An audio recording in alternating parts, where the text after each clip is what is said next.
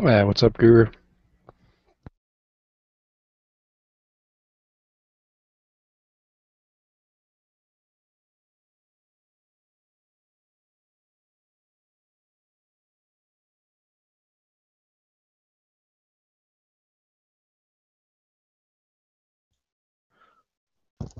Hello. What it is? What's going on? You done with work? Yeah, I just got home. 7.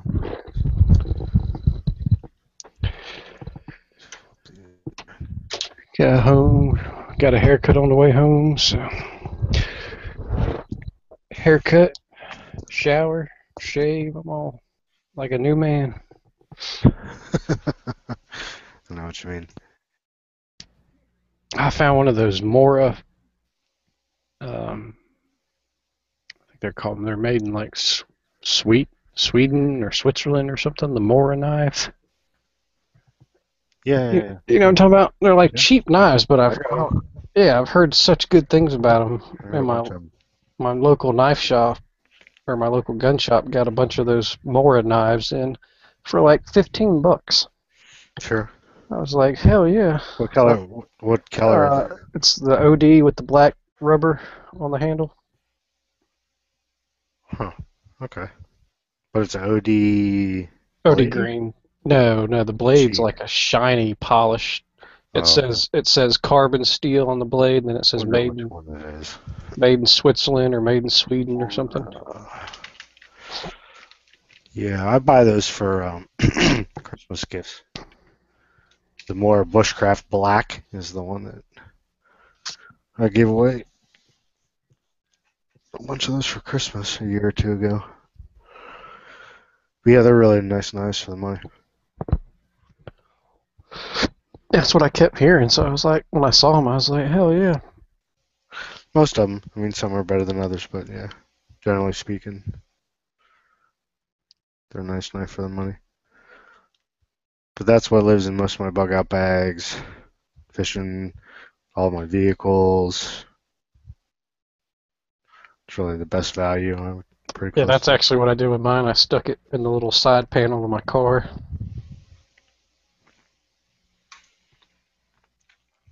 just to have kind of a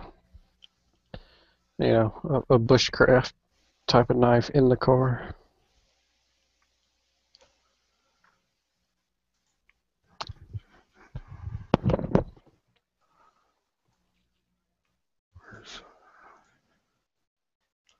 I made my wife watch that dog attack video today. Oh, they took the main one down for some reason. The one that had like 300 million views or whatever, 30 Oh, million or really? whatever it was. They Maybe because it's authorized. I went back to my history today to show someone at work, and it said this video is made private. Uh, And then of course I just typed it in the search I bar and found shit. another one. 15 others popped up. Right. So. Yeah. But poor kid, man, that fucked that kid's leg up. Yeah, for sure. But then, of course, all the news, like I saw a little thing on a news broadcast that was like they were all concerned of what was going to happen to the dog. Like, fucking kill that thing. Fucking when you get a dog that's un unprovoked attack like that. I think that's dog's pretty much beyond bringing back to the good side. I had this conversation earlier. I mean, you can only ever trust any animal 90%. It's like, oh, no matter what it is, it's still an animal. But yeah, in that case, like, especially if that was a neighbor's dog, it wasn't some. It's not like, you know, I wouldn't sleep well at night knowing that that's the dog's next door. So, fuck, I'd find a reason to smoke that dog in a week. Well, that's what I was Are you saying. kidding me? If they I'd kick don't, that fucking door open. yeah, if they Like, didn't put oh, it, you got out. yeah, Sorry. if they didn't put it down, you know damn well the neighbor would be like fucking feeding that thing rat poison through the fence Yeah, or something. somebody. I know I'm not condoning anything like that, but you know, No, we're speaking total hypotheticals here. sure, absolutely.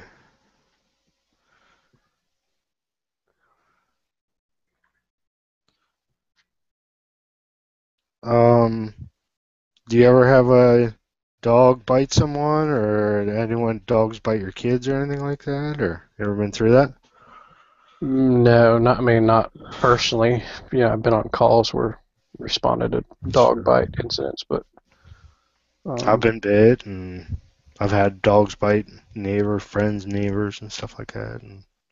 and I do have a buddy. He actually owns the one main gun shop that I frequent the most.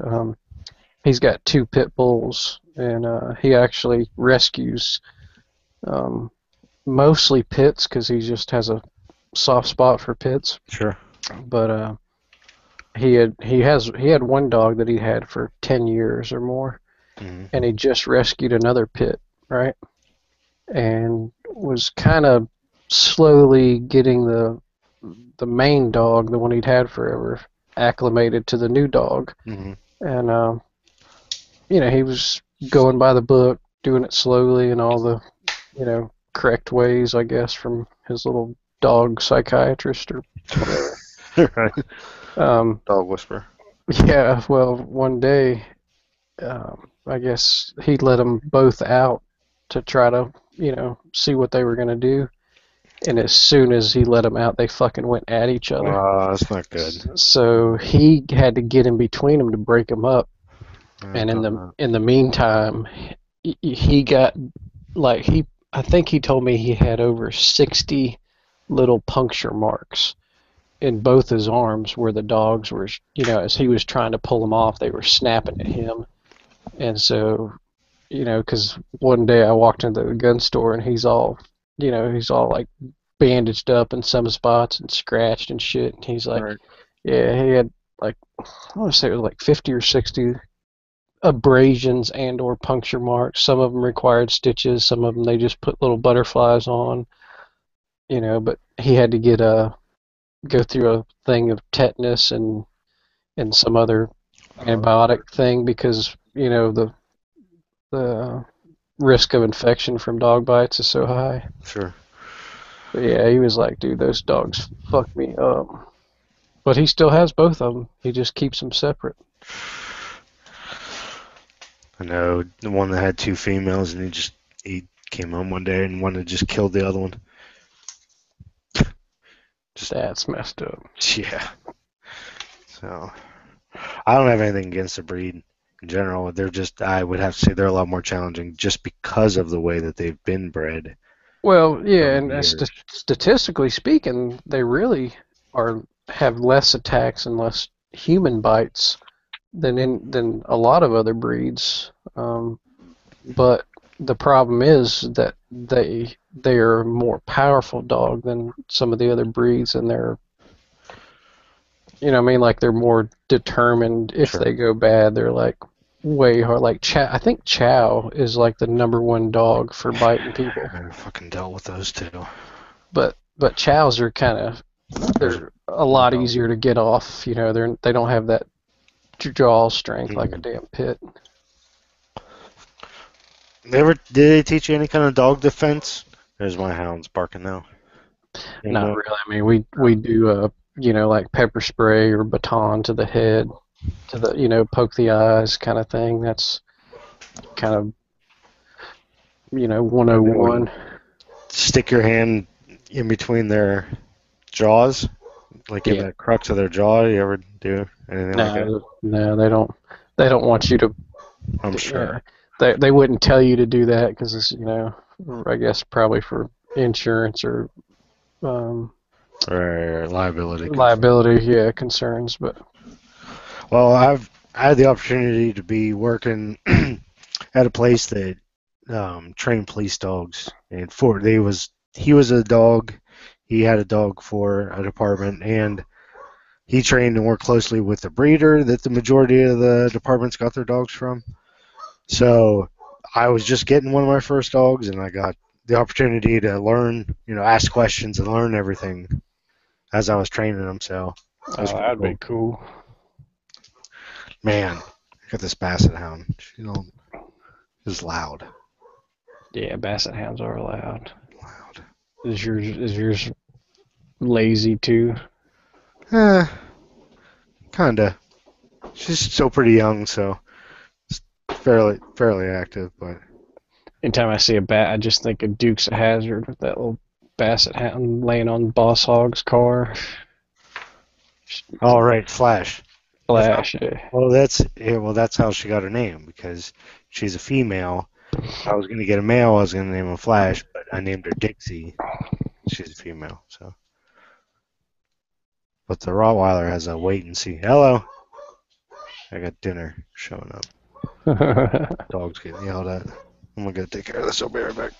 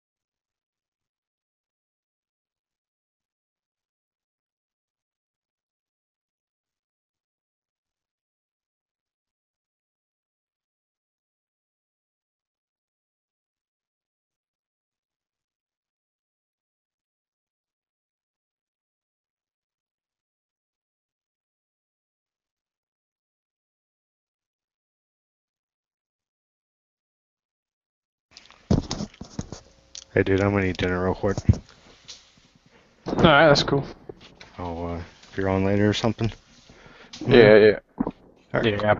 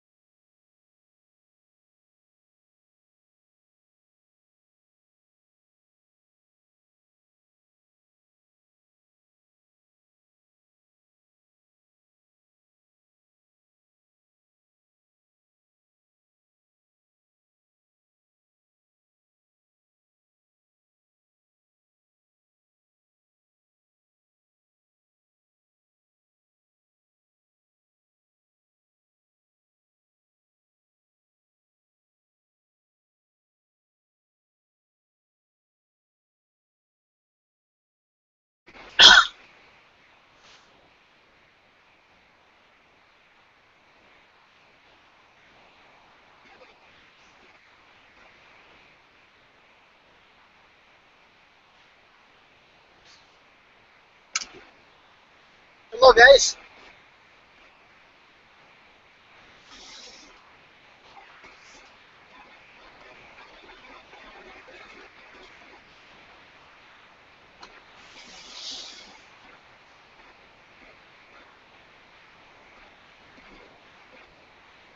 Anyone live?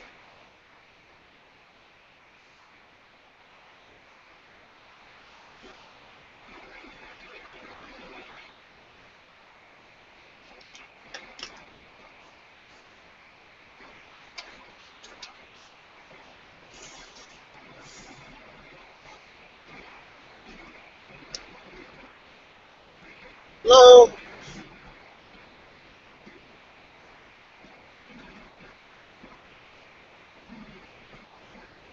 Tone guy. Guru. Okay. Oh, this is good guy with Gun 77, and this is live. How you guys doing today? Are you on your phone, good guy? Yes, I am. Oh, yeah, I was typing in the side chat, and I figured you must have been on your phone if you didn't see it. Oh yeah, I can't see those. So that's right. How's the PAP? I'm sorry. How's the OPAP? Oh, I love it. Very nice, very nice. Welcome to the AK community. Yeah, I'm hooked, man. Yeah. You probably have one of the last few OPAPs left. That's what I keep hearing. That's pretty cool. Yeah. Apparently they can't import them anymore.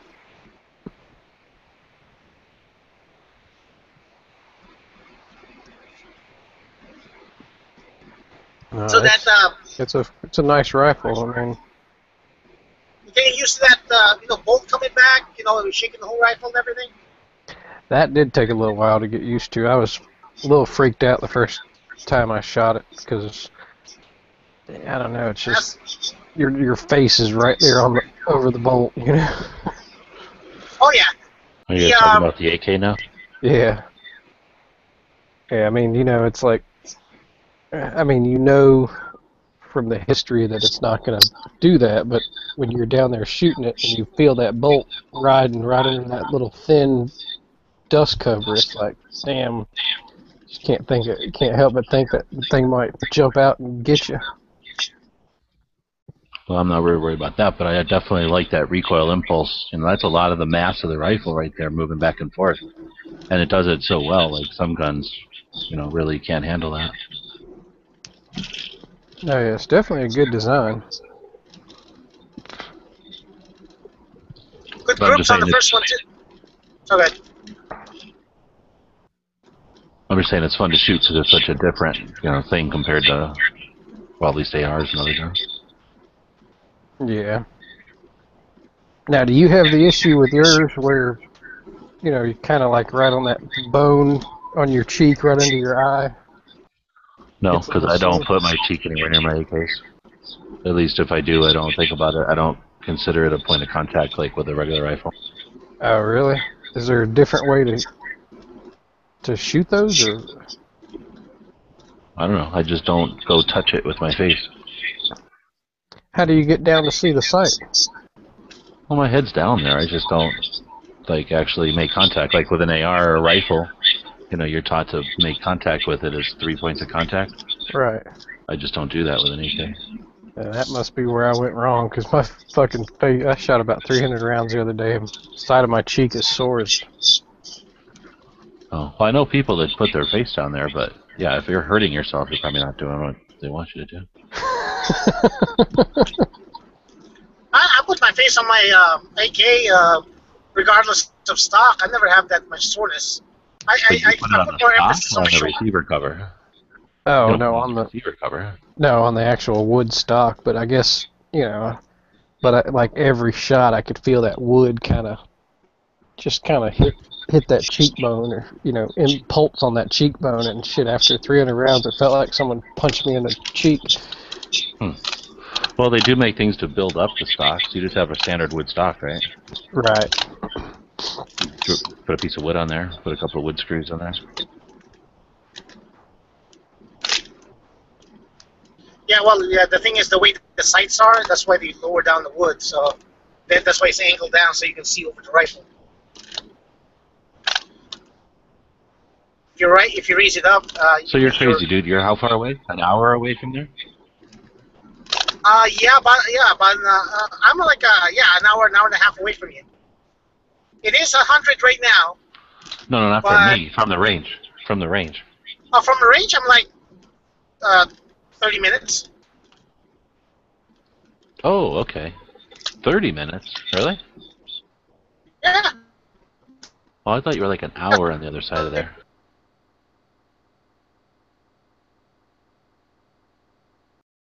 You freeze up? Or is it me? No, I think he froze because I can hear you good. But yeah, he's heading out to the range. It's 4:30 here, so that means he won't even get there till about 5. Man, that's super hot. It's like 100 out here, except he's even going where it's even hotter than here. It's like another couple of degrees hotter by him. Anyway, he's going out there kind of late. I would usually go to the range in the morning. Yeah, I try to go out early in the morning myself. But I'm almost positive he'll have the whole range to himself. Because that's like kind of like all it seems like most people like, where it's just a range out in the middle of nowhere, and it's on your honor kind of system. Just go out there and don't ruin it. It's not perfect because you can't drive into it anymore. You have to park behind the stupid fence. But there's no range masters or really any rules. There's nobody out there. Yeah, that's the way my outdoor range is. And I love that because that's, you know, when you initially join, they do a background check, and you have to go to an orientation / safety briefing to kind of give you the ground rules of the range. But after that, you just get a gate code, and so you can go in from sun up to sundown and just punch the gate code in. The gate opens, and you're on your own.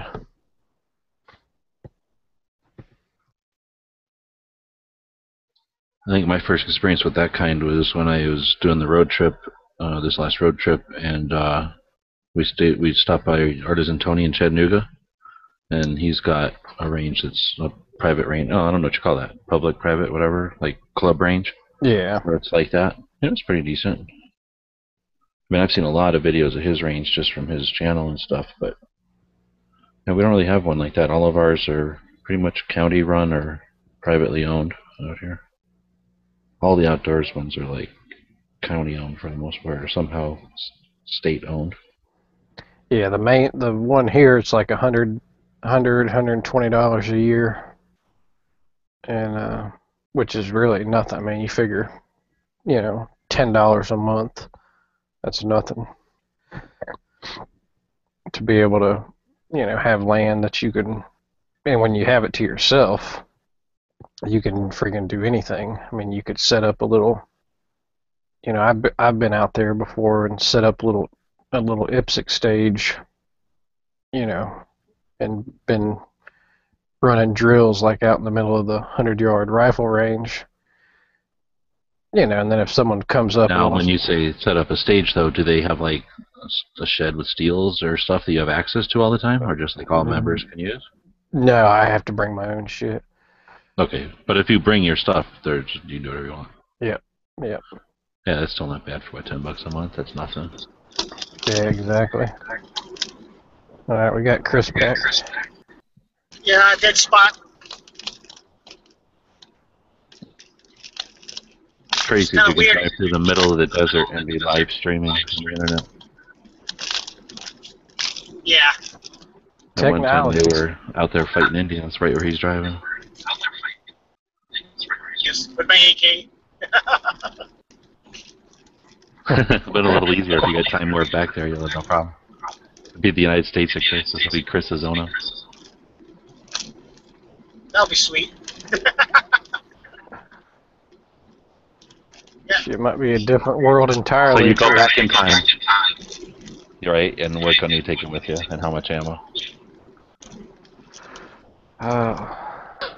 That might be a good reason for like a 5.7.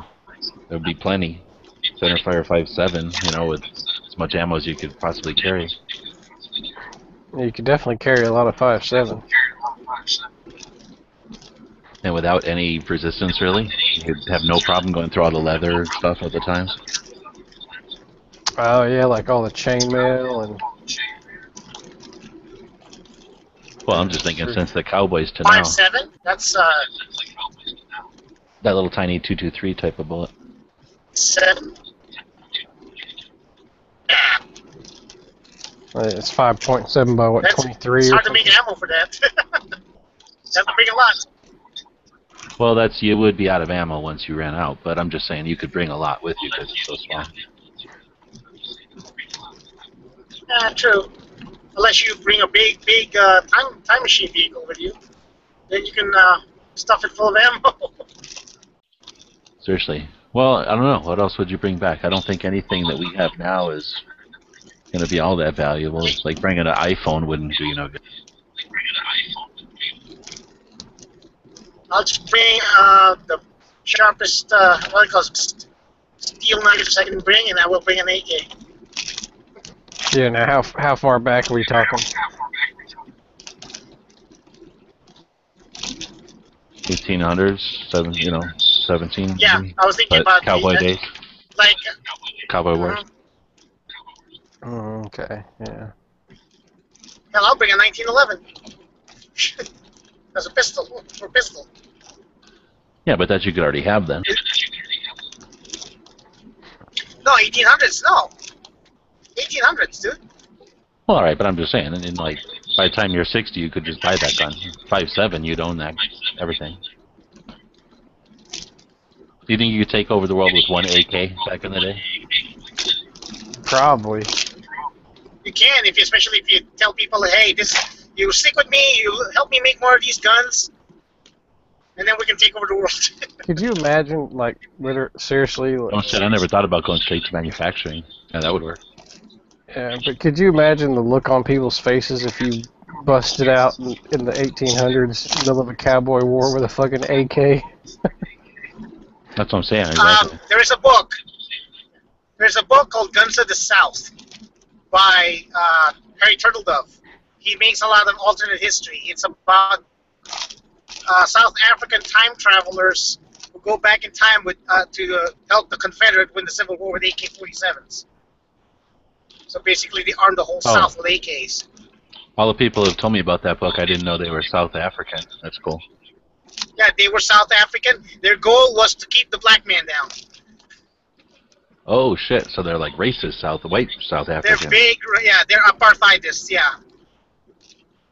Their goal is to make the South win so that they can kill, they can kill the black, they can keep the slavery. But the problem is, when the South was winning, they some of them actually thought of abolishing slavery. And that's jacked up. So they didn't really go against towards their plans. So Yeah, because you figure cowboy days, you had, what, 6 shooters, and you had lever action rifles, right? Gatling yep. guns existed already. Oh, they did have Gatling guns? Oh, yeah, like Yeah, they're just super expensive. In the and heavy. 1860s, yeah, in the 1860s. that, like, the stick fed, where you had to turn the handle, and you fed it from that little tube kind of deal? Yeah, I think Yep. they had a hopper style also. Yeah. Late twilight of the Civil War, they had Gatling guns. They used in the war in the last years. Well, they used them in the Indian Wars for sure. They just did. Yeah, they used it. They had a 40 millimeter. I think it was 40 millimeter. Well, it's like a heavy caliber, like a heavy caliber Gatling gun that shoots like explosive cannon shells.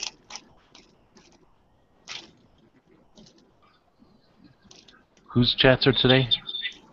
Tac Daddy and then Me you. and Tac, yeah. Dude, I saw something. Did you say you're looking for a topic? Yes, sir. I don't know if it'd be a whole topic, but I think on Facebook. Where did I see it? I seen it somewhere today as I was farting around waiting for things and whatnot. Somebody. Oh no, it was Jim Fuller posted it. I think on Facebook. So you know Jim Fuller, the AK guy out of Nevada, Oh, yeah. who was just on I was, 11th the yeah, other day. I was going to ask you, did you get a link for the after chat? Did you get to talk to him? Yeah, I talked to Jim before. We're both in a club, so I've talked to him a few times, but not okay. like, I mean, just in chat rooms and stuff, not like, I never went to his open house. His open house was the same day we did the live thing from SHOT Show. But we told me it Well, was that night. I had this thing for that night. But anyway, yeah. he posted a thing about, so there's the new changes to the NFA process that Obama threw in there. And the Friday before, it wasn't Memorial Day, or was it Memorial Day last year? No, it wasn't Memorial Day. Whatever the last one was, whatever holiday it was, Obama threw some stuff out there and changed the process for trusts. Remember that? Oh, yeah. So that he wants basically to say anybody who is in a trust has to be a person and go through. It's as though when you Can't be a transfer an NFA corporation item to a anymore. trust, it goes to everybody in it as opposed to the corporation itself. Right. So anyway, I'm not a lawyer or nothing, but according to the link that he posted, which was somebody else's link, or it was some blog or something. But anyway, the gist of it, long story short, is that something about the new Obama edits or modifications to the existing law could technically, and it's up for interpretation, I guess, but they could technically bypass the stupid Hughes Amendment, because the Hughes Amendment changed the thing to read, no person can possess or whatever a machine gun after 1986. Well, if no person is a trust, then the trust can own machine guns after 1986, potentially. So anyway, if that happens, Jim Fuller was posting, he's like, heck yeah, I'm going to start making machine guns 24 hours a day if this turns out to be true. And how awesome would that be if you could just set up a trust and start making new full auto? So I don't know, like I say, that might not be a whole topic for a whole chat, but maybe the idea of if this is the fact, if this is legit, then I bet we could bullshit for an hour about which full autos we would be getting and in what order and Oh, hell yeah. that kind of thing. Well, that would be kind of poetic justice for Obama, for him to. Wouldn't it be? Like we're trying to get rid of guns, we're trying to get rid of guns. Oop, we opened it up so now anybody who wants one or anybody who can pay the $200 can go through and make a new full auto. Or even better yet, open it up so that like you could just buy a Colt again, because a Colt full auto is like what, $35 more than a regular Colt.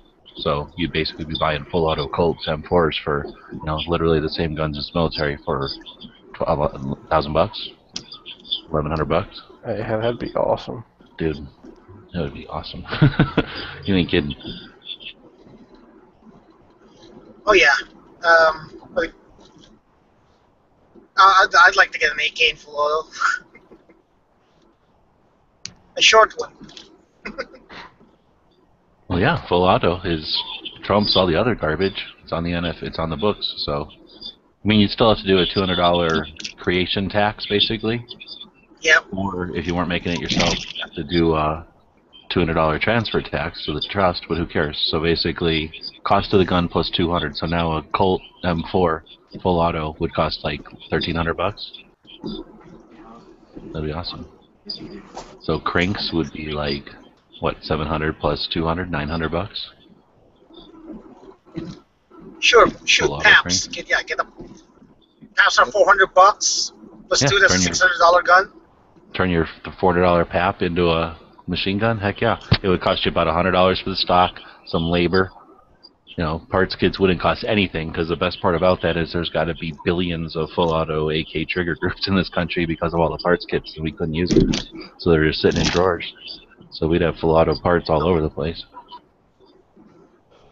Just waiting for that Lockheed. NFA to lift it up. Man.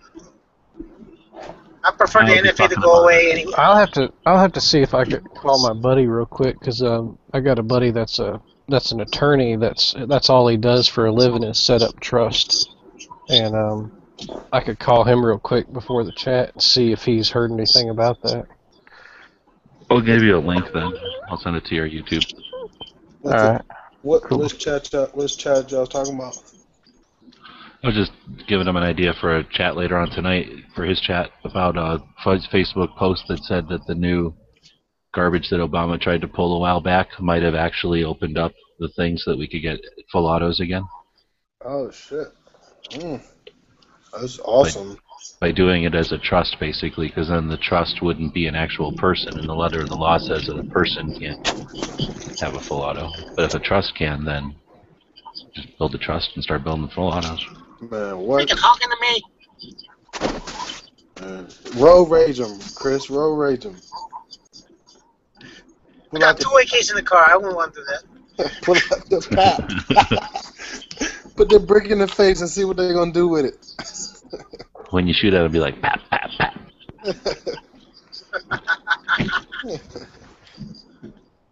Make sure you That make sure you strap the brace around your arm though to make sure you won't face any type of criminal charge. Oh, yeah, you went out and bought a brace already? Where'd you get a brace at?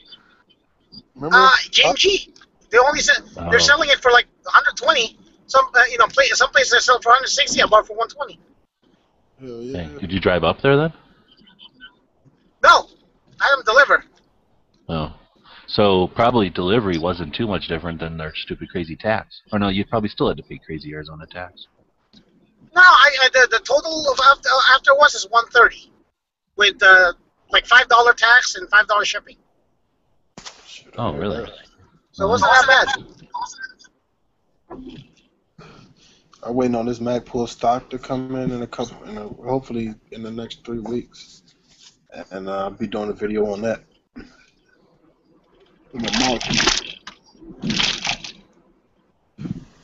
Did you hit something? No, those. Well,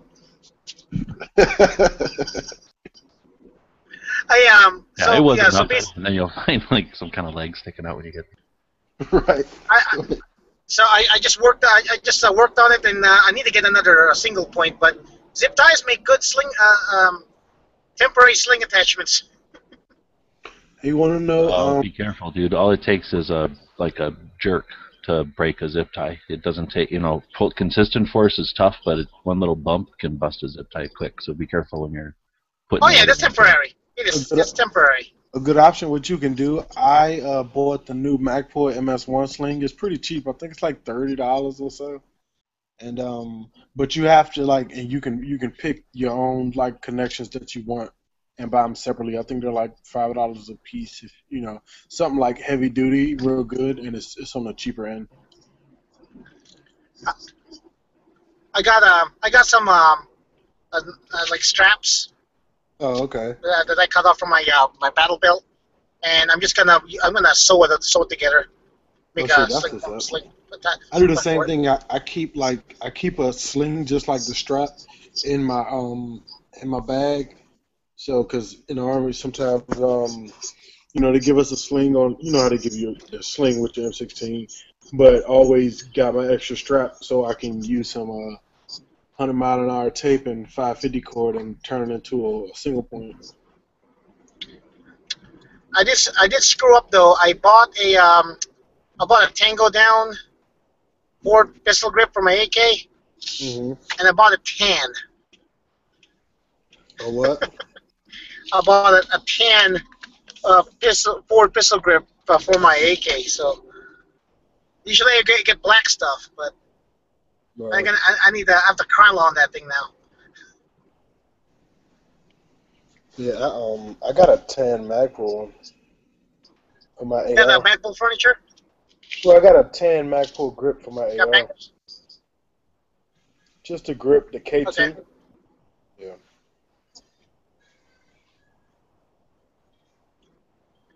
I saw some guy on a PAP on an AK.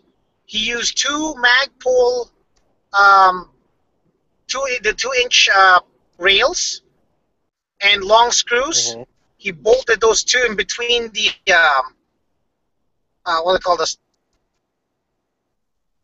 gas tube and the lower handguard, and put it in and made it so that even with the with the wood handguards, he can still have flashlight and the laser on it. Right. That's So cool. it's really not attached to anything. It's just like tension across the wood. Bolted. Yeah, it's tension. Yep. I don't know. With the AK recoil, I'd have to see that work before I gave it a thumbs up. But yeah, it sounds a clever way to do it. I don't know about the laser, but the flashlight would work just fine. Well, I'm thinking if the flashlight has a couple of batteries in it and whatever else, you know, if it's aluminum or something, it's going to have some weight. So it's going to want to just stay in one place. And if the recoil is shifting it, like I say, I just have to see if it works. If it works, that's clever. If it doesn't work, then you know right away because it would slop all around. Yep. I'm gonna see if I can try it out.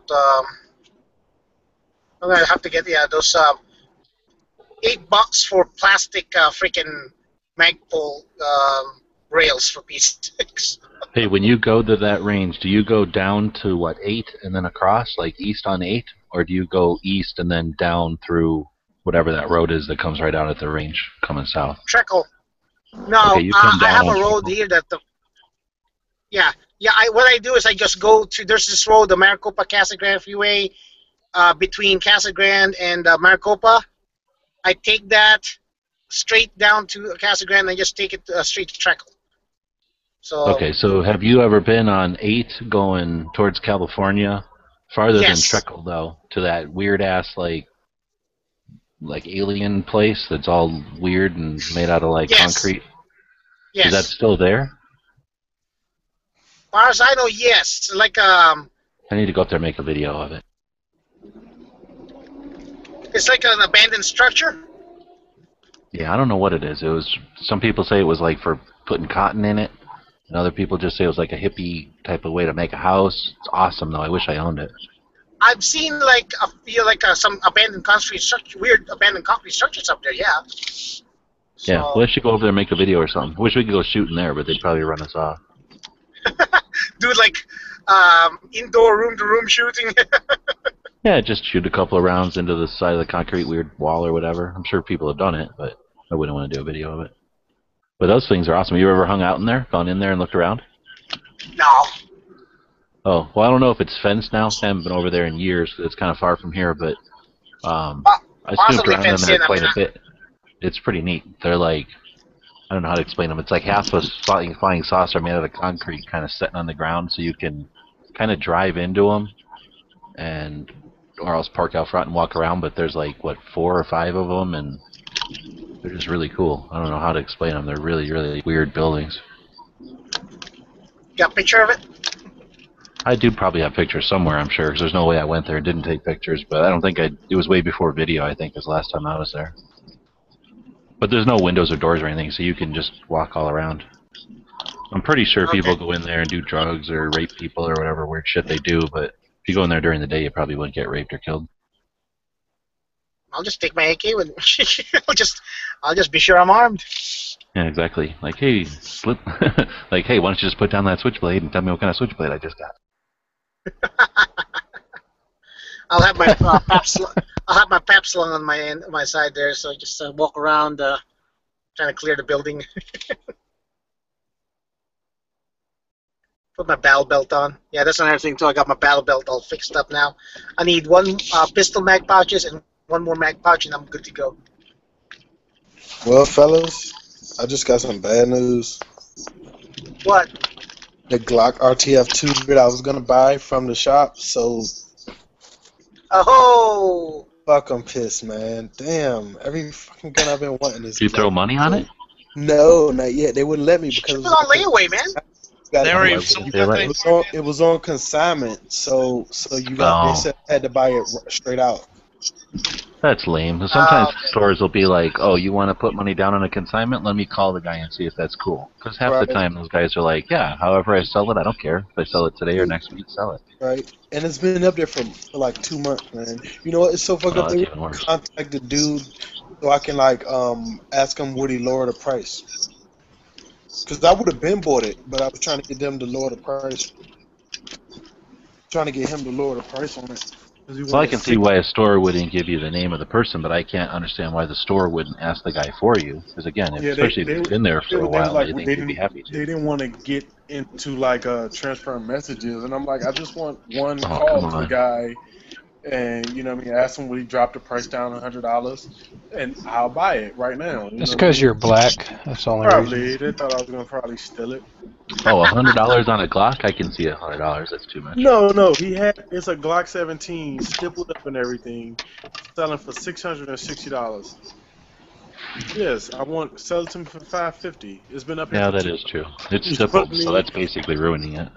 Exactly, and then they're still overcharging for it, and I'm willing to, you know what I mean? Nobody No, else looking at it but me. I'm so pissed it's gone. Fuck. Damn, I was gonna get it next week too. Well, I'd look at it that it wasn't worth the $600, so you missed. No, or you it wasn't. passed on a good deal. But looking at it for so long, I wanted it, and now since it's gone, I'm kind of pissed. Yeah, but I've talked myself into guns like that, and you're better off not have gotten it, because sometimes it's like you talk it up in your own mind till you're like all the flaws are gone, and you're like 6 months later you're like, well, really, would I buy this the gun? only problem was the price, because it was kind of like perfect, because I was gonna get a 17, I was gonna get it stippled, I was gonna get trigger work done, sights, and all of that was already done. Even the stippling was like perfect, like professionally done. And it felt great. The trigger was great. It had Trijicon HD sights, like everything I was gonna do to it. For a little bit, for less than what I would have paid altogether. So I was like, okay, why not? But it's all good. I'm gonna probably fuck around and get a Glock 21 now. Well, matter of fact, I'm gonna just put some money up and get the FNX Tactical now. Hey, can I switch gears? I might buy a PAP. Dude, I would get the Glock 21 over that FNX Tactical. It's less money, and I don't know. But I'm still gonna get the FNX Tactical regardless. But it depends on what I get first. I don't know. I like Glocks and everything, but if you're getting up into 45, what's really the advantage of a Glock over the FN? The Glock Right. mags, I guess, are cheaper, less parts. Yeah. But an FN is an FN. I mean, it's literally built to go to war. Alright. That's true. I just don't like the high sights and the threaded barrel on those FNs. I like the threaded barrel. I would definitely change the sights. Unless you're planning on getting a suppressor. Oh, then don't get a tactical. Then just get a different FN. No, because I want the slot for the armor and all that stuff, but I don't need the co-witness. I don't know. That's true. I shot them, but I didn't spend a lot of time shooting them to where I don't know if it would be annoying or not. Probably would be annoying.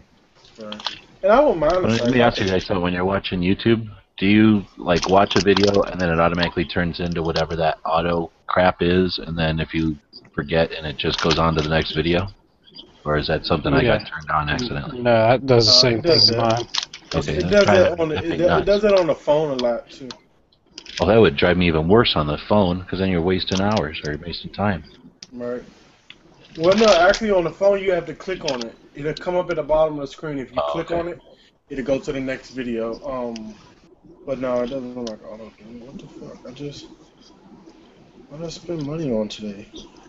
Oh yeah, I did just spend like $20 fucking at 7-Eleven.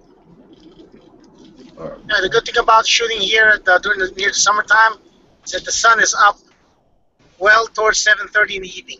Oh, yeah, that's a good point. It's pointed the correct way. Yeah. Well, no, it'd be better if it was like Ben Avery pointed north, but it's better to be pointed east than west for sure. Yeah. Yeah. Well, the sun's behind me on the range. Well, and you'll be able to get anyone you want, so you'll be able to get one with a cover if you want. Yep. I'm gonna stay a little bit when it's a little bit darker, so I can do like flash. So when? That's what I was going to ask. What time does it close? Is it dark or 10 o'clock? When it says dusk. I've been there for like till 7:30 at night, and the guy in the city still hasn't come in. I know when it's closing, when the Casa Grande city truck comes in and starts looking around. That's when I know when it's closed. What do you mean? They come in and empty garbages or close a gate? They close the gate. Oh, really? But they look around they look around for folks to see who's still here, who's still there. Oh, that's so lame. Because I've been out on the police range at classes and stuff, like way into the night, like way into the night, because nobody gives a shit. It's all cotton fields out there. But that's lame that they close a gate. I guess they have to, otherwise people would stay out there all night, huh? It's not lit. There's no lamps, nothing out there. So I wouldn't be out. I don't want to be out there. Oh no, but I'd love to have a range we could go to and shoot all the night vision stuff and whatever, and have an actual range.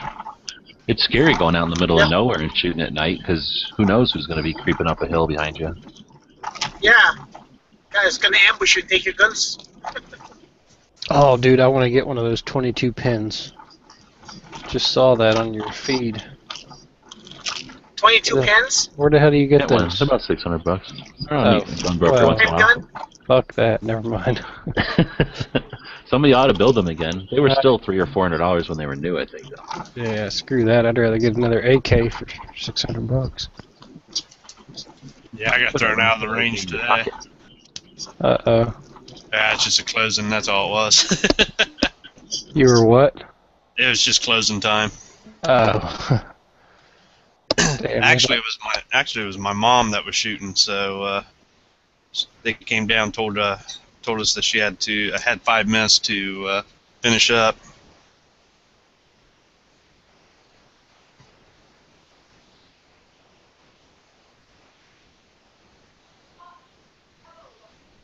Chris must have froze again. Yeah. Oh, Girk, are you still there?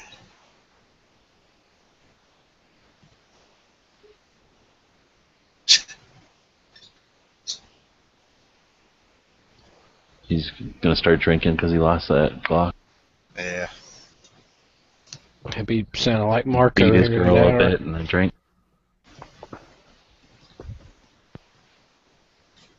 Boy, that was some funny shit the other night when Dano asked Marco if he was drunk. Oh God. Marco's like, "Are you gay?"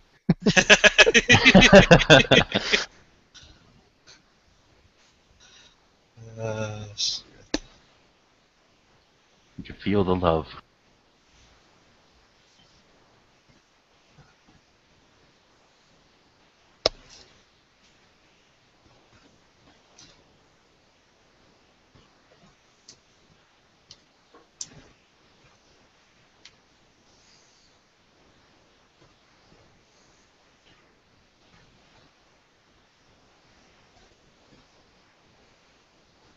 I do have a question for you, G-Webs. Let me turn my cam on real quick. I'm not good at diagnosing rashes, so don't even show me. Oh, yeah. To get the marks, the ring marks off the end of the chamber right there. I mean, just keep soaking and scrubbing, or will it I'm not eventually seeing it. come Are you off? guys seeing it? Probably my bandwidth down too low or something. I don't know. It's probably me turn my camera my on. cam. I'm just seeing Oh, the it Pink is. Panther right now. Oh, I'm gonna see if I can see it. Oh no, I got it now. Okay, Oh, so on your cylinder? on your revolver. Oh, What yeah. ring? the Oh, cylinder. on the end there. I think Yeah. Yankee did a Scotch video Brite. on it, but I use a toothbrush. Yeah, Get Scotch Brite pads. Oh, really? The Oh. green like dish. You know, you get them next to the It's not dishwashing going to liquid scrape it all up though. No, it doesn't. It Okay. actually, because it's kind of a satiny finish right there on your cylinder anyway. And they're the 3M. It's not like steel wool. It's like you know what I'm talking about. It's like the green dish scrubbing pads. It's called a Scotch Brite. But dude, those will. Now they will leave little particles of shit. You know, also after you're done, you need to get like an air duster or like a gun scrubber spray and spray it all Right. out. But that's Scott because I've got a GP100 that's all stainless and it gets that way. And I take that Scotch Brite pad with the little the hops Right. and it gets it shining like new. Okay. Yeah, she was out there and shot so much that it pretty well stained up the end of the cylinder right there. So Yeah, because I had the same. I can't remember who I asked about that, and they told me Scotch Brite because I had the same issue. I was like, and I had just bought the gun and shot maybe 50 rounds through it, and it was all black. And I was pissed Right. because, you know, as OCD as I am, I was like, my gun's ruined, man. What the Well, it will build up. yeah, It will build up after a while. I had when I was a kid, we shot Dan Westons, and I hated them because if that built up at all, it was like the gun wouldn't even cycle anymore. It's horrible because it was so tight of tolerances. So we're always cleaning that. But I've just used whatever cleaner and then a toothbrush, and Yeah. for me, that's always worked fine. You know I take just old toothbrushes, or else those military kind that are green. Yeah, Those are I've good got strong all kinds bristles. of old toothbrushes. But I don't know. I don't want to scrape up my stainless. So, but you're saying it Yeah. doesn't scrape it up.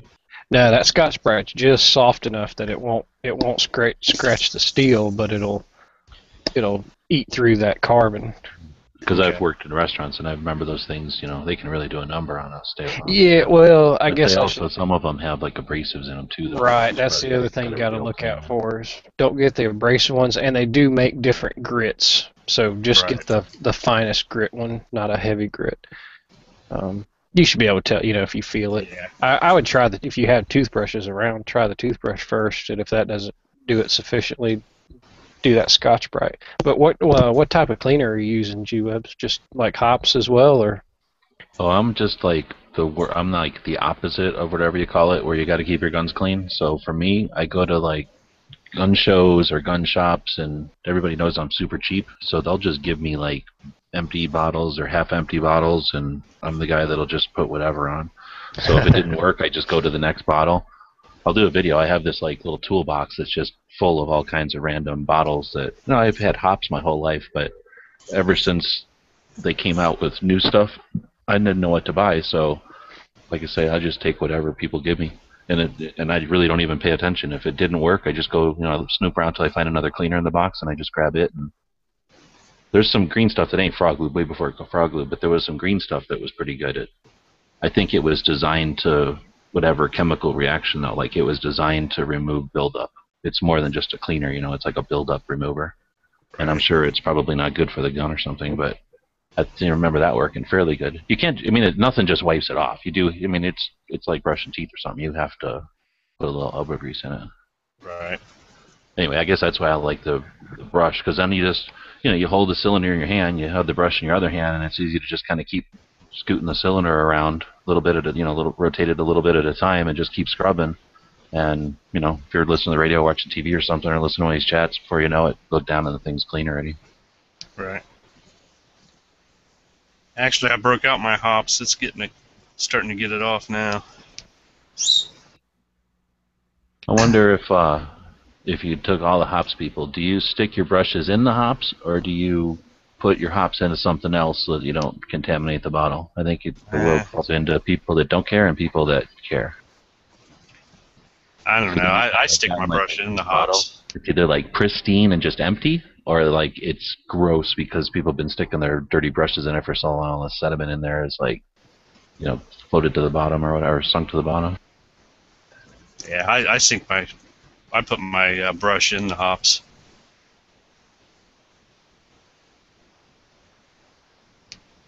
I mean, if anything gets in there, whatever it is, it's going to be cleaning it anyway. So. Yeah, I guess I had figured, it is only turpentine with like a couple extra things stuck in it, so I always kind of figured it's just like a parts washer. So who cares if there's grit in it? Like you say, that's just going to either help the scrub stuff out, or it'll just sink to the bottom and never get on your brush or whatever anyway. I certainly don't shake it when I do have a dirty bottle. I don't shake it up or anything.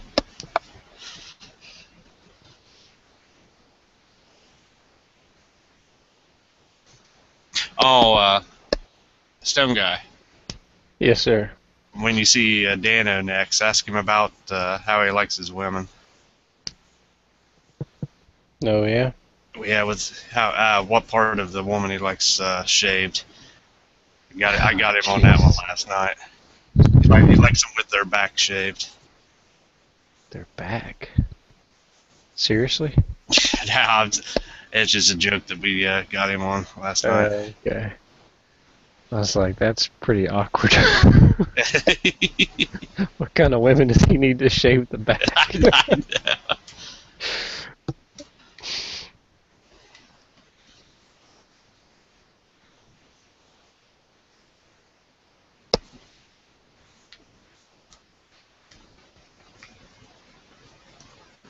Yeah, hell, my mom wanted to keep on shooting there. She didn't want to stop. Hey, G-Webs, where the hell do I buy one of them pin guns from? One of what pink guns? The pin guns on your video that I'm watching? paint gun. Pin. The pin. Oh. Yeah, that's what I said. It sounded like they you said said pink. Yeah. They haven't made them for a while. So I was just telling Stone Guy, you can get them on Gunbroker, Really? How much do they go for? 6 or more. Damn, that's too much. Yeah, they're not cheap. That's what I said.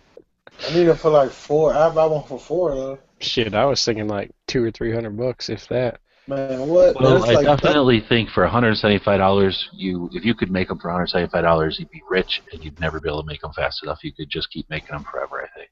Yeah. Those shits are so awesome. Like, that's like ultimate concealed carry right there. I gotta think though, these things were made back in the day where, if you wanted to make something, it wasn't like they had Kickstarter or that kind of thing. If you wanted to make something like this, a gun, you had to know stuff. You had to know machines and metal and people and whatever, so that you could get the thing actually made. Nowadays, I mean, if Kickstarter wasn't a bunch of jerks and let me do gun stuff, I could put one of them on Kickstarter and be like, hey, I want to get together a bunch of people, so we can make these things for $175. Let's do it. But I would think somebody would figure it out. It's a bunch of pieces of tube that are cut with some holes and some springs. There can't be too much to it. Right. I seen Is that you the one where post the a trigger picture of pops the out when you patches. fold it? Are they made? What? I Nice. seen you post a picture of the patches. Are they made already? Yeah, we're putting them in envelopes as we speak. All Well, right. I'm not. I'm Did my supervising. stuff get straightened out or what? You and 5 other people basically told me to fuck off and didn't pay me, so I don't know what to do. Really? Yeah. You talking about for the 7.62 patches? Well, send me your Thing for PayPal. Kickstarter. Send me your PayPal so I can send it. Yeah, to we'll hook you up. I think I got your address somewhere. you. All right.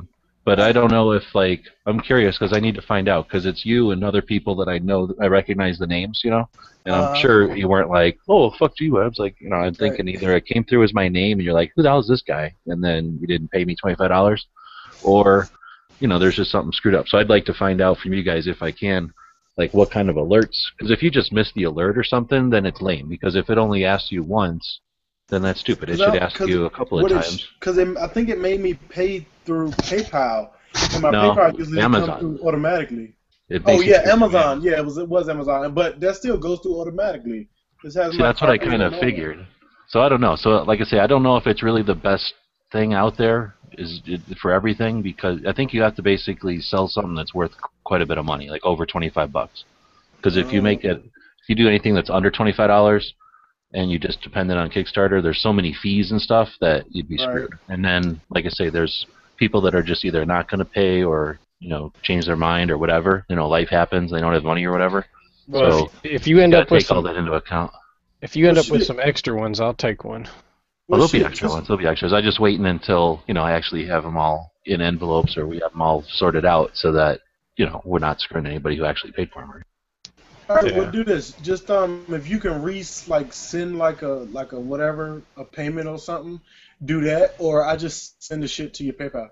Oh, that's a good idea. I haven't even looked to see. Like I say, there's only 5 people out of 125 that it didn't go through, and I was, like I say, I'm still waiting because I didn't know maybe it was going to ask you every week, or something. So anyway, if I can't figure out a way to ask it to charge you through that, I'll just PayPal or whatever.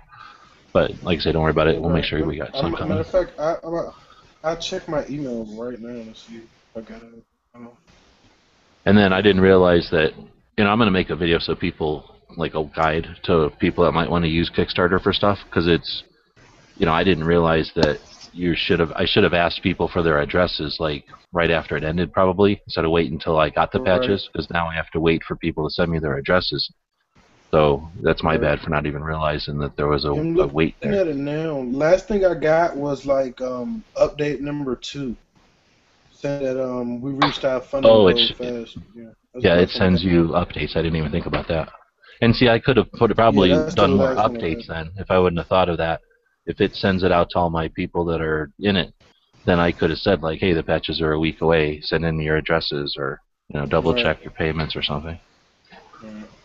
But anyway, so like say so far, I mean, it's not a bad deal. It's just that it's interesting. There's a lot of stuff to it that you don't think. And I would have totally been screwed if I would have just done the first level, whatever it was, $700 something. I had my math all wrong. I'm pretty sure I would have had to pay $200 or something worth of shipping if that would have happened. So I'm totally glad it went to where it went.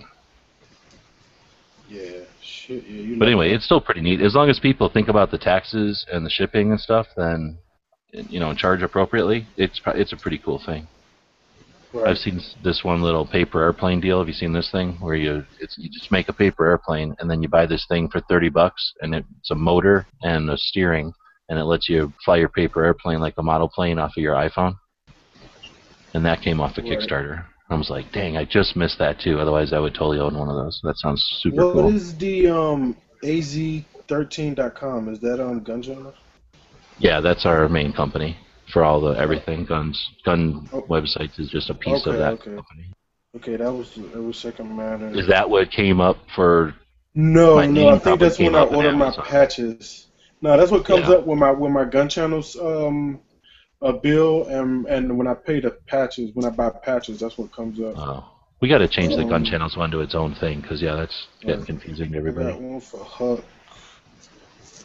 I don't like PayPal. You can't like save contacts. Like the paper. Well, not over the phone. Dude, You can. PayPal is neat, but it's pretty limited. Once we have all the people in gun channels and then all my patch people and stuff, it's like so weak. It's not even funny. Like you can't even organize stuff or like sort. It's really weird and dumb. Right.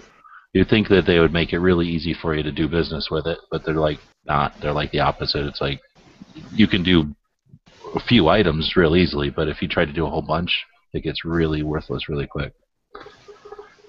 But there's only that and Amazon, and Amazon doesn't look any better. Amazon has massive fees too.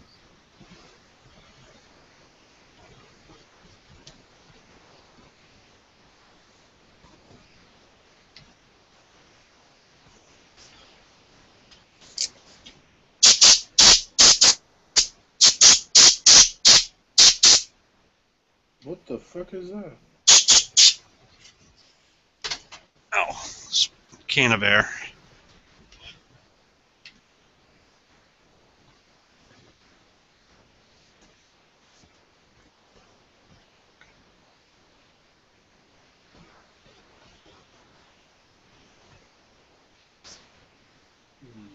Okay. I gotta start selling all this shit on eBay, man, so I can start making this guap. Damn, now I got all this fucking extra money and no gun to buy, man. I don't know what to do. Shit. Fuck. What should I spend it on, man?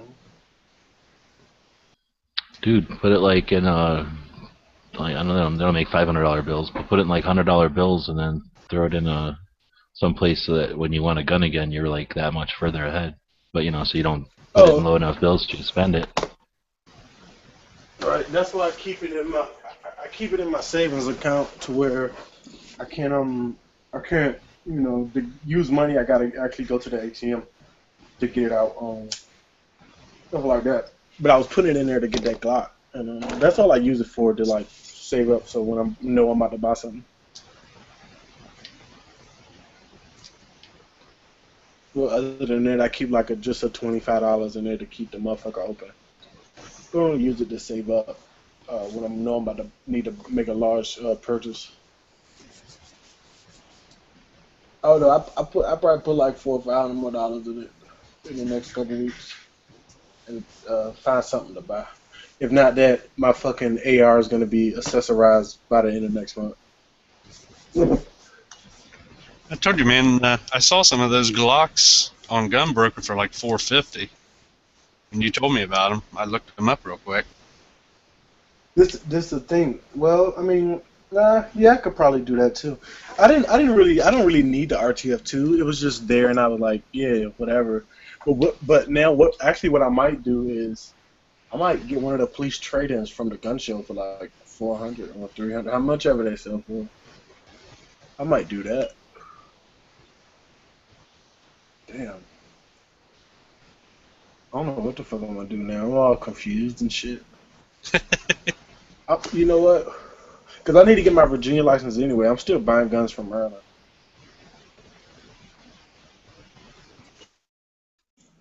So I'm about to fucking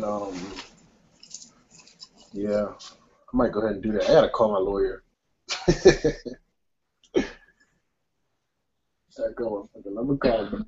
I mean, it was a long time ago, but I remember driving through Virginia. I was driving to D.C. from Florida, and so whatever road would be close to the shore, and not super close to the shore, but like the main highway going north on that east side of the state. And I 95. remember a 818? giant.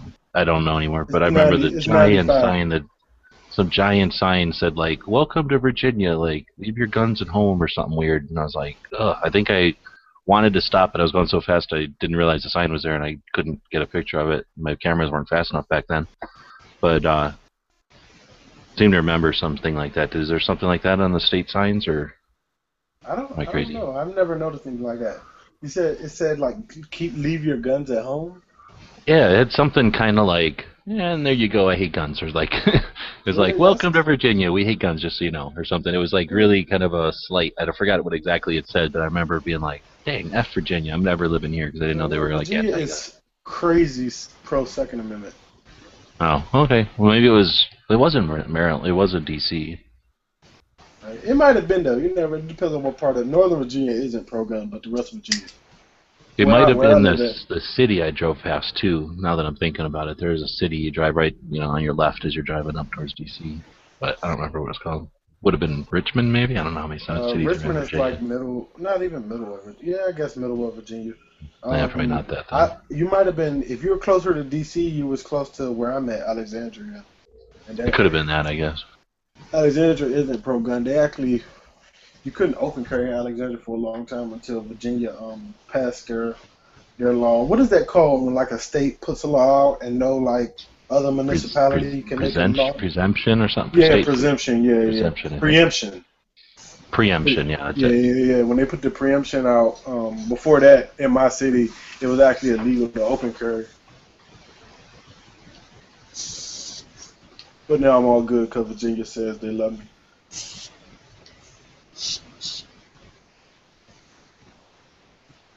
Oh no. Well, you know what? I know what I'm gonna do. I'm gonna save this money so when I take that shooting class later on in the year. Matter of fact, I need to call my boy TJ.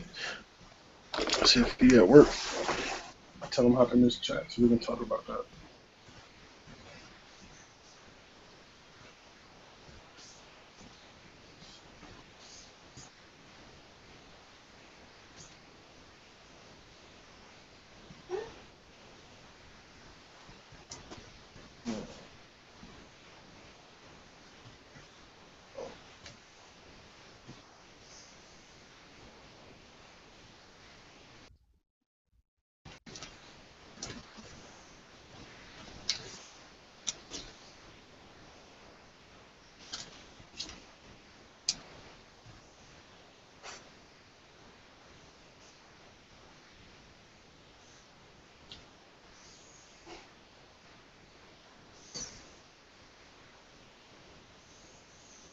Anybody ever heard of Sage Dynamics? Sage. I don't know. Sage. Yeah, Sage Dynamics. Nope. I heard of them. I just don't know much about them. And go on.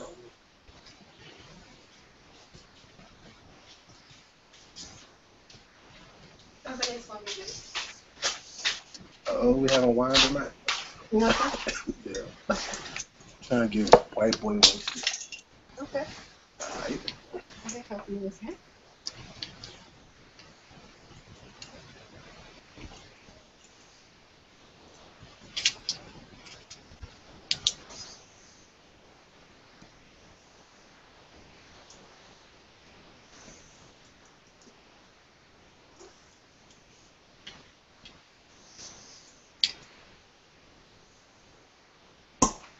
Thank you.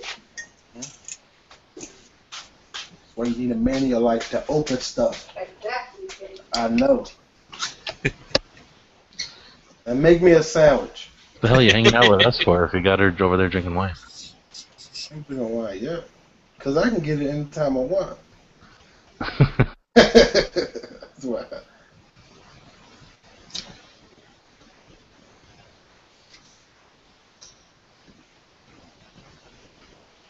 What? I can get a 50% discount because I'm military. I'm definitely taking a cut for them for $60. It's about to be on.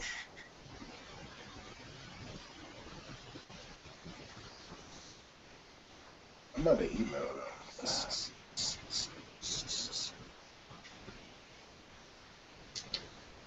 All right, well, I'm gonna head out and eat and see if Tech Daddy starts up here at some point. Okay. No, when See you you talk guys to later. him, tell him he Yep. needs Have a good one.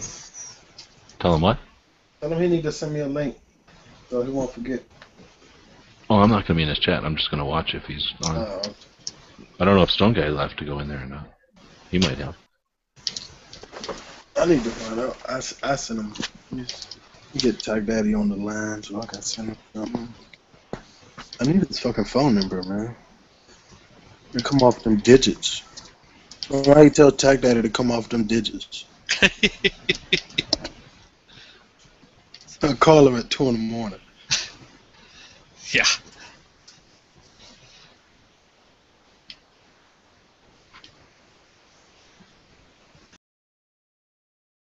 Yeah, Gert. She definitely liked the wheel gun. Oh, yeah? Oh yeah. Hold on. Okay, they didn't kick me out. Link. Tag Daddy ain't playing with me tonight. I want a link.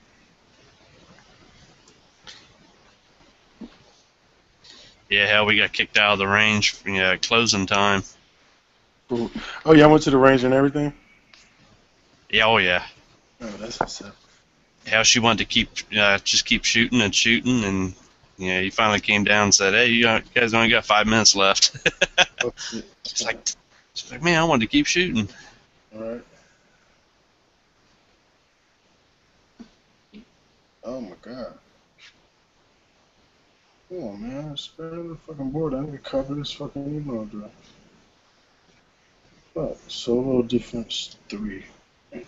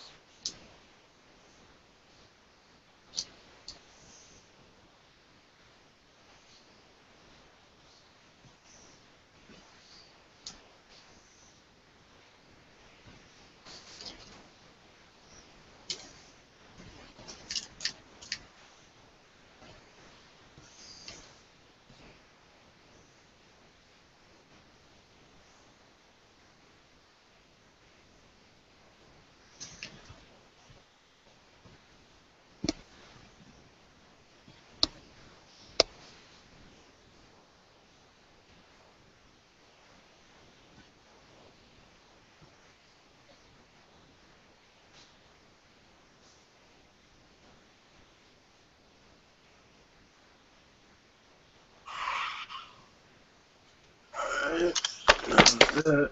So hopefully they email me back and tell me I can get the discount.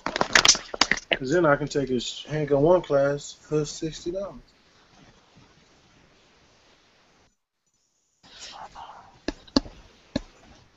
It says, what is it, Whose man? class are you taking? It's, Solo Defense Training Group. Okay. Chris, you might need it, bro. Oh, that wasn't even Chris. That's you, Scott. Oh yeah. Sorry. But Solo Defense Training Group in North Carolina. They Okay. hey, I don't know. I seen them on YouTube and shit like that. A couple of guys they do. I watched their live chat, and shit like that. Seem like a good guy. He took some good classes and it seemed like they know what they're doing. So Hey, I'm down. The closest thing I can really find here that I can see is that's even remotely credible or something high speed enough for me. Right. I can't. Like I was talking earlier, I don't want to stand in a fucking square range and just like shoot paper and some boring ass shit. You know what I mean? I kind of want Right. to, do some extra, cool guy shit. That's the type of shit I like. Looks like Chris is at the range. All right. Oh yeah. Then I'm gonna be like, I will be bored as hell.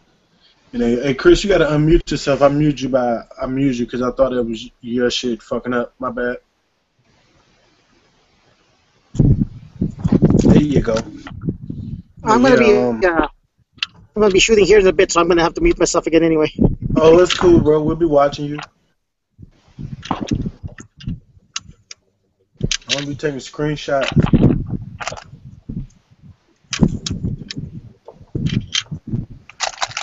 You need an Instagram, because then you can like record your shit at the range and put it on Instagram. Yeah, but I thought you could only record up to like a minute or something like that. I mean, it isn't long, but it's less than that. It's like 15 seconds or something, but, you get some good shit up there.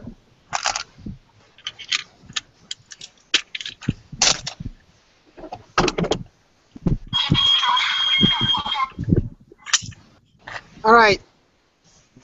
Bat pistol. Alright. It's too loud. Mute me. It's not that loud at all. Nah, it's not. Uh-oh. Did it jam? No. No, my I set ears. my earmuffs too loud. The gunshot's not good, not bad, but the vibrations of the steel posts. Oh, okay. Right here.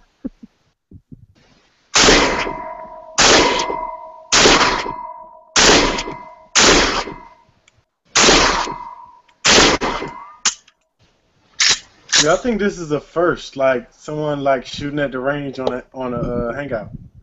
No, I've done this before. Oh, really? Oh, shit. Well, Yeah. you're pioneering this shit. I'm recording. I just recorded it. I'm putting it on Instagram.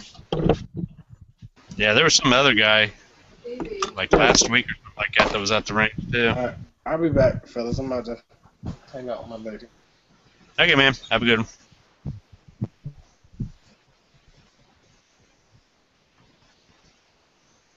Oh, you had to leave? Yeah. Yeah, his lady brought a bottle of wine over for him to crack, so Woo! he's go spend some quality time with her. Oh, okay. Well, this is the AK so far. Cool. It's a tan pistol grip on everything else is black. Screwed up. Yeah. I just paint it.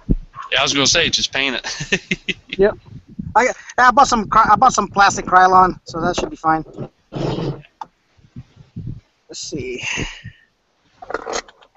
That goes fine. So you been, Scott? Oh, surviving. Been on vacation this week. Oh, that's nice. Yeah, but it's been raining every day, so. We could use some of that here. Yeah, I know. Well, so could San Diego. It's hot as hell. Yeah, I think we're like 4 inches above normal for the month right now. Of what? The rain. Oh, wow. Yeah, I know.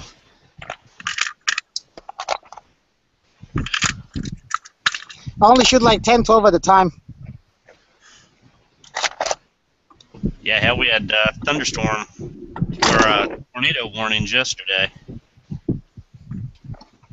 I was in chat with Girk yesterday, and the sirens were going off. The tornado sirens? Yeah. That's scary. Yeah. I'm used Is your to house it. Is your house proof? Oh, it's still there. No. I mean, yeah. Is it like tornado proof? Oh, hell no. Mine would be the first one to go up. That's most definite. Bathroom at least. Do I? Is your bathroom at least tornado proof? Nope. And hell, when I was in chat with Girk yesterday, I was out in the garage cleaning on the bikes. It's like, shit, I'd be in the basement. Yeah. I wish I had basements here. The things I could do with a basement. Yeah.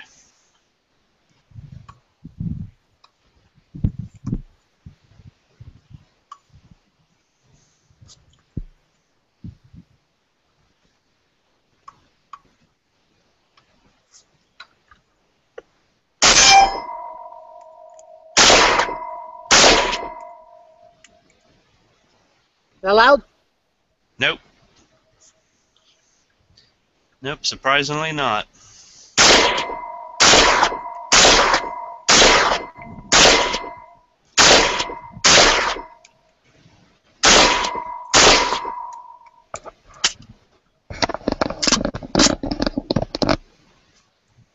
That's stable. I need a better mount for my steel targets. Yeah.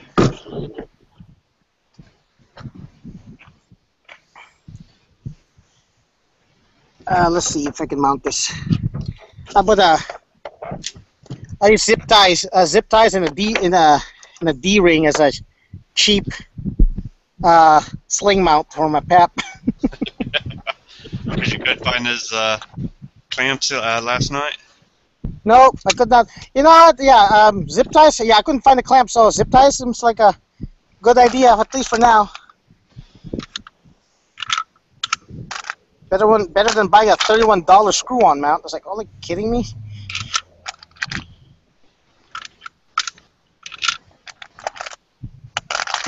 I'll save my hollow points. Yeah. That's for the unfortunate person who tries to get into the house.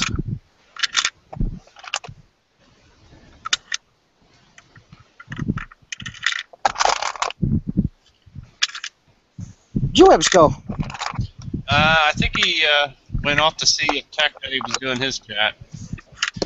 Oh, okay.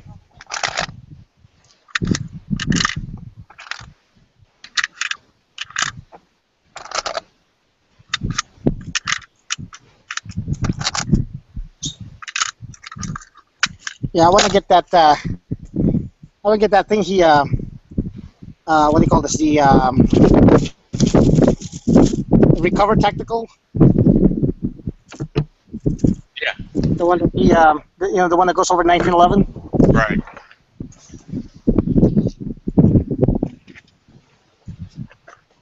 You got 1911? Yep. Cool. Rock Island Armory, 9mm. Yep. Way to go. I've got the 45. I'd get 45 if 45 was cheap. I picked mine up for like $429 or something like that. No, not the gun. The ammo. Oh. There's plenty of 45s. Like they almost never get touched at the store, but they're like $22 a box of 50. That's a Walmart. Yeah, that's about normal though. At least the new normal. Yeah, that's normal to people, but to me, $13 for a box of 9s. Yeah, 9 wins. Yeah, but nine's starting to get hard to come by right now. Not here. It's getting easier to come by here. Is it? No, the what do you call this? The reseller market here is bad now. It's like I don't see them at the gun shows anymore, where they're selling, cartloads of 22s for like $80 a box of 500. Right.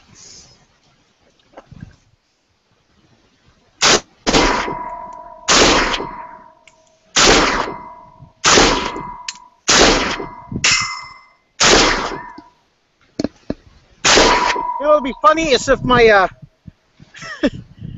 my what do you call this? My casing hits the phone.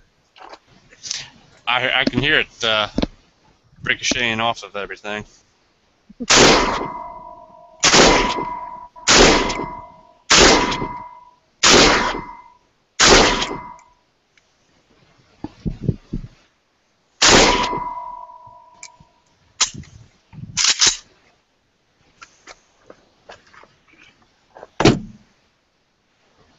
It's not bad. I'm gonna start filming it. All right, I'll see you later. I'm gonna start filming this so I can get out of here. Okay, man. Have a good one.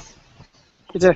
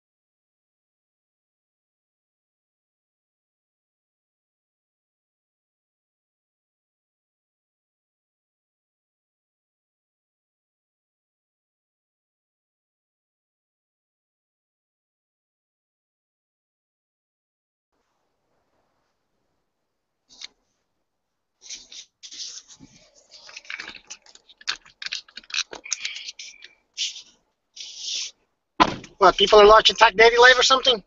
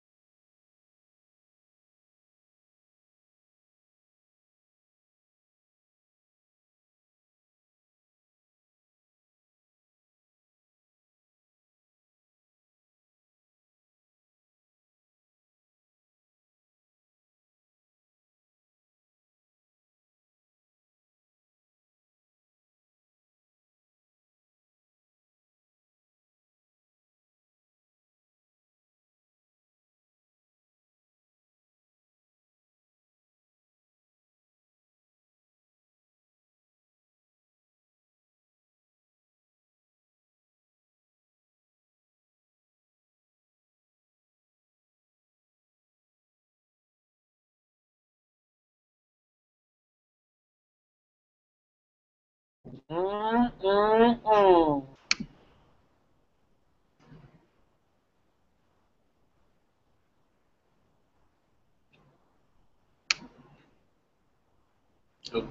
Scott, Yeah.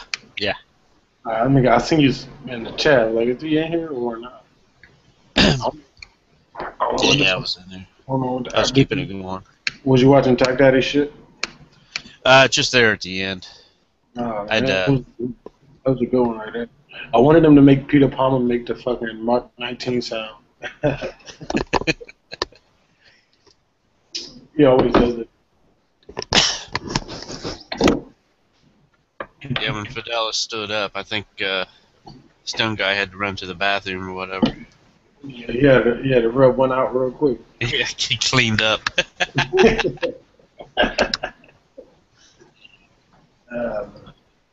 Hold on, man. I gotta go get my operator. Man.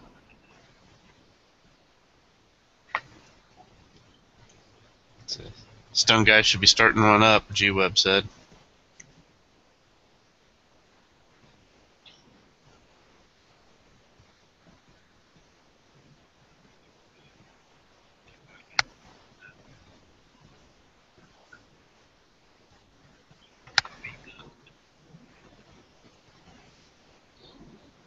Yeah, they keep saying that, but I don't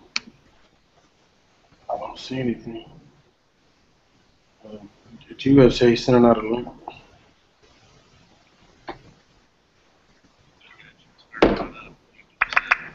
Uh,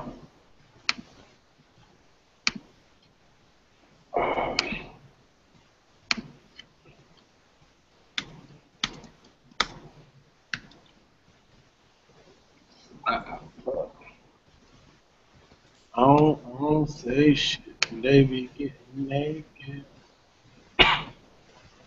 Not a place with theme music. Hurry up and buy. I put this brick in your face. You gonna do it?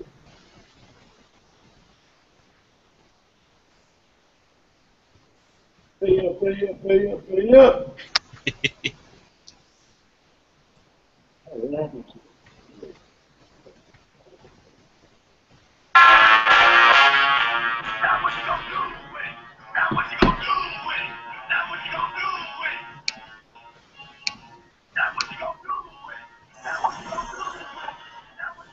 How clear is that coming out?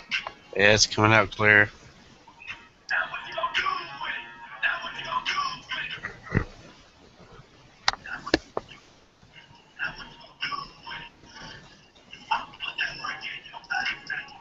Hey, what you gonna do with it? What you gonna do with it? Tell you, I ain't going to that. Better have my money when I pay up, pay up, pay up, pay up. What you gonna do with it? What you gonna do with it?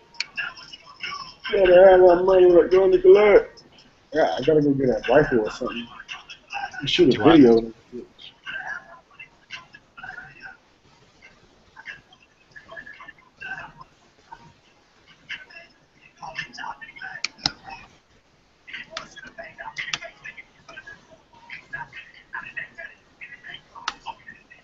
Yeah, ooh.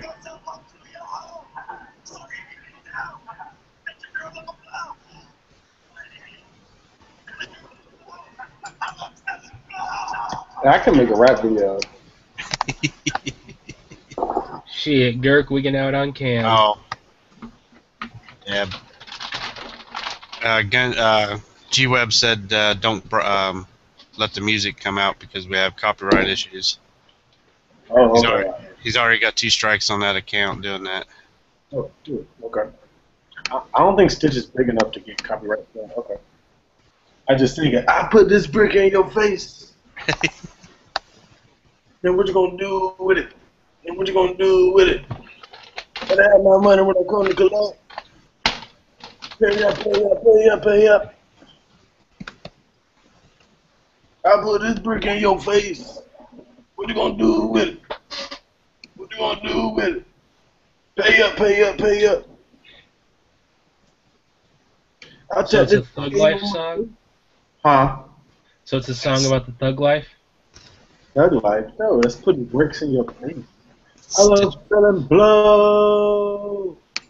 I love selling blow. Pay up, pay up, pay up. Oh shit, I shouldn't have sprayed that air freshener on my computer. Selling fajitas. It's not even my computer. It's my girl's computer. My computer's in the shop. I bet not. This is the only fucking computer we got right now. At least it smells good now. Your computer's too crusted over with porn and stuff? Yeah, man. Me and my girl was making movies and shit. And I kept uploading.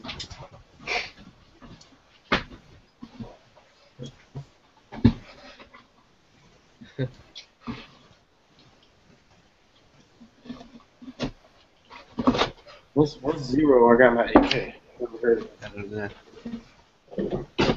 never heard of that. I never heard of you.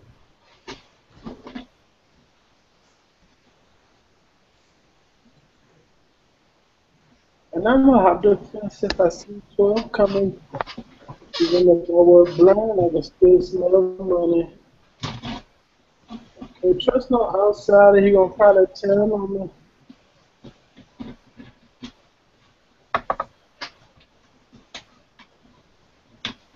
That's fucked up. I gotta play some non-copyrighted music that my cousin should. Cousin's a rapper.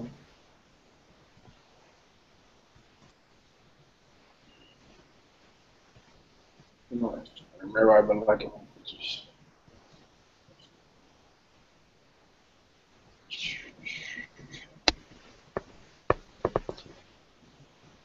I just saw a Stone Guy put up in the Tech Daddy chat window that he's got his chat up now. Okay. No, they ain't put no link in. Oh, he put it. Okay. Oh, yeah, hurry up for my girl wake up and find out I'm not the baby. I get yelled at. I don't want to be no homicide tonight.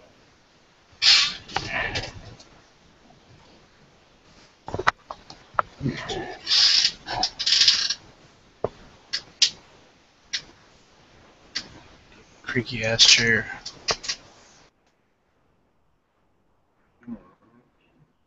I don't know what the fuck this is. But okay. What's up, Gort? Hey guys, I heard we're supposed to play all the copyrighted stuff we can on this. Hey up, hey up, hey up, hey up. Man, don't be doing that. Don't do that at you in the jail. I didn't know that shit. I don't even think he's famous enough to have this. I don't even think it's just like, yo, I've got a. When I make my pack, this is how I'm gonna do it. Except I'm putting that AR stuff in I'm putting that AR stock on my shit. So I can extend it out. That's how I'm gonna do my pack. So you're gonna SBR it? No, that's not good. That's some great. What the But hell I'm is an SBR? That's a pistol, isn't it? Is that the arm brace? Yeah, it's arm brace. Oh, okay. Yeah, that's cool. I like it with the arm brace. I think that's awesome. Yeah, I'm gonna do it like that with a rail and all that shit. I don't know if I'm gonna do the Midwest Industries or the Ultimac.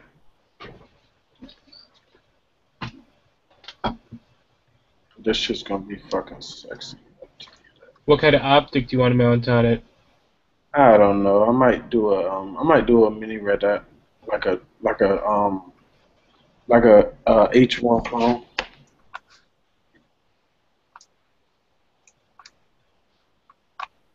But look at this dude handle this fucking Glock 18. That handles the shit. I'm just gonna duct tape a magnifying glass on top of mine. Yo, I was thinking about that too. Yeah. I can like duct tape my iPhone for it, man. I could duct tape my iPhone on it. Kirk, stop showing copy videos. You're gonna get us all in trouble. It's not copyright. This is Instagram. Look, this is your boy Chris. Range. Yeah, good guy.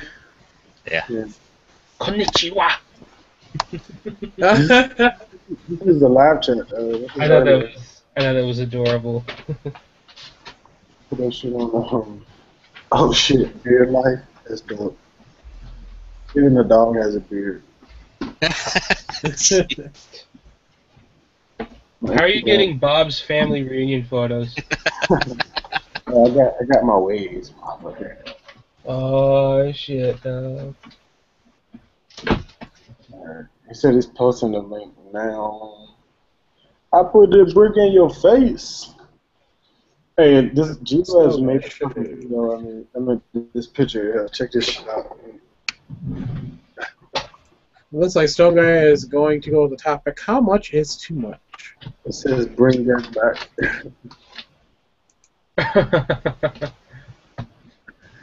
So I said I was going to kidnap in Mexico. I go to Mexico and get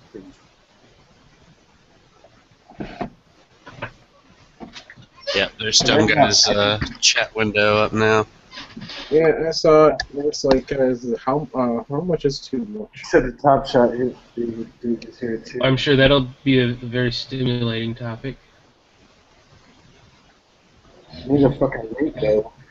Hey, it's got to be better than my topic idea for Saturday because nobody showed up. Hmm.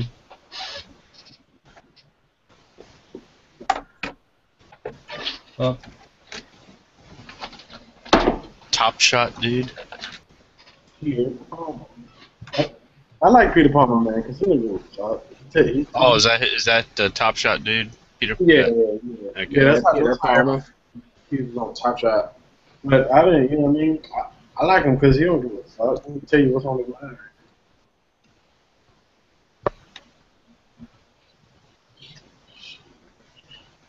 I don't know what season he was on though. I think it was season 2. 2, so he was up there with the Navy SEAL, the black guy, right? I don't know. I've only heard him in he's been in a few other people's chats, so I've only heard it roughly. I thought it was season 2. Let me see. I don't know. I don't watch the show. I've only watched it for a season, and then I dropped cable. I know. What's his name? Jake Zwig. Was Jake Zwig? I don't know. Now Peter Palmer was in season 2. We're looking at Was it season 1? hold on. I'm looking. Yeah, he was season 1. He was season 1. All right. It was crazy, and I watched that season, and the only person I remember is the little skinny dude, because he looked like he'd go to church every Sunday. Oh, dude, I know what you're talking about. Fucking season 3 was cool. They fucking listening to the Software podcast and the dude Jake Zwig, the black guy in Navy SEAL. He was fucking he was telling all the behind the scenes shit about people flipping out and him scaring the motherfuckers because he told the people that were working with him he was gonna kill them and shit. They said they were scared to come to work the next day. It's fucking hilarious.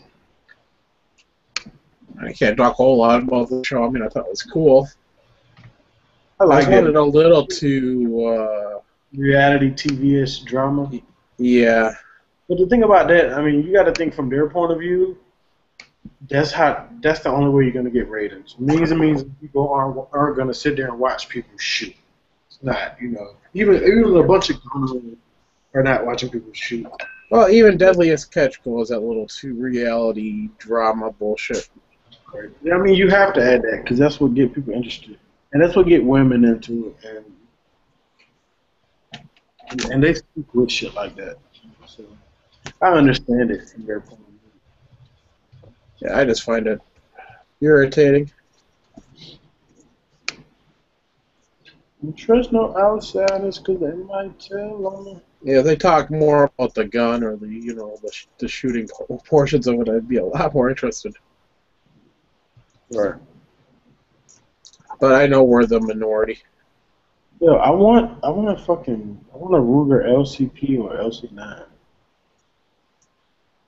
Why would you want the LCP? Why not? Because they make a 15 round mag for it. Oh, that's a good reason. Yeah, that's really the only reason. You 'Cause need your extendo. right, I know, right? This shit looks sexy, man. But I just seen they make a 10 rounder for the LC9. It sticks out a little bit, you know. You gotta extend a life. Extend a life. Let's see if still guy sends me a link for the other one. I doubt it. So he's gonna start it up at 30 after. You got better send me a fucking link. He curses his ass out. Yeah, I asked him for a link. Ask, I demand. So I really need to get on the wagon and lose some weight because I tried my battle belt on with my chest rig, and it really makes me look like a schmuck. What Makes it look like Java. What battle belt do you have? Like which one? I got a surplus USMC sub belt. You know, it's just like it's a normal, 3 wide PALS strip that goes. Yeah, it's a padded belt with 3 high PALS webbing all down the length and a buckle in the front. The plastic buckle? Yeah. So you basically that's a pistol belt. No. Well, I mean, no, that's what we call them, pistol belts. Hang on a sec. No wonder it's green, right? It's OD green, and it has like black metal clasp on it, and it has a plastic buckle, right? Yeah, they call them pistol belts. Yeah, those are like old ass. Shit, everyone hates wearing them with their canteen pouches on the side. Yeah, no wonder it looks all funny.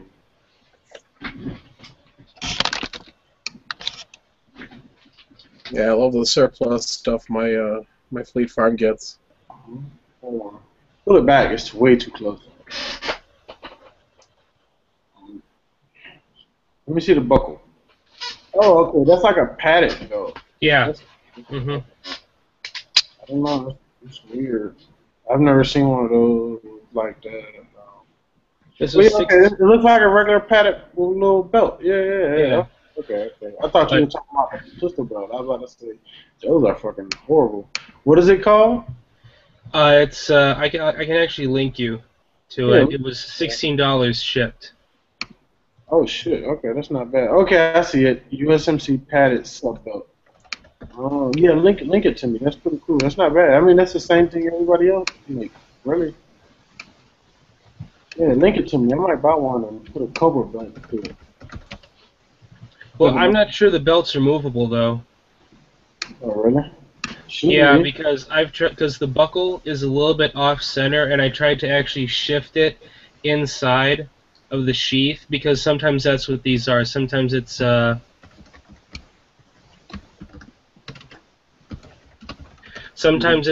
sheath that goes around a belt, and the thing is that I think this one might be integral because it won't shift. You know, I can grab the actual belt and pull on it really hard, and it won't slide. Yeah, never mind. Then I'll be buying that HSGI one or So you want a sheath, then you want a padded sheath. Yeah, well, basically, what they call them, belt. But then you got to put the belt inside. Yeah. I mean, it's the same thing. Really. Oh yeah, I see right there. It's that one is stitched in. Yeah. Yeah, I'll run it like that. I mean, I'm not necessarily looking for one, but I mean, it's a good addition or a good option other than a chest rig or a plate carrier. The thing is that the belt part, it's pretty robust. This buckle is really robust. Right. I mean, yeah, they work. That's real thick, hard ass plastic. Yeah. But I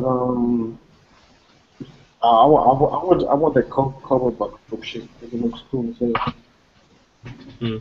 I'm big on aesthetics. If I haven't said that before. I like the way shit looks, and I mean, it's obviously it's gonna function too, but yeah, I lean more to looks. I like the look while I'm doing cool shit. Yeah, it's got to look right.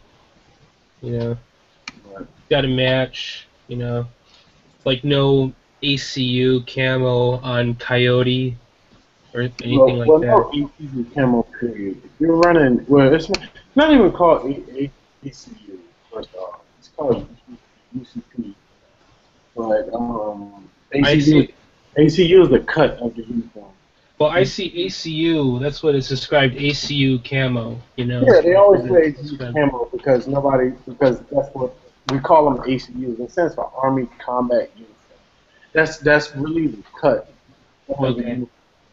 BDU is battle dress uniform. It's the cut of the kind of like how the Marine Corps one was cut. But no, UCP is the actual name of the camouflage, Universal Camouflage. Okay. But yeah, but I know what you're talking about. But yeah, I wouldn't wear that shit. I mean, Well, it it doesn't can work. look a little gaudy, but the thing is that it's really inexpensive right now. I mean, Yeah, it's like the cheapest, and you can find everything for it. You know, vests, chest rigs, right, shingles, kangaroo pouches, like what I have mounted on this belt here. I right. mean, you know, everything like Remember something like that for like book bags and stuff. I remember when LBT was selling their big ass bag in ECU patent whatever, and the bag goes for like $500, $600. When ACU was going out of style, nobody was buying it. They were sold for 50 sale. And people were scooping them up. Like I wish I'd have known because I'd have bought like 3 of them. They're fucking huge. Matter of fact, I can link you to one right now in the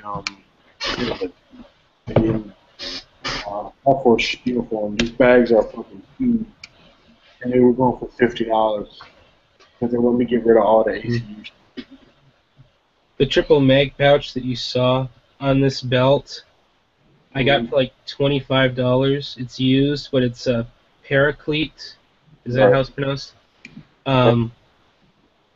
That's how it's spelled, at least. But WT for carry. It's just badass. and it's nice, except that I'm not sold on the straps. The Molly straps used to hold in, so I'm going to be getting some Malice clips. Do you think I can go? You think I can do a Kickstarter and people will donate money so I can buy me a London Bridge tactical blade carrier? Serious. Like I need this to be a better operator. Donate money. Damn, that's some expensive tactical luggage. Yeah, but I mean it's grade A quality. Like LVT is the best shit you're gonna get. Like it's a few others that's higher quality, but but really LVT is like the top tier. You know what I mean? You're not gonna get really better. And it just came out with another line called LBX, which is a bit cheaper, but it isn't to the same like quality standards. It is cheaper and affordable, and it isn't much like shit. And they have a dumbass like camouflage pattern on them and shit. It makes them look bad. They don't look as clean. That is some expensive. Look at their plate tactical cards. nylon. They have the best like form fitting.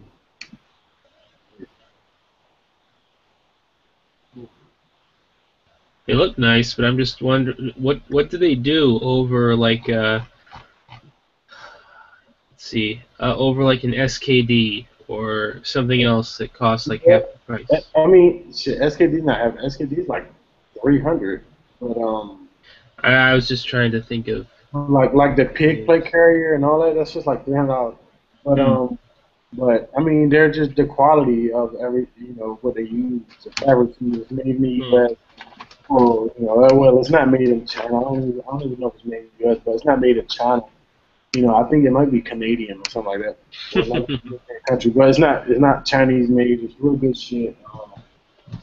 They actually, and I think a lot of it is because they have like contracts with like soft units. So, yeah. What the fuck needs that H harness? What the hell are you talking about, Daniel? But they have contract with soft units. So I guess guys, special operation guys use their shit. So they can jack the price a little bit, but I think it's worth it. I mean, if fucking guys out there that's SF or Ranger or SEAL or whatever using that shit and buying it with their own fucking money, I know it's worth something. I think, but like the plate carrier that the guys on like SWIC boat teams use are fucking amazing looking, and they're like floatable and shit. Let me see if I can pull it up for you, but I can't find out like which one it fucking is.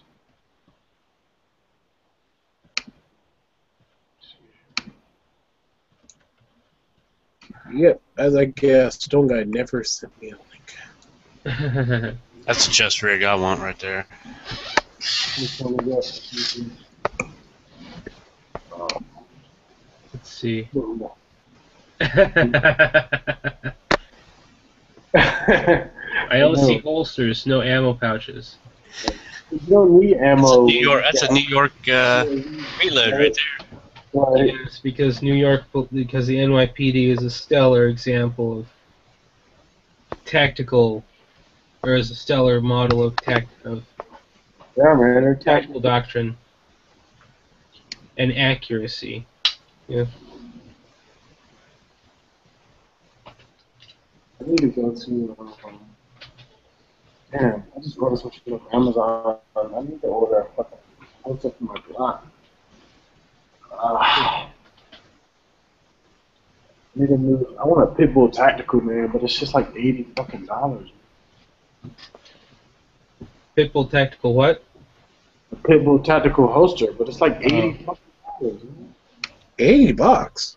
No, you don't have money to spend, but it's like awesome. It's worth it. No, it's 90, and the one with the light is 100. But it's worth it though. That's what I mean. It's worth it, but I don't know if it's worth it. Really. It just looks cool as fuck. It's worth it, but I don't know if it's worth it. They got it looks cool. cool. God damn it! Cool as fuck, though. That's the point. It looks cool, but I don't want to pay that price.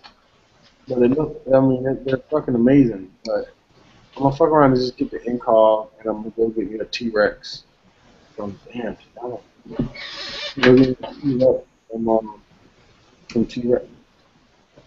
But I want a Pitbull type. Wow. I hate these expensive ass fucking Kydex, man. It's like, I'm gonna go leather. God damn it. Good evening, all. Yo, Dano. Hey. You got the chat playing, I think, somebody? I don't know. Let me get H1. Oh, that must be me. Just a minute. Sorry. Yeah, sometimes when I go from listening to you guys to jumping in, I forget to disconnect. Happens to all of us, man. Hey, what slang am I using and not the actual terminology?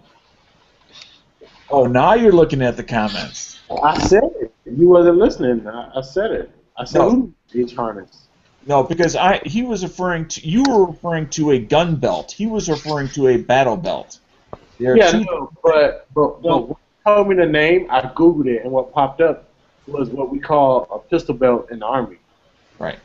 I just suspect since you were actually in the Army that you would know the difference without having to Google it. Here's the thing. The Army doesn't use gun belts or padded war belts or anything like that. I know. What? You see this? America. I'm just having fun with you. Yeah. And to be fair, some people do use the older style Alice pistol belts as war belts.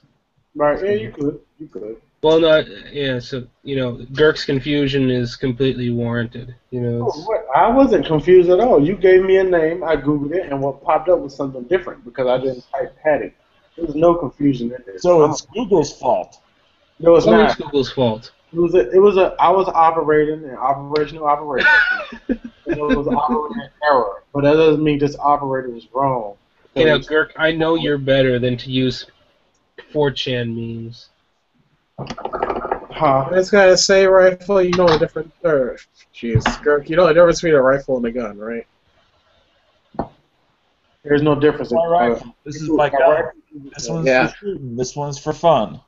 Rifle is a gun. I had an argument with one of my fat, overweight ass NCOs one time when we was on the range, and this girl said weapon, and I don't call it a fucking weapon, just call it a gun. You're a normal human being. I said something like that. He's like, but it's a fucking rifle. I was like, it's a fucking gun. Shut up. And he's all mad, and he's trying to make me do push-ups, and I said no. Army would kick your ass. He turned red, so I called the lieutenant over there, and the lieutenant.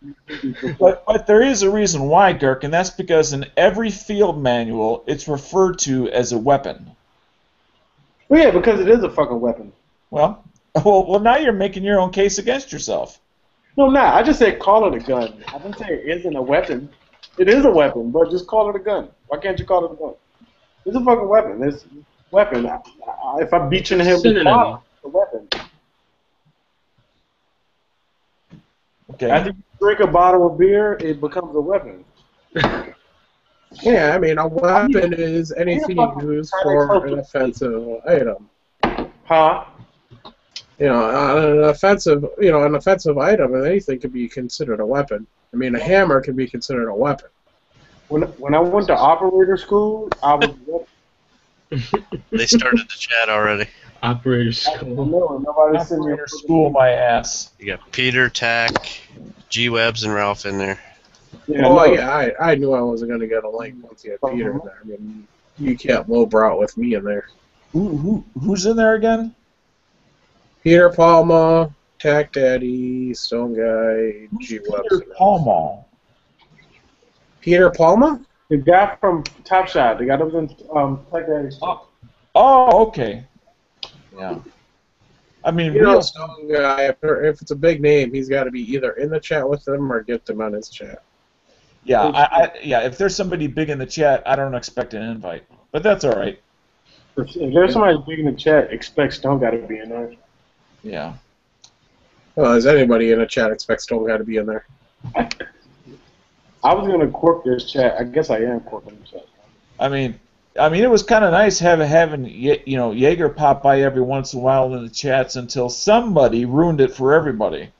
Who ruined the Jaeger? His name starts with a Y, ends with two E's, and it's got A and K in the middle. Well, you know what? After Yankee's most recent video, I'm not on his side anymore. Wow, what was his recent video? The guns? You're talking about guns in the children one? Okay, here's the thing. He claims these statistics, and then doesn't cite his sources. And well, he never does. Here's the thing. That's his style.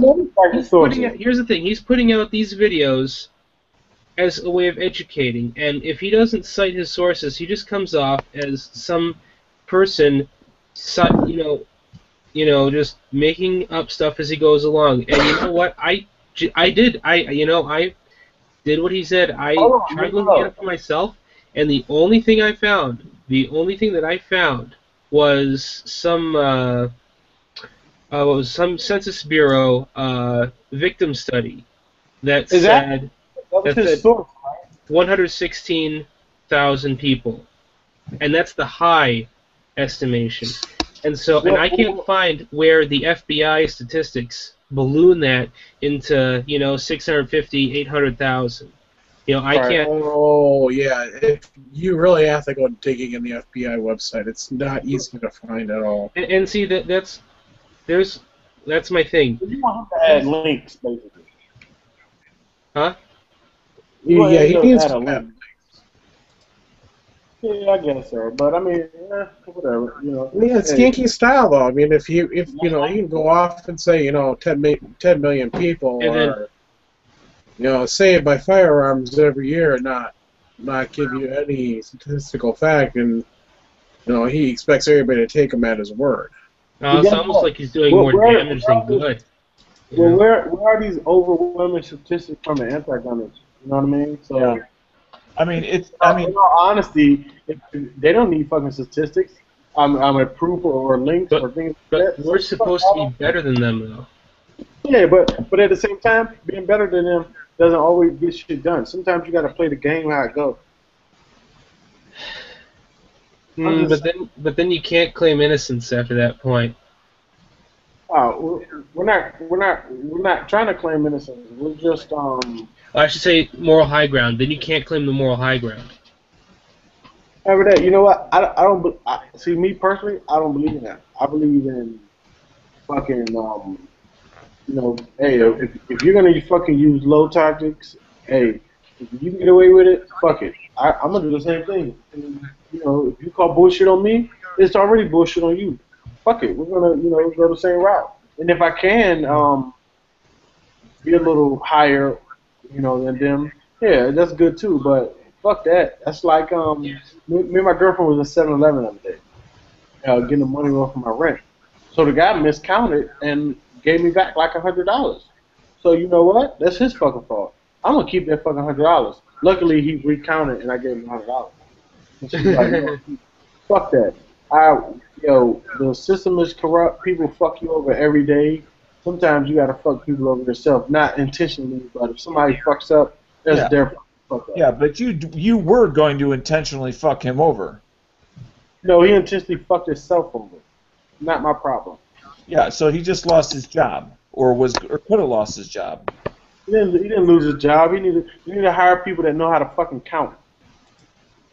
People make mistakes. He counted the money 5 times. I counted it twice in front of him. There's no way. If you fuck that up, you're stupid. It's only $1,000. Well, you gotta stop paying in those singles. I know, right? But that's my thing, man. I've been fucked over so much in my life. It's like I don't care. Like I'm gonna figure out a way to get ahead. But you're making and I'm gonna do it, and I'm gonna do it as slick as I can, and beat the system as much as I can without breaking the law and putting myself in risk of getting in trouble. But you're making a giant assumption that you're the only one that's been screwed over 6 ways from Sunday. No, I'm not. No, I'm not. That's why I said we should be fucking each other over. Earlier when I was saying about the corrupt government and all that bullshit, I said we should fuck over shit too. They do it to us. Why not do it back?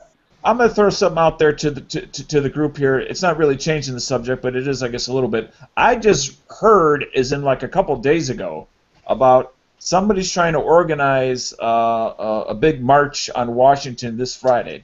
Have you guys heard of tomorrow. Never heard of it. Yes, me and my coworker was talking about it a couple days ago. He told me about it. It's the OSA. They're like some Tea Party guys, and they're talking about it too. There's the Tea Party guys, and they're saying they're going to march on D.C. and they're going to American Spring out of office and this shit like that. It's not going to fucking happen first because you're not getting that many people in the D.C. You're not getting that many people in front of the fucking White House protesting. Cops are going to fucking end that shit. They don't care about your First Amendment rights. They're going to disperse you and get you the fuck out of there. Same thing with that crazy guy who fucking had that shotgun in D.C. He wasn't going to get those fucking people down there marching with rifles on their backs. They were going to get fucking, oh yeah, the pothead. You know what you're talking about. It took me a second to realize. Yeah, the guy that loaded the shotgun and... Right. The crack of dawn. And a little Photoshop and a little... Yeah, right. But at the same time, I mean, with these people that's trying to do it Friday, I mean, this is the thing. Like, when you get down there, what you going to do? Even if they get, they said what? I think he said 10 million. Say you get 10 million people down there. First, it's going to be flooded for blocks. And what you going to do? Protest? You can't go in the White House and say you got to go. It doesn't work like that. Yeah. All right. He said you're going to get 10 million people down there. It doesn't. That shit. It doesn't work like that. I don't. It's I think it's bullshit. I don't even know why people feed into that. First of all, I don't think it'll work. Number one, and number two, more importantly, is I think the only real potential is to get some people killed. Yeah, definitely, man. Because he's talking about armed. You got a bunch of fucking police agencies. I just want to know how he's getting 3% of the population to go march on D.C. High hopes and dreams. Right. And Yankee statistics. Dude, yeah, 10 million people, it's more likely to have 10. Exactly. It's not going to happen, man. It's ridiculous. And the other thing that... First, they won't have enough time to get 10 million people in DC. The traffic's already fucking bad. The metro's already filled up. But because of the bringing the gun thing, I think it's going to bring in a secondary message that's just going to hurt us really bad. Didn't we already go through this Well, earlier every in the once in a year? while, we get a self-proclaimed leader that's half nut. Half nuts? Half nuts. And the only thing that can come out of it is to make us look really, really bad. Kind of like Ted Nugent? Yeah, that would be one. I mean, dude, it's not. If it happens, it's not going to be nowhere near the scale. Oh, I know. Well, even if it's 100 guys. What they even think they're going to do is nowhere near the reality of what they can even do. You know what I mean? Because it just simply doesn't work like that. Obama has to actually literally fuck up and then have. Now, Kirk, I got a question. Did the Million Man March work? Yes, but what I'm saying is that they're not going to get 1 million people down there. They're not going to get 10 million Right. people. I'm saying, They're gonna get 1,000 people down there. And I'm guessing it's going to be closer to 10 than 1,000. Right. But that doesn't impeach a president. That doesn't get Congress people and secretary of this and that and You really want to impeach our president? We'll be better off with Uncle Joe. Oh no, they want them all to quit. Yeah, they want a lot of people out, not just Obama. They want a bunch of people. Well, if you get Obama to be impeached and he resigns, you know who takes over? Oh no, he wants all of them. Exactly. You're talking about Biden. Well, the Tea Party wants everybody who isn't a Tea Party member to resign. Yes. That's everybody. That's Republicans that aren't Tea Party members too. Exactly. I mean, it's the most unreasonable coup d'etat type of bullshit. I know. It's not even reasonable. It's unrealistic. And like I said, the only thing that might actually, I think, happen is a few, what I'm going to call older guys that aren't quite all there, are going to get confused and end up getting hurt. Like Bob? Well, I mean, guys who, World War II vets that are they're still walking around and just confused. I'm just using that as an example, but Civil War vets like Bob. But right. Older people are easy to confuse, and especially when you only feed them bullshit and that they think they're going down there for one thing, having no idea that they're being used as cannon fodder. People down there, and it won't happen because that's not how it works. He has to fuck up for them to impeach him. He has to really fuck up for them to impeach him. Or they just all have to come together in secret and say fuck him and impeach him like that. But it's not happening either because we got a lot of teammates. And you know what? I'm not to the point where I say impeach him.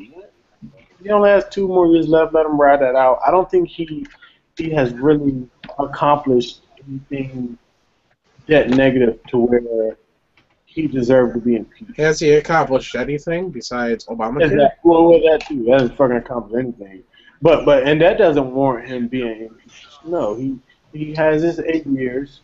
Cool, made history.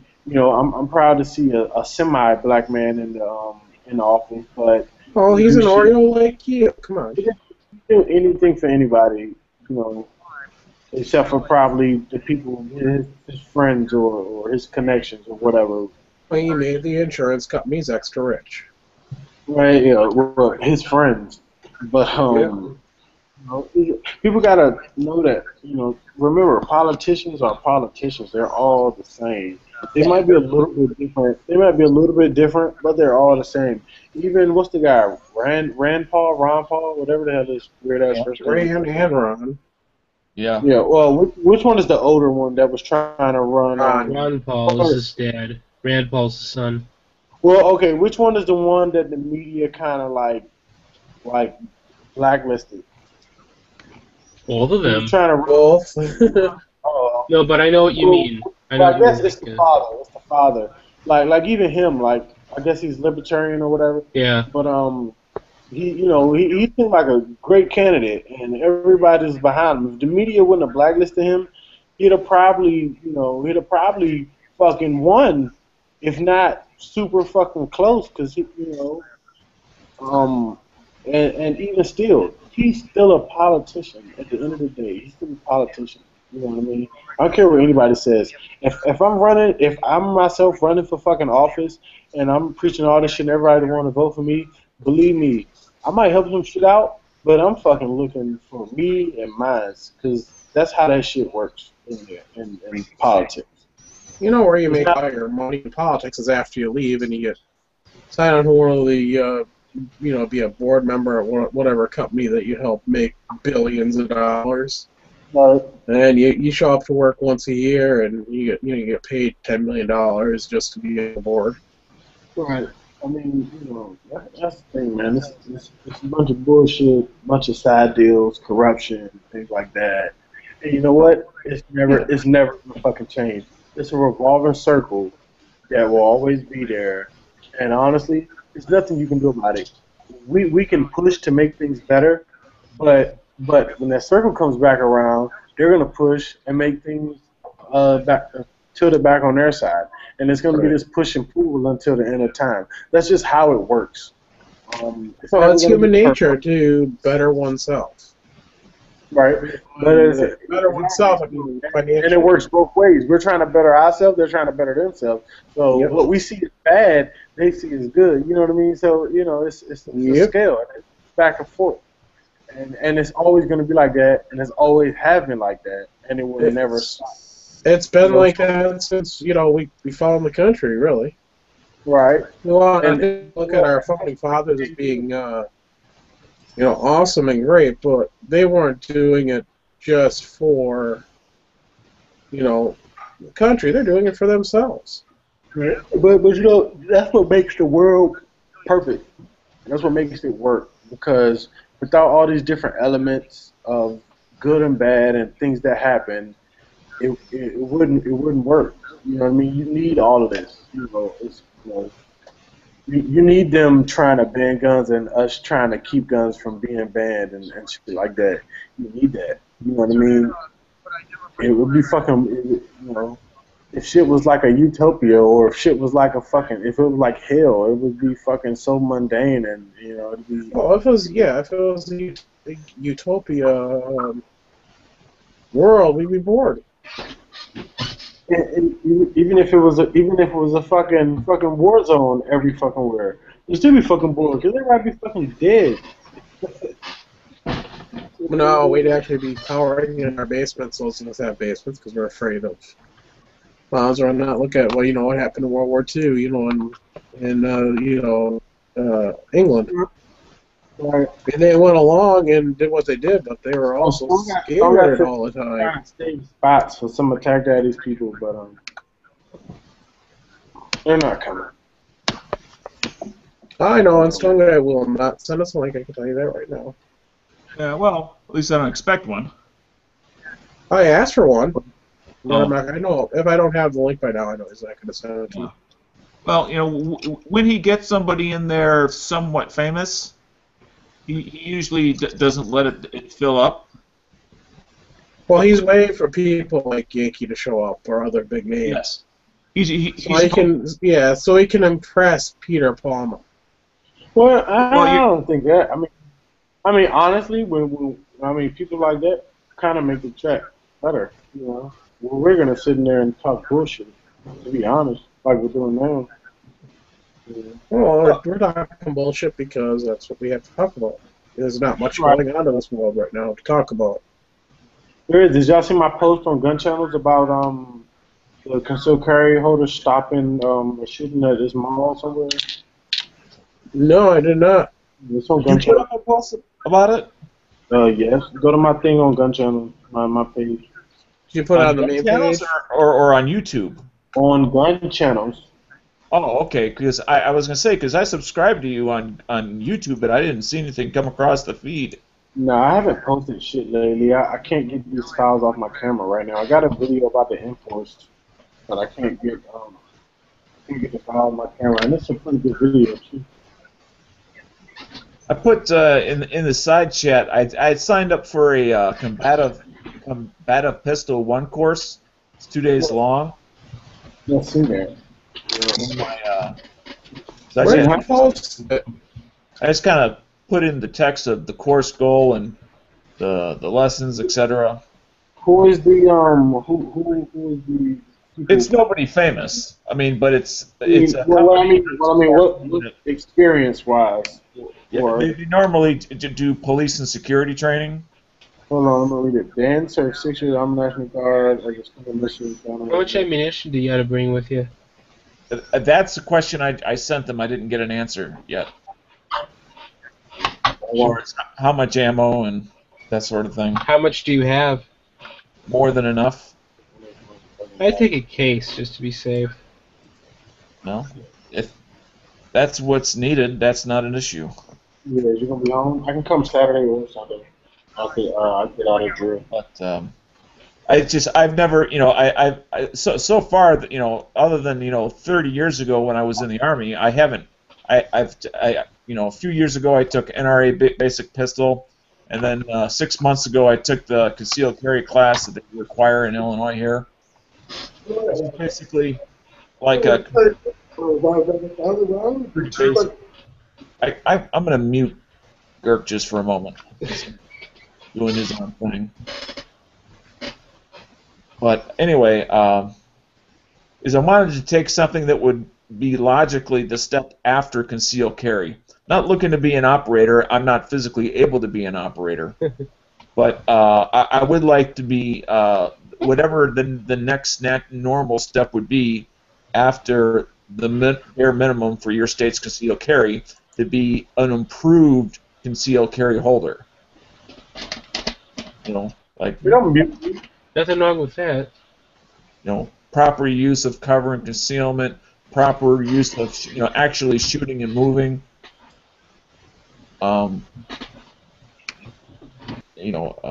Obviously, training. When I say training, I mean training drills I can do after the class to continue on my own. As far as what I'd be looking for it, because learning something and then not having anything you can practice on your own afterwards, it's like dessert. It tastes wonderful while you have it, but after you're done eating it, it's over. It's gone. Dano, Not I've if read you it. have a beer that's left over in your beard for weeks on end. If you, This is pretty legit, Dano. I've seen it, but this is the class I'm about to take. It's less than half the price, plus I get a 50% discount. You get a 15% discount or 50? Half.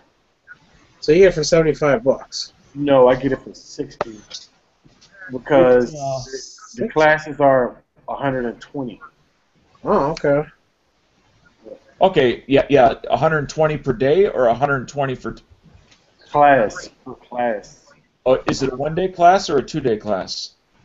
The handgun 1 is a 6 to 8 hour. The handgun 2 is a 6 to 8 hour.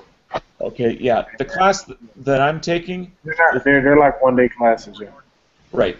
Well, just so to put it in perspective, the class that I'm taking is a 2-day class, which is probably why it's 300. Oh, okay, that makes sense then. But it is just a defensive pistol 1 or an entry level, whatever you want to call it.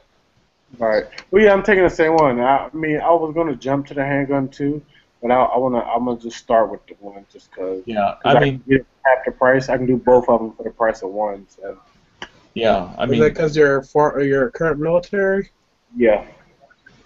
I mean, for the price of what they're charging you and the discount that you're getting, it'd be silly not to start with handgun 1. Right, I know, right? Because I can get both for the price of 1. Right. Yeah, and then after that, I probably take their carbines, something like that. So, and I move on from there. But they seem really legit. I've seen them on. I know the guys train with a bunch of reputable trainers. Right. I know the from what I've seen, and pretty cool guy. But just from the description, I'm here looking at handgun 1 and handgun 2. It looks pretty similar to what the place that I'm getting at, that they have the same topics. Right. It's just that I get in 2 days, which you get in 1 day, but then again I got to pay double the price. Right. That's because you live in Illinois. But I mean, no, it's because it's 2 days basically. Because Right. If 1 day, if mine was 2 days, it'd be like the same price too. Right. He lives in Illinois as well, so there's a limited market. But and then the same. But like these people, I can kind of see that they kind of like been watching like the internet trainers with the whole like open mind thing and stuff like that. But I'm like, oh, James Jagger, but whatever, I didn't hear anybody saying that until James Jagger came out with that open mind thing. I mean, which is cool, but everybody copying it is kind of like. Well, I mean, if you think about it, if you didn't have an open mind, you would still be at the marksmanship level. You're right. But I mean, I'm saying as far as like people taking it for theirs and adding it to their like requirements list. Like, oh, come on. Gotcha. That's kind of like, yeah, really, bro. But I mean, it's whatever. I mean, as long as I get some good training, even if I don't get good training, shit, I just paid $60 to be at the range all day. Fuck Yeah. it, right? As well as you got to spend some time with people who enjoy doing the same thing you like to do. Right, and then Well, I if mean, you don't I get good training, I was gonna say, if you don't get good training, at least you get training on what not to do. yeah, I hear that. And then I've kind of talked to some of the guys like friends and stuff because they do a chat also and shit. And I talked to some of his friends and we kind of like when they did like one of the guys' friends did a video on like the Enforce Lite and I showed them the problem I was having and we all sent it up to the Enforce guys. And they didn't want to hear it, and then some nasty emails got exchanged. Then I brought it up one time on somebody else post on Instagram, and then the influence guys actually contacted them and sent them out the new light because I was still talking shit about the light. So I kind of like helped them out get products. And he sent me back like, dude, you fucking helped us out. You getting them to send us shit. I was like, all right. Right. Woohoo. Yeah.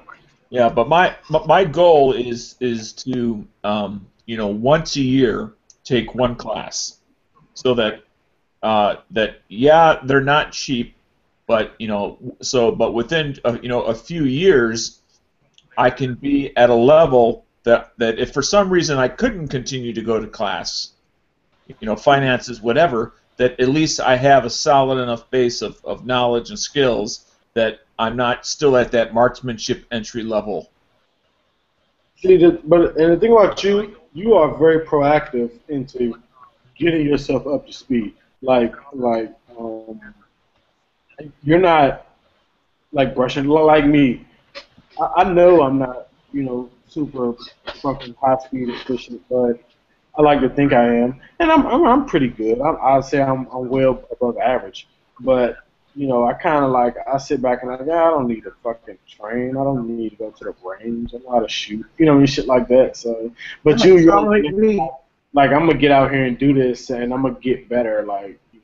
But I'm that's why I'm trying to take this class. I'm trying to be proactive and getting some training and shit like that. Right. I mean, because I'm still an operator though. Can't tell me shit.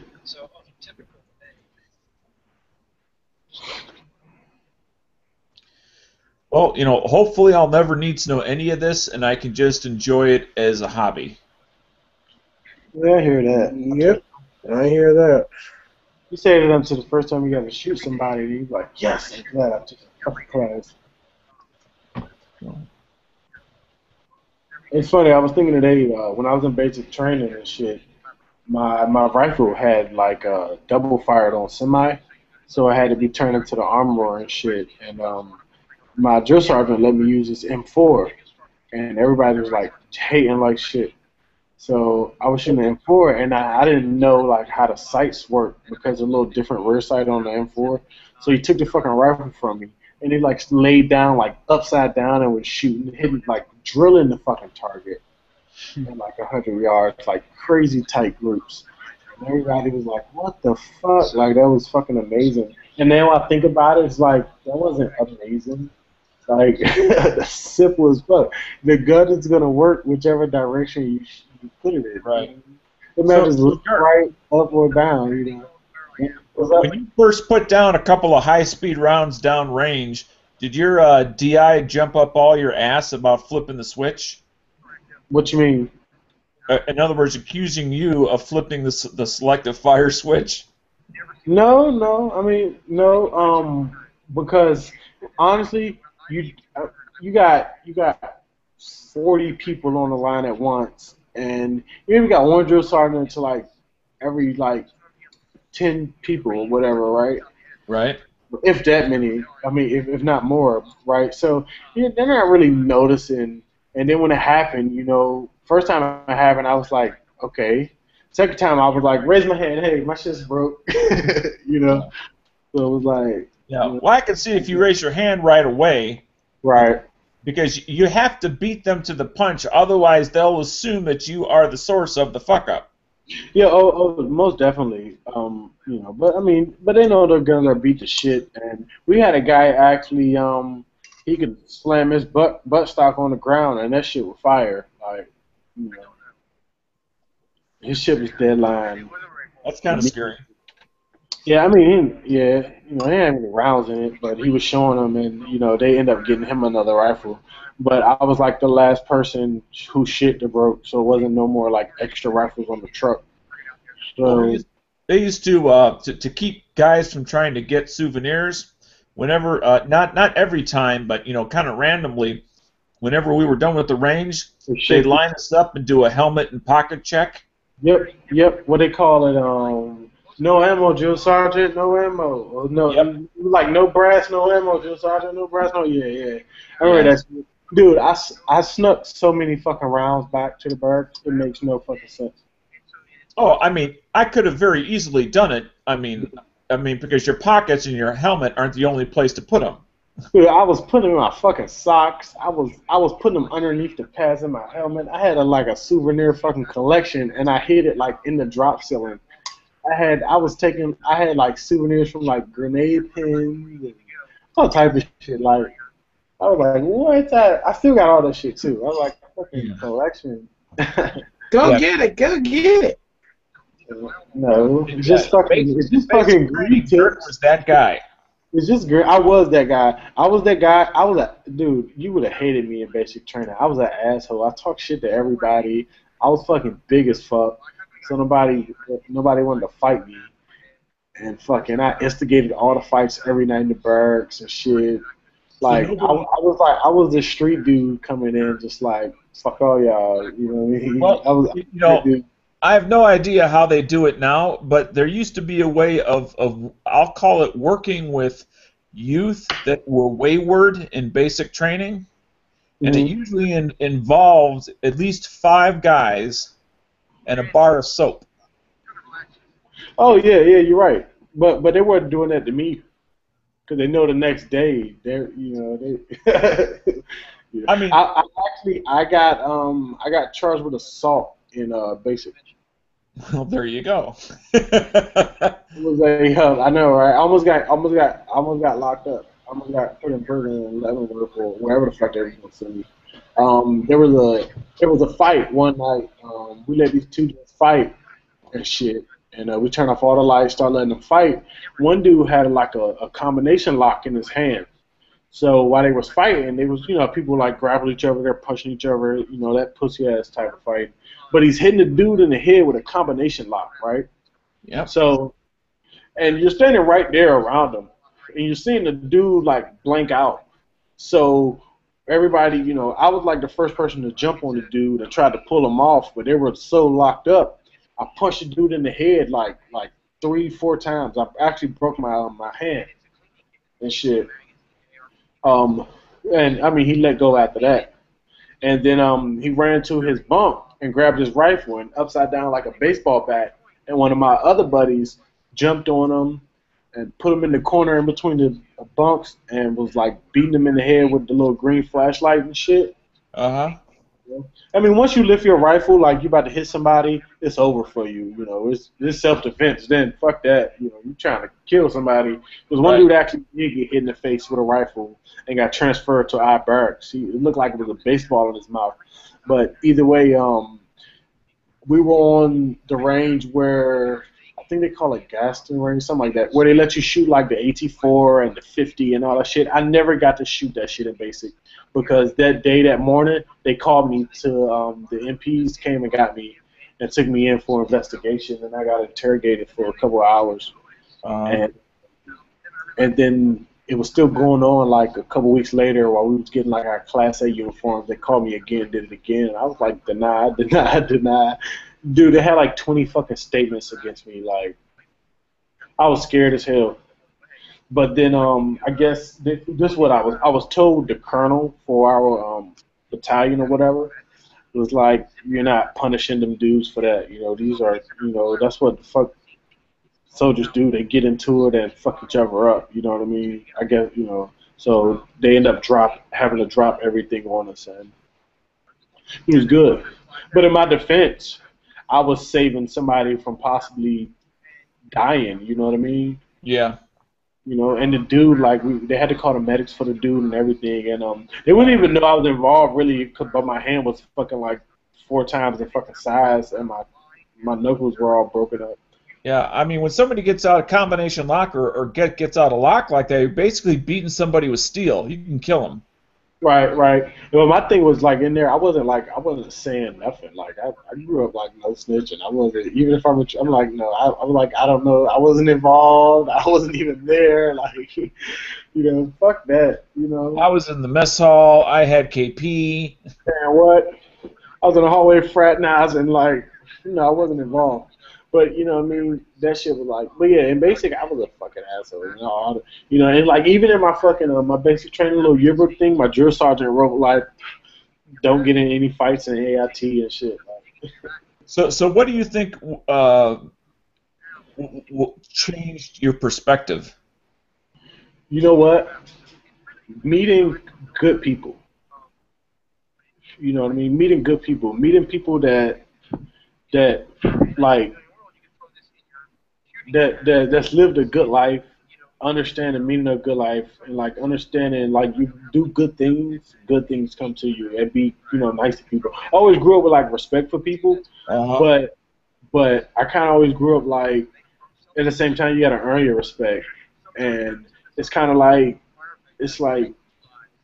okay, I just put like a dude's a bitch, right? A punk dude, you know what I mean? You don't associate with them type of people because, you know, they don't have heart. They're not gonna be that guy when you get into some shit. They're gonna be that guy that fucking runs away, and then the people you don't hang around.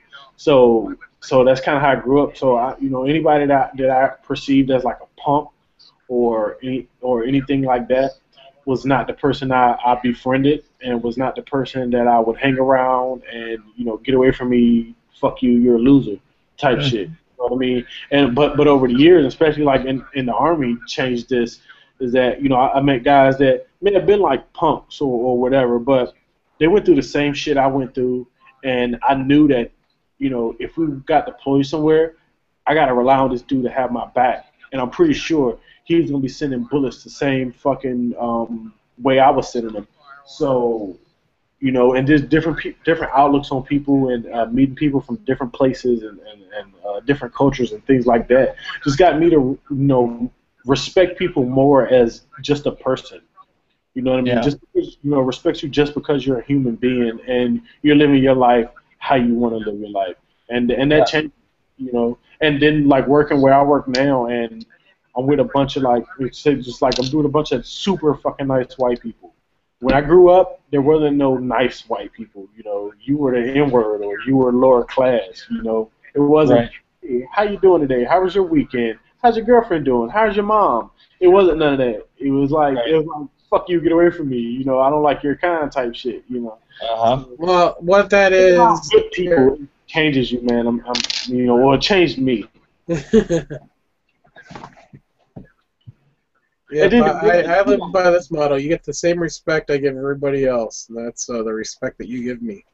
Right. Well, I came from a very everyone's the same sort of culture and environment. I'll call it white like me. Right. That was the culture that I came from, and so one thing that I got that I think was a life value that I got was literally the multicultural experience. That it forced me, whether I as well as it gave me the opportunity to meet people from different not just different races, but different cultures as well as different economic situations. All walks of life. Yeah, I mean, I met people that were dirt poor from the mountains, dirt poor from the cities, people that were had very well-to-do parents, whether it be from the city or the country. Very educated. I met guys in basic that had master's degrees. Right. I mean, there weren't a lot. I mean, out of our entire company, there were probably 3 that had masters. And I was one of 2 that had a bachelor's. Because normally guys like us would become an officer. It's just I had no interest in becoming an officer. You know what it was? The biggest thing the Army did for me was kind of get me out of that hood ghetto mentality. You know what I mean? Yeah. Not like I don't, even my friends are still like that. They're gonna be my friends. So at the end of the day, I don't give a fuck what Yankee says. But Well, let me ask you. Different than your friends, do you feel that you have a greater possibility of being successful now that you have more than just that ghetto attitude? Definitely, because he works for Google. Right, but definitely because I form my way into where I can go anywhere and fit in. You know what I mean? Because I have both sides.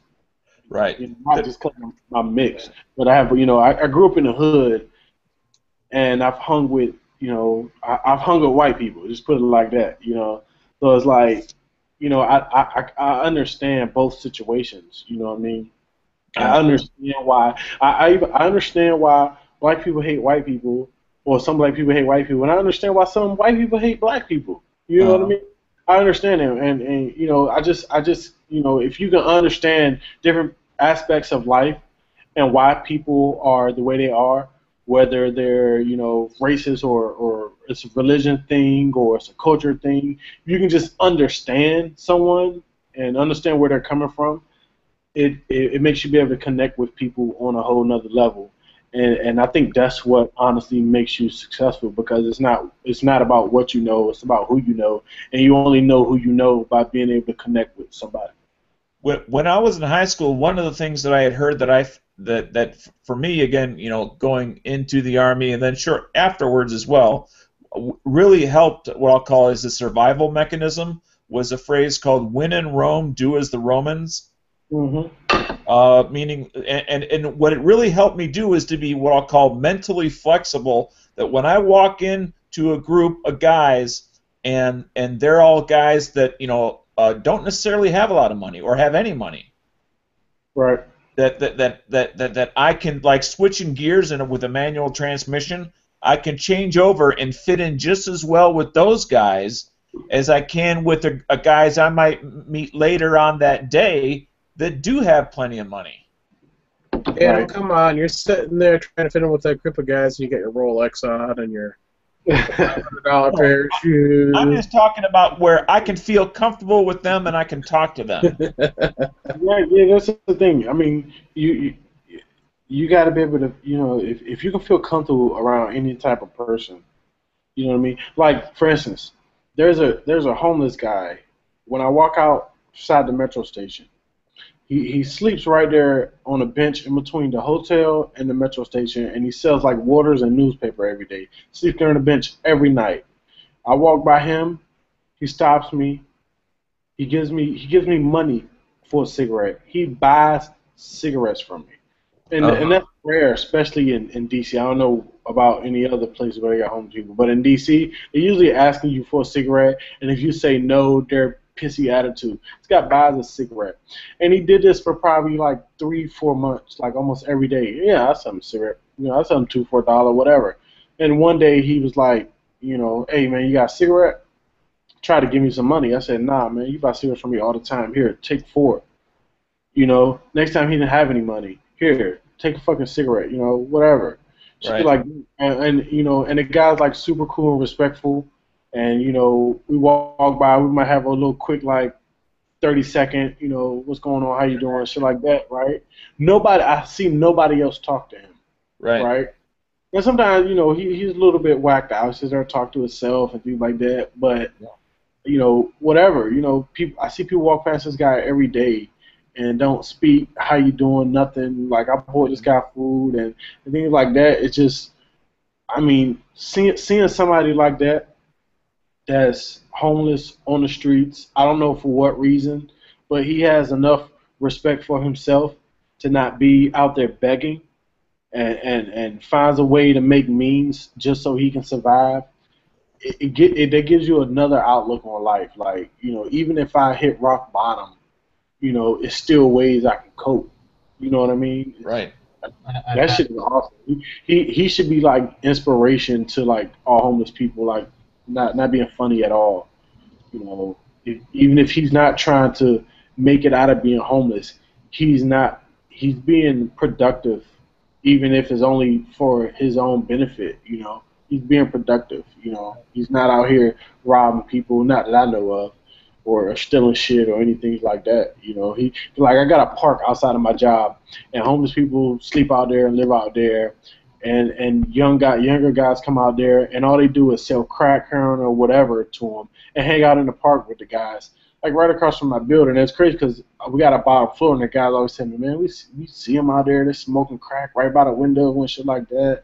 Like, well, fucking, that's what they're going to do. So how about you go out there and bring them some fucking food? You know what I mean? Because they're fucking hungry. Yes, if you give them some money, they're going to spend on crack. But you bring them some food, bring them some fucking bottles of water. This shit's free for you. I do it all the fucking time. You know what I mean? Let them people live their life. If that's how they want to live their life, there's nothing you can do to change it. You can only try to help them like stay alive as long as possible. Well, in your area, is there a shortage of places for homeless to get a hot meal? Yes and no, because there's a place, but we have so many. DC has a bunch of homeless people. There's so many homeless people that it's it runs out, and even a homeless shelter. Like, it's hard to get into that. So you got people sleep, they sleep outside the homeless shelter and things like that and hang out outside of it all day just so they can be in the front of that line to get a room and things like that. And to be real, that, like, saddens the hell out of me to see all these people every day, like, homeless and whether they want something out of life or not, it's still, like, fucked up that they're in that situation. And I understand people get frustrated with, that you can't give $1 to everybody, but even if you help out that one dude that sleeps on that bench out beside that hotel, you're doing something. You know what I mean? Just letting them rot like that is right. It's horrible to me. And sometimes I get fed up too. Like if I got like 3 guys in a row coming to ask me for cigarettes or money or something, yeah, sometimes like, man, get the fuck out of my face. I just gave like 2 guys like money. I don't got any more money. But the little that you can do, goes a lot way. It's not even like for a good feeling for yourself. You know what I mean? Don't even worry about what they're gonna do with it. I say people need to be happy. And if you're fucking happy snorting coke, then fucking snort coke. That's what the fuck you're gonna do anyway. So be happy. At least be happy doing it. That's my whole thing. Be happy with your life. I do have to wonder out loud how many people are truly happy that are smoking crack. I guarantee you, more people are happy snorting coke than they are. No, I mean once they come down from their high, and they hit reality, not a chemically altered reality. Right. Yeah, you're right. But you know what? There's still happiness in everything. Like I look out there and I see the guys out there, and they're out there, talking shit, hanging out, having a good old time. Even though they're homeless. I guess that they, you accept your situation in a sense, and Well, I you actually make the best of it. I spend a couple days a week actually at a homeless shelter. Right. And the one thing that we're doing right here, and homeless people love to do the same thing, is to sit around in a group of guys and bullshit. Right. Exactly. That's Whether you're homeless or whether you're like us here on the internet, they just where you cool. Right. They love doing the same thing, and whether it's for 5 minutes or a half hour, or whatever, they can enjoy themselves and also forget for that period of time that they're homeless. Dude, when they're BSing, they forget they're down and out because they're having fun. It's a big thing with me, man. Like, I like to make people happy in any way, whether it's just like a chuckle or I make your day, right? That's kind of like I wish I was like win the lotto. If I was like rich, I wouldn't be donating to fucking all these fucking charities and shit. I'd be seeing random fucking people on the street and fucking hooking them up, like, whatever. You want to eat at fucking Ruth Chris today? Go in there. What you want? It's on me. You know what I mean? Things like that. Like, go to homeless people, man. What's going on? Fucking let me get this hotel for you guys. Go clean up. I'm gonna buy you guys some clothes, and we're gonna go get some drinks, and we're gonna have a good time today. Shit like that. You know what I mean? I think you need to personally influence somebody in their life. Right. I think charities are good and all, but they don't. You don't get that personal aspect, and I know some people don't want that. But I think that's a good thing, because somebody come up to me saying, talking to me, hey, Brandon, what's going on? How's your day? Just a conversation brightens up your day a little bit, just to know somebody is interested in what's going on with you. And, that's the type of shit I would do. I fucking have a Ferrari, and I'm like, yo, you want to ride in my fucking Ferrari? Get in the passenger seat. Fucking, let's go get some tickets. Let's speed down the fucking highway. Type shit, Well, it's definitely a lot more personal that way, and you also get a lot more, doing it in a personal way. You get a lot more intrinsic value off the gift giving, or the joy giving. It's not really the gift is the gift of your time, the gift of your personality, and hopefully the gift of happiness through whatever it is you're doing. You'd be surprised how many homeless people and people down can just having a 5-second, 30-second conversation with them can lift them up. All right, I was watching something this guy on YouTube. All these guys on YouTube, like it's like a big ass prank joke community, like So this guy did a prank where he tricked a homeless guy into that he won like $10,000 in the lotto and something like that.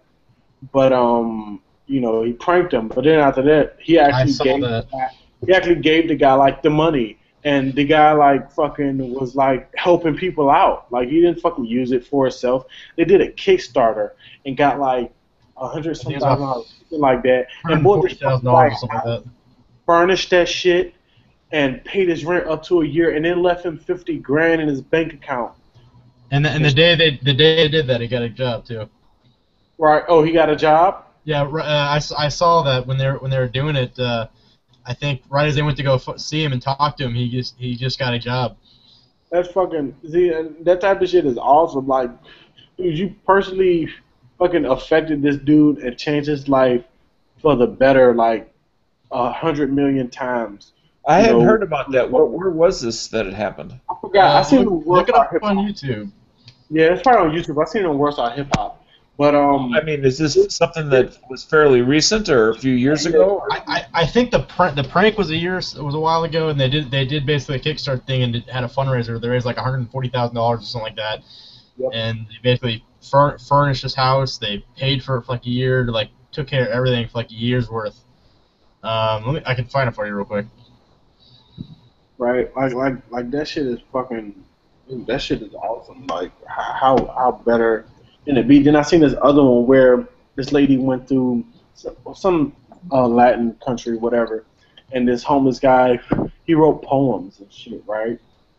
And like old and big beard, long hairs, all like crusty looking and shit like that.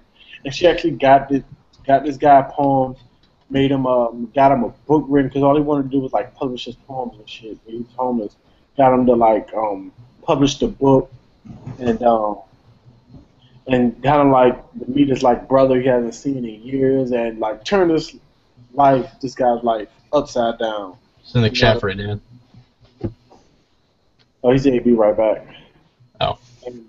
And dude, that type of shit is amazing. Yeah. I know you can't help everybody, but the little you can do just to help somebody in the least is just so awesome, man. I had a friend of mine, and I'm pretty young compared to him. Well, I guess about everyone here. I'm probably the youngest one that exists here. But I had a guy. When I was in high school, I would go down for a while. I wouldn't have internet at the house, so I go down to McDonald's with my laptop and get a soda and hang out at McDonald's half the day. And ended up getting to know this guy who was down there on a laptop a lot and talking. He was basically homeless, but you might be able to think it by the bike he rode around on and the way he dressed, but he would never ask anyone for a penny. I mean, he bought storage units. He shagged golf balls in the middle of the night, for 6 hours a night, soaking wet. He washed in storage units, stuff like that. Real good guy. And it was funny because he had some DVDs. He was taking to a pawn shop the next day, and he was going to sleep in a playground in one of those tube things. And it was surprising how gracious it was that I held on to the DVDs for him at night so they didn't get stolen. And how gracious he was that I just didn't steal them. Like it's kind of, we ended up becoming good friends after that. I haven't heard from him in a while because I haven't seen him. His phone goes dead every once in a while. But and people think if you're homeless, you got no respect or you're just dirty, filthy. But people realize you got good people good people have bad luck. Yeah, you do, man. I mean, yeah, you do. Like. I mean, hell, right. I'm jobless and on food stamps right now. It sucks like hell. Right. I bet. Shit, I got family members in the same situation. I have friends. I mean, I got lucky enough. I got my parents let me stay with them, but I have people that I was in a Circle K over here the other day, and guy told me, he's like, wow, I wish I had one of those. I pulled out my food stamp card and got a drink. He's like, wow, I had one of those. I'm like, no, you don't. You live anywhere close to DC? No, I live in Phoenix. I can get you a job tomorrow. And honestly, I'm to blame on myself for a while. When I lost my job, I was in a bad relationship, lost my apartment. I'll be 19 in about a month. I'm still young. Right. But I had my first apartment with a girlfriend I wasn't in a relationship with too long, and things got screwed up. I was lazy for a long time, and I'm recently starting to get back into looking for a job and actually busting my ass for it. Yeah, I feel, bro. I'm lazy as fuck too. Like I want to find a job after I get some more money, but I'm lazy just fucking trying to find a new job. But yeah, that's how it is sometimes. I mean, I don't think it'll get better. You know what I mean? And just fucking happy every day and not all depressed and shit like that. And that's the thing, as much as people like to say, you're not if you're jobless and not spending 40 hours a week looking for a job, you're not looking hard enough, which is true, and I'm a hypocrite about it. But I mean, when you're there, it's just kind of depressing, and it's hard. It can be hard. I mean, it's like going through life with a boat anchor attached.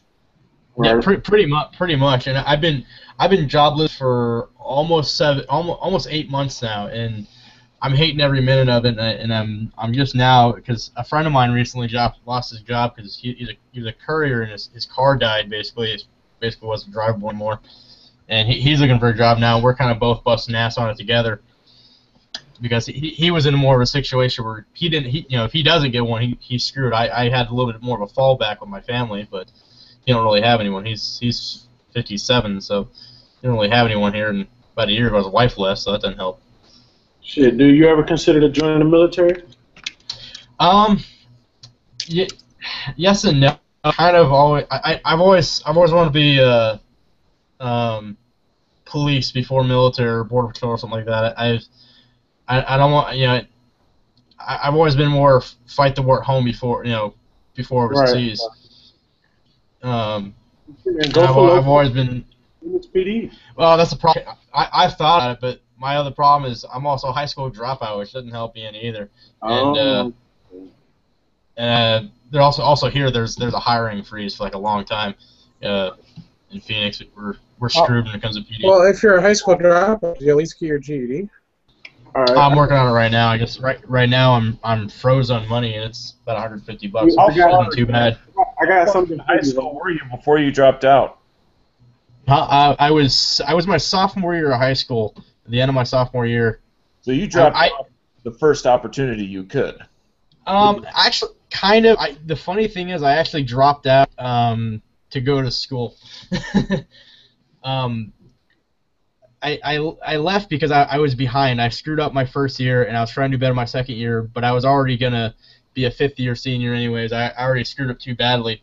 So I left to get to go to online school or something like that, and I was actually going to go to school. I was going to do that, get a job, and go to school for guitar making, which is something I still want to do, but it's expensive and there's no job market for it. So what happened was I ended up I started going to online school, and then I ended up starting working, ended up taking too much work, and I ended up just stopping going to school, which honestly the way schools are right now, there's not much of a difference other than a piece of paper. But I went to the school I went to wasn't a good school at all. But I did, bro. I dropped out too. I dropped out in the 10th grade. Yeah, right? same thing I did. Right. We got into a big gang fight with MS-13. Oh, fun. Yeah, right. It was fun. And I dropped out. Well, I got suspended for like 2 weeks right before like finals.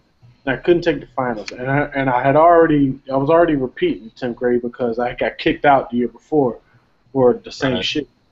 So I dropped out. I was like, fuck that, and I let like a couple months go past, and I went to Job Corps in West Virginia.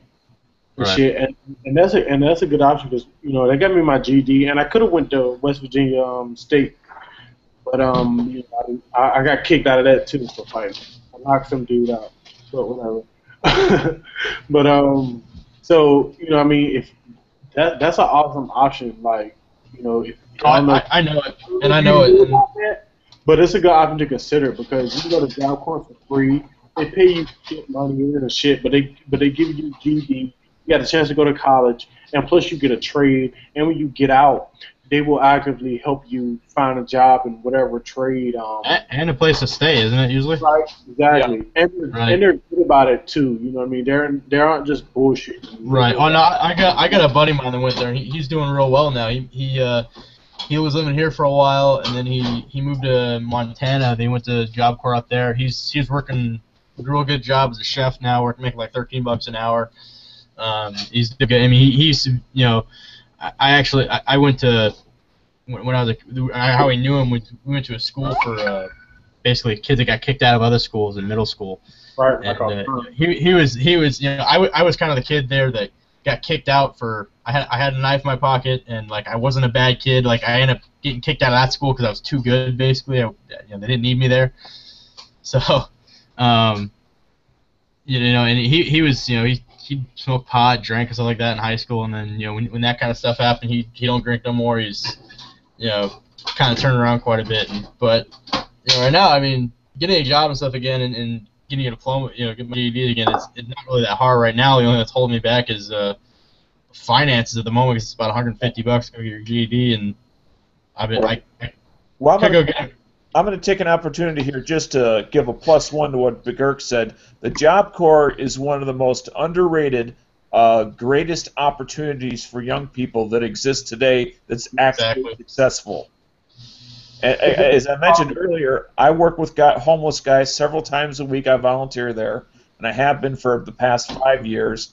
And I have never heard anyone involved with that program that has ever had anything bad to say about it. I agree with you.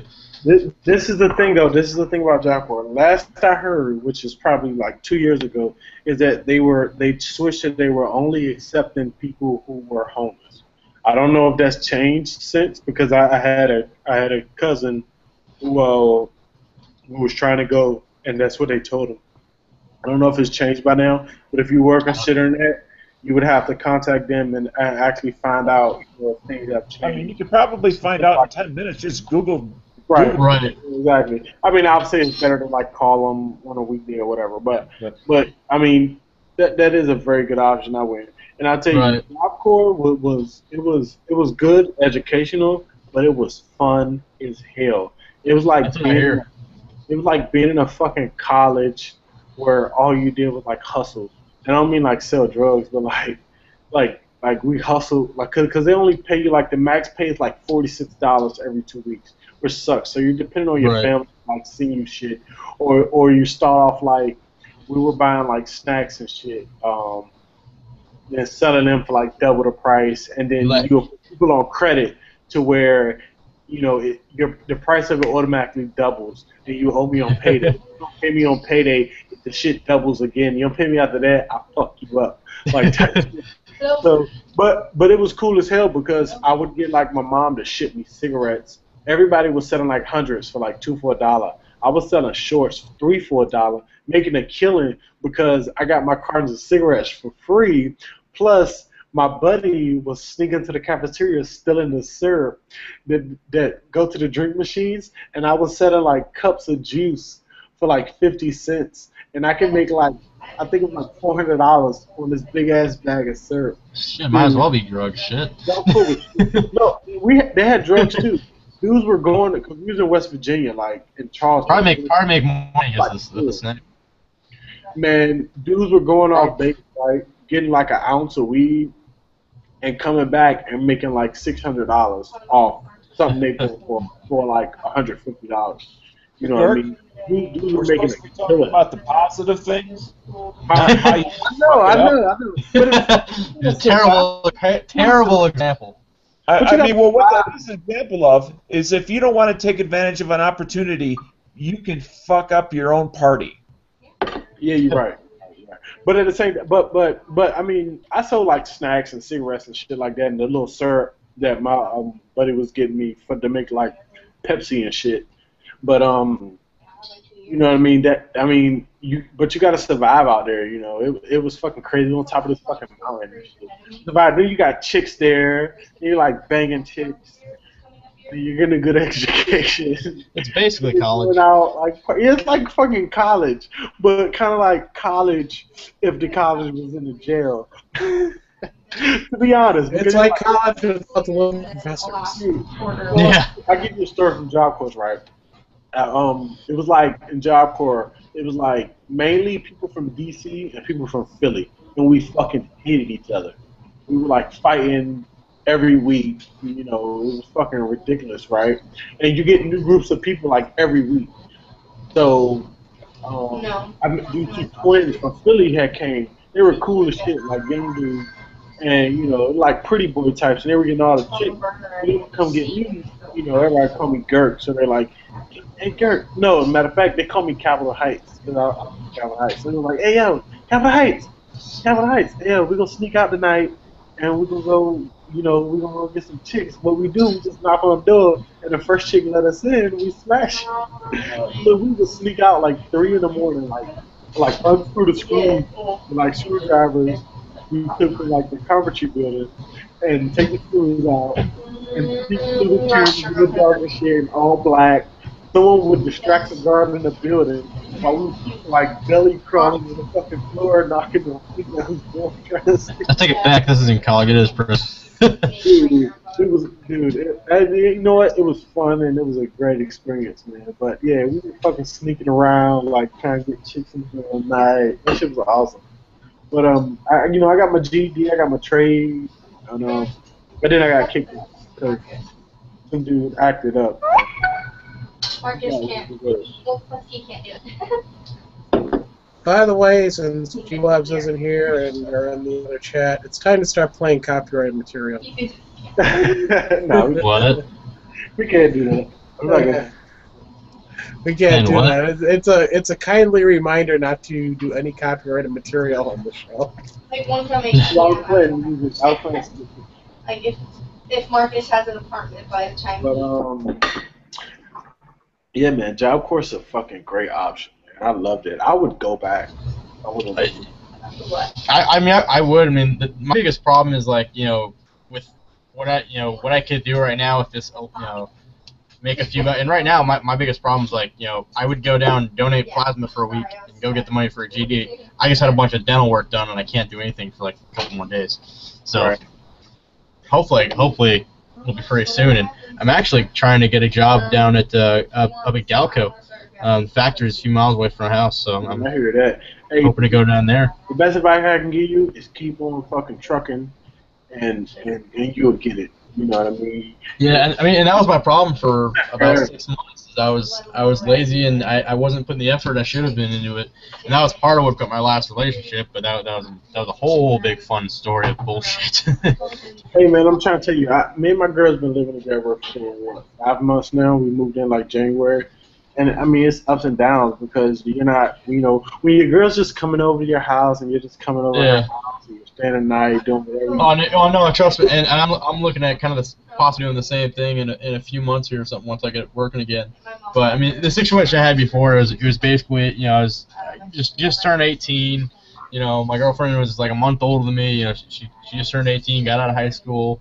You know, she got her first job at Walmart. You know, and was late several times. And you know, she's working there for a month, and then she wants to move into an apartment. Moves, and then asks for a transfer. And then doesn't show up to work, and then she ends up losing her job, and I'm paying the only thing. She wants me to sell my gun. She wants me to sell everything to make the money. It was ridiculous. I mean, that was when and then we went on food stamps, and I hated it. In fact, I sold, you know, I had like Glock 19, my first one I ever had. I got it probably 4 or 5 months before that, I ended up selling it. Then she left me.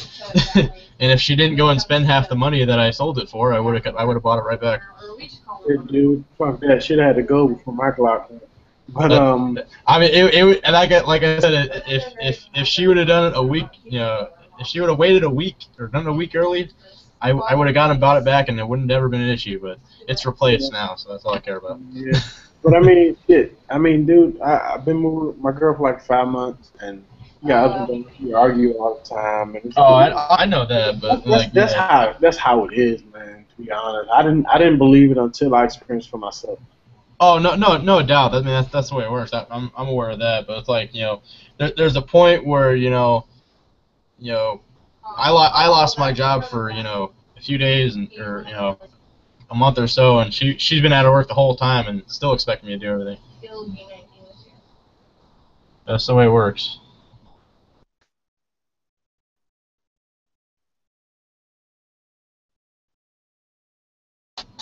Did B freeze or did I freeze?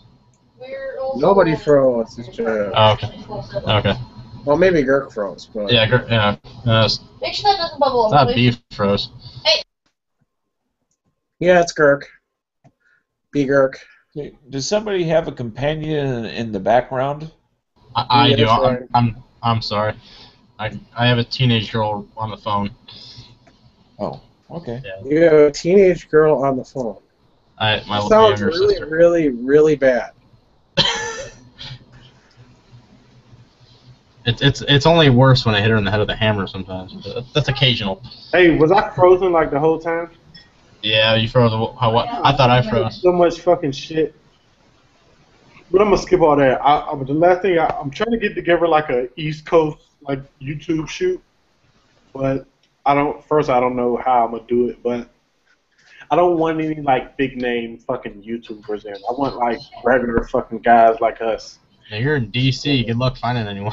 You have to go down to Virginia. But I mean, it's people on the East Coast that I'm pretty sure, or close, that's probably willing to travel for something like that, and maybe There's You know, maybe I was gonna say the only way you can get Stone Guy to show up if you have big names. I know, right? Come out. Jeff Blumenman from From Arm Dynamics. yeah, I think he's in Philly, I think. Yeah, he's in somewhere in Pennsylvania. Yeah, I mean, I don't know him, but it'd be good to probably connect. Right. Shit. Right, But, I mean, and the cool thing is, I think he travels and stuff like that for training. Maybe you can arrange something like that. Who knows? it's crazy. I need to be thinking about taking a fucking class from him. That'd be nice. But I'm waiting to take a class with Jaeger. I've been wanting to. I've been kind of stealing ideologies from him and a couple other people, and one of these days I'll end up doing it. Yeah, but I mean that's kind of like my goal. Maybe not this year. Maybe that's like my goal for next year. But I mean, we're gonna get that happening. I guess I gotta talk to Marco about it because I need him to help me out because he got more contacts, more longer than me. So, and I'm not a big networking guy, man. I just get up here and talk shit on chats and make videos from time to time. I'm not. My girl always tell me, if you're on YouTube so much, you need to be making some money off of it. But I'm like, fucking, I'm gonna have to devote even more time to it because I like watching other people's shit. I don't really give a fuck about what I make. It's not about nothing. But am I frozen again? No, you're not. Oh, okay. I was about to say, damn. But I mean, it's just gonna happen. It's gonna be alright. If I like to fucking connect with people and shit like that, like y'all motherfuckers are like all the way on the other side of the country. Oh, 12 o'clock. Do what now? So it's about 12, like 10 till. Oh yeah. So, shit's gonna happen. I gotta fucking start going to the range more.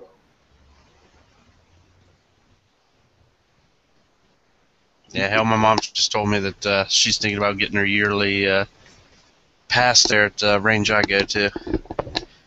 I don't, I need a fucking outdoor range, man. I can't stand indoor range. Hell, I want an indoor range around here. I don't even, not even like an outdoor range, because regular outdoor ranges are just like fucking indoor ranges. You're in your little lane. I want like a open like lot or a pit or something where I can fucking run around and do some high speed shit. That's the shit I like. I don't like squirrel range, standing and just shooting. That shit is so fucking boring. I don't care how big my groups are. I don't give a fuck. I just want to fucking maybe hit some steel fucking running. You know what I mean?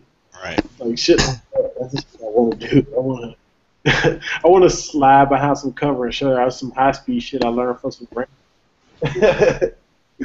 That's the only thing I hate about this range. I mean, you're not allowed to use steel targets or anything like that. You gotta use paper and. Right. What's the theory behind not using steel targets? Steel targets? I don't know.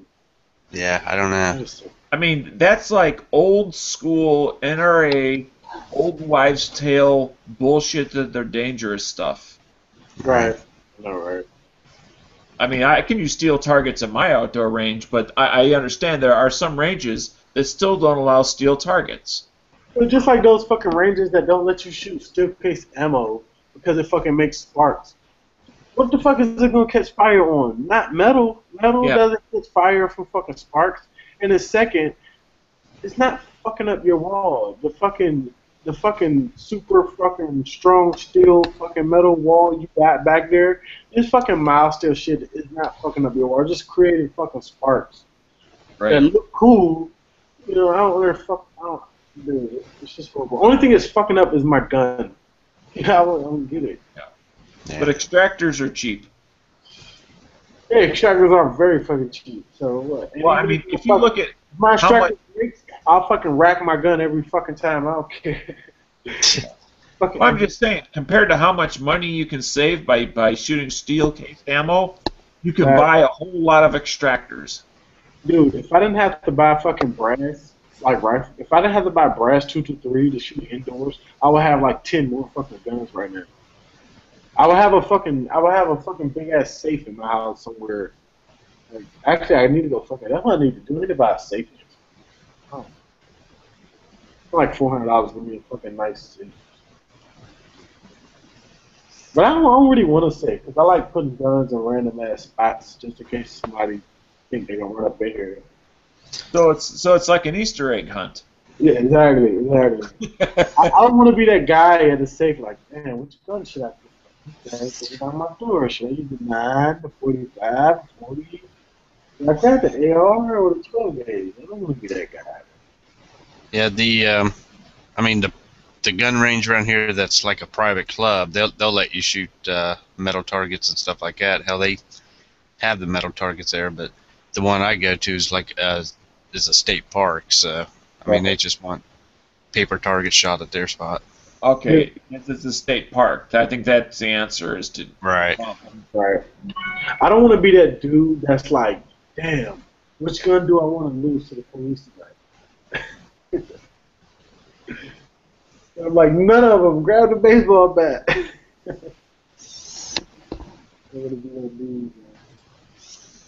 I would hate that. I would hate fucking using my gun in a self-defense situation, the police taking my gun. I would hate it. Oh, that would be horrible. Never been able to get your fucking gun back.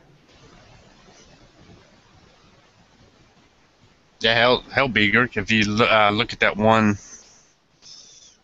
video I've got of the where I was test firing the AR I built, I kind of do a little panoramic view of the gun range I go to. Was it like a sand pit or something like that? No, they've got like trenches dug out in the ground, to where it's all, dirt all walled up around you and everything. Right. Well, are you there by yourself where you can just like run around and do whatever the fuck you want? No, a lot of times there's all kinds of people there. See, I don't want like a static line that everyone has to, I want free range of motion, like, right. I can fucking set up some barricades or whatever, and I can just run behind them, cover, slide in there all like sexy, like, and do like a reload from a magazine that's like tucked in my sock. You need to go to Hollywood. Like, I want to do some shit like that. Like, like in the fucking army. That's, it's like, when you're not fucking, on a square range, you're doing like a fucking assault mission or something like that, or a DA or something like that, and you're assaulting some made up fucking compound with Connex boxes or the little shits they use on shipyards, the little shipping containers that look like the windows and shit cut out. You're stacking up on door, you're running, clearing the fucking house with blanks and shit. You're behind cover, you're running around, you're moving, you're giving directions. And, like, I want to do shit like that. Like, I guess I've been like blessed by the army to be able to do like cool shit, and that's the type of shit I want to do. I think that's what matters, not standing in one fucking spot, because it's not real. Right. It's like you get a lot of. I actually got in a conversation with a friend of mine and about what like I said, I said to him earlier, I'm a Jaeger fan, and kind of his training style, and he was going off of me. It's like you don't move while you shoot. I'm like, well, in real life, you may be fucking moving, or you don't exactly why. If I were you, I'm not gonna stand in one spot while I'm getting shot at. Wait, you better fucking move. Yeah, exactly. It's like you gotta be right. You gotta have your right stance. You gotta hold your arms right and have your right stance. What the fuck's the stance if you're knocked on the ground or you're pinned in the corner? I was watching the videos, these competition shooters. They were like proving, the videos about proving that the stance you're in does not fucking matter. The guys hurt their legs whichever way, and it was like, as long as your upper body's good, it's all fundamentals. Have to be good. Your fucking arms in your head. It's your sight picture and fundamentals. Exactly. You just fucking. As long as you got a good side picture and a decent fucking trigger pull, no matter if you're fucking upside down in the middle of a fucking cartwheel. Yeah, exactly. You hit that fucking target. You know what I mean? All that other shit doesn't even matter. Like, I mean, if you're trying to put bolts to the same holes, it might help if you got a good stance, if you're doing that kind of stuff. But in reality, it doesn't really matter. If I hear gunshots, I'm hitting the ground first, and then I'm pulling my gun. Exactly. and if you look like military shit, right? Look like military shit. Only time motherfuckers are standing up in combat shooting if they're like behind like a tall ass wall, a corner of a brick wall, out somebody's fucking door in somebody's house. Other than that, you're prone or you're behind somewhere in like a fucking ditch or something like that. You know what I mean? Like, and then you're putting down like area, Cover. Yeah. I mean, my girl. That'd be some fucking cover, cause fucking dude. Get behind the car. No, I'm kidding. Let me tell you something. Get behind the engine block unless you're facing a 50 cal. Dude. 2009, I was in my garage, ready to hang and shoot the shit, and I just hear bam, bam, bam, bam, bam, bam, bam, bam. I'm like, and yeah, because I lived in Laredo for that many years, I'm used to hearing gunfire. And I was like, the first thing I did is just hit the ground. It's like instinctive. You just fall as fast as you can. No matter how much it hurts, you just fall. And that's the end of it. They shot a neighbor's house across the street. Padding that it doesn't hurt when you fall. Hey, where are all these people back coming then, I wasn't as heavy, but even then, I'm losing weight. But dude, this is my thing. I've been shot at multiple times. I didn't even hitting the ground was cool, but I didn't fucking hit the ground. I got the fuck away from where the fuck they were shooting me from. Well, you gotta leave leave the white women alone. You don't have that problem.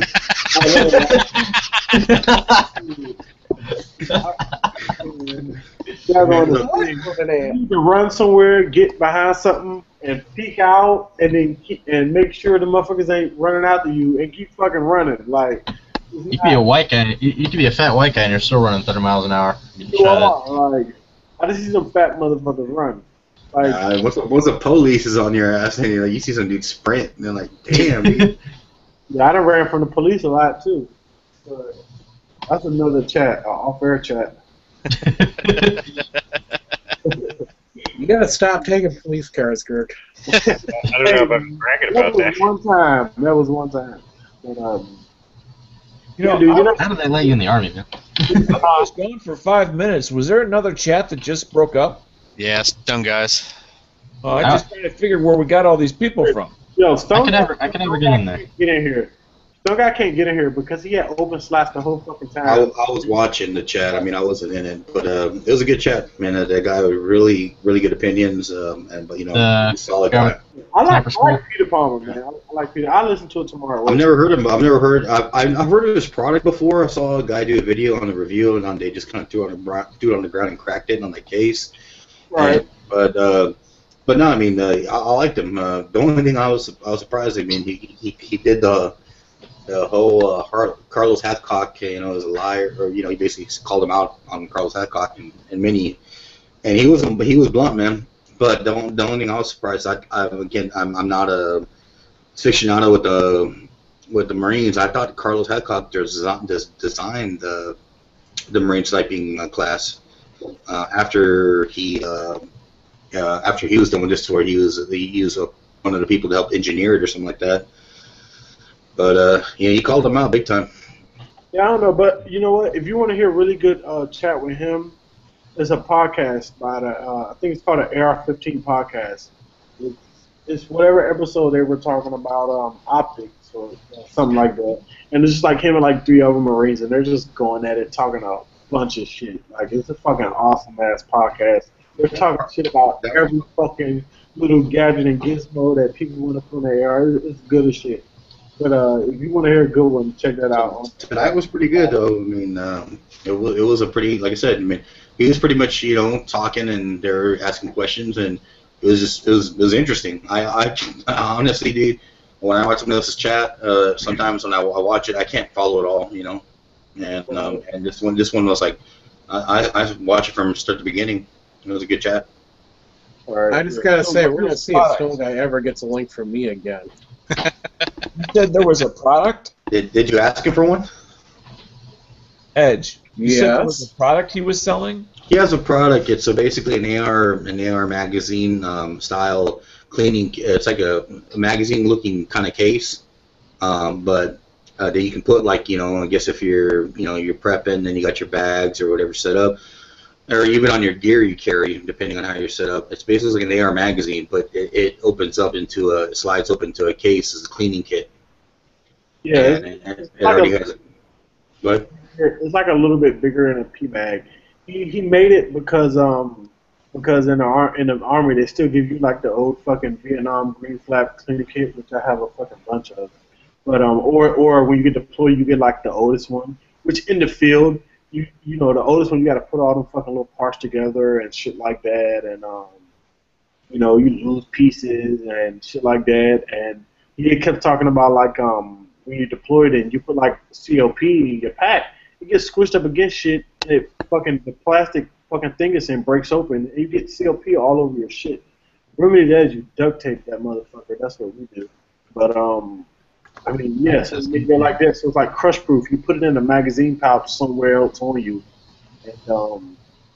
and it fucking works. It's cool. It's just like your basic, no fucking frills. So he's military? Yeah, he was a Marine. Yeah, okay. I put in the side chat that whatever his stuff is.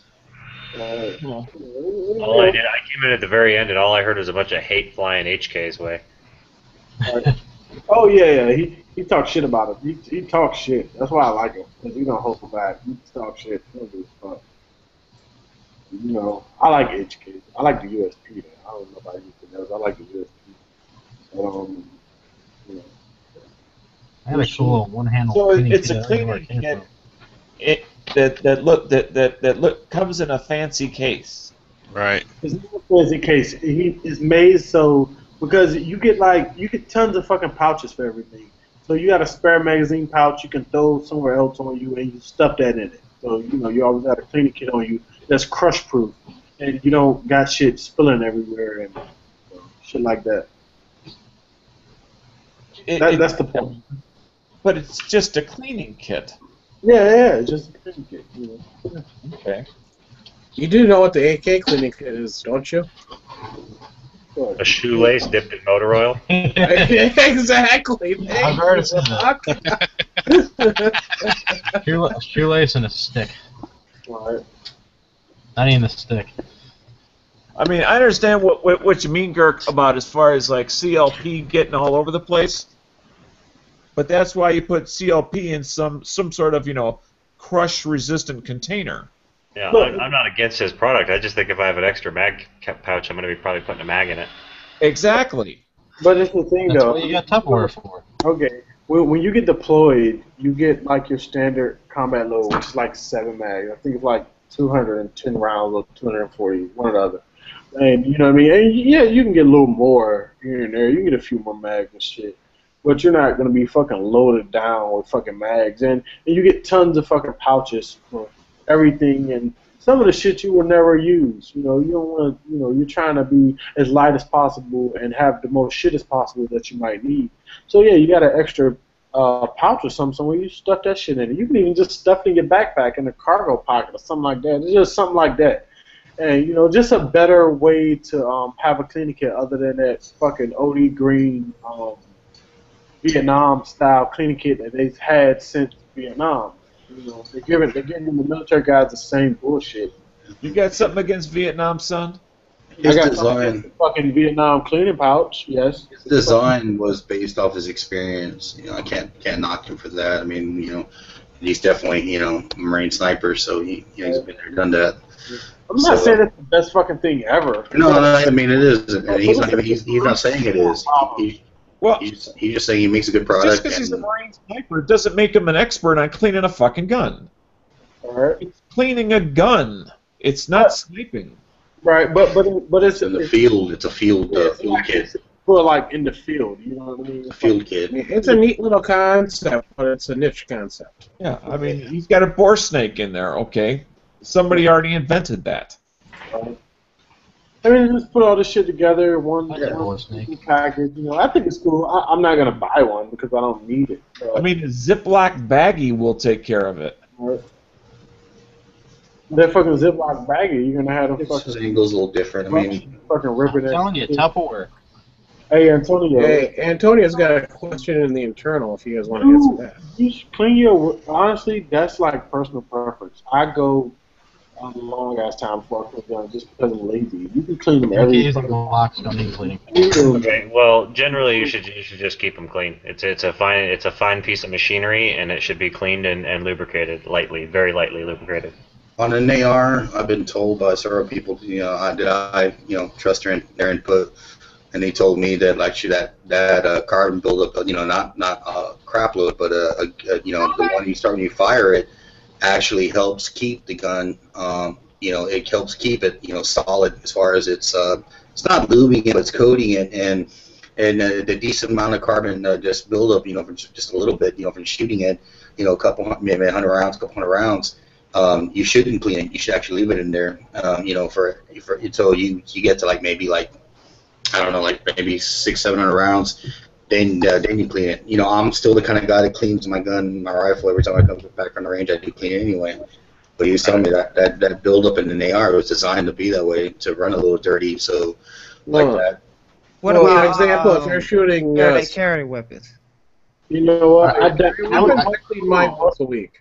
Hold on, I want to get on the AR thing. When the AR was first fielded for the military, they didn't even issue the guys clean because it's supposedly self-cleaning, right? But I think, the military says always clean all the fucking time, right? But it all comes down to personal preference and how often you like to clean and, shit like that, to be honest. When you want to clean your fucking gun, clean it. Now, you put 1,000 fucking rounds through your gun, clean it because it's dirty as hell. You know what I mean? You don't got to detail and take every part, but clean the barrel out. Field strip. Field strip cleaning. Yeah, basically, clean it up. More safe. Right. And even so with your carry gun, with my carry gun, I don't leave that shit dirty, man. It's just but that's me. You may not feel comfortable with leaving it dirty. It's all personal preference, to be honest. All right. Well, one of the reasons why I'm asking about my carry gun is I work in a very dusty environment. As an example, I go to work with my hair black. I come home with it blonde. Right. Oh shit. Get an air compressor, just blow it out every once in a while. Yeah. And if you're doing that with your carry weapon, and you carry when you're doing this? Yes. Okay, I would be cleaning mine out at least once a week at that point, maybe even more. All right. Can I get a little bit in here for a second? Shoot. I love it. I don't have any military experience or anything. I have been shooting and carrying guns for a long time. My theory on it, the place I come from, is that they're designed to be shot clean. They're designed to wear a certain way. And for another big thing for me is when you get carbon buildup, you can get carbon buildup like in places like under your extractor, to the point where it'll build up and not grab the rim of your shell properly. You can get it on your feed ramp to the point where it won't feed your rounds properly. And again, they're designed to work a certain way. It's a machine. It's a well-tuned machine. You want to, especially I work in I grind knives all day, so I have metal powder and stone powder and all kinds of different dusts in the air all day. And I clean my gun at least 3 or 4 times a week. I field strip it. I don't detail clean it. I'm on the same boat with everyone. I think a little bit of crap in the gaps, in the frame, the gaps in the grips, the gaps in the that don't wear clean is good. I think that's a normal thing for a gun. But a field strip and clean, I think, should be done at least a couple times a week, especially if you're being dirty. Right. There are also people that over clean a lot too. Right. You know what? I don't even believe it's such thing as over clean. Yeah, I don't know how you'd over clean. It can only be spotless. Yeah, right. I don't think you can't hurt it by cleaning it. Unless you clean all the oil off. Well, I mean, just cleaning it when it's clean and there's not really anything to clean. It's just kind of. Well, I know Yankee cleans his carry gun once a day. Right. I mean, that's cool. Like you know, that's how a person. I think he just like expecting the barrel. Yeah. How you feel? How you feel that what needs to be done for your gun to work when you need it to work? It's one of those conversations that just shouldn't be had because nobody's going to agree on anything. Yeah, I mean, there's all different ideologies. My brother carried a Gen 2 Glock 17 for around 15, 16 years, never cleaned it once, shot thousands and thousands around through it, carried it for years and years and years, took it camping, dropped it in the river, all kinds of shit. And it still functioned. All the functions worked on it, but except for the field stripping. It was so filthy you couldn't strip it. But it still worked. I mean, I look at it like, well, if he got into a real situation, that's like, Murphy's Law, that's the one time his rusted recoil spring is going to break.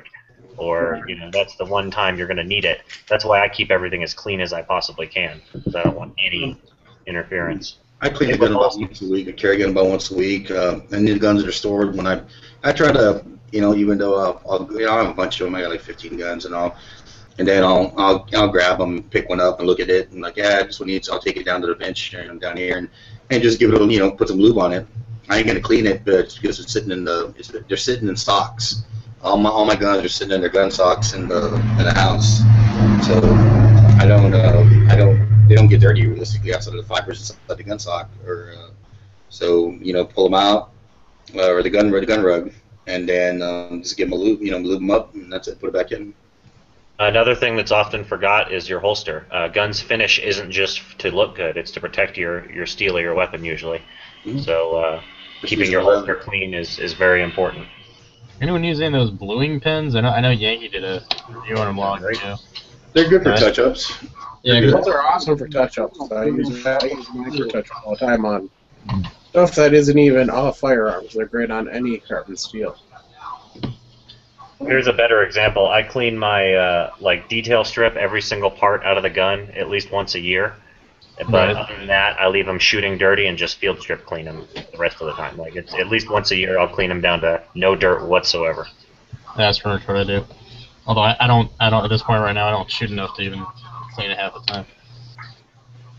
Yeah, if you got like a 1911, you definitely want to clean it, take apart the slide and take the extractor out, because man, you never think about it. Like, you finally get the balls to take the extractor out. If some people don't touch that stuff. Like, that's beyond me. I'll take the gunsmith.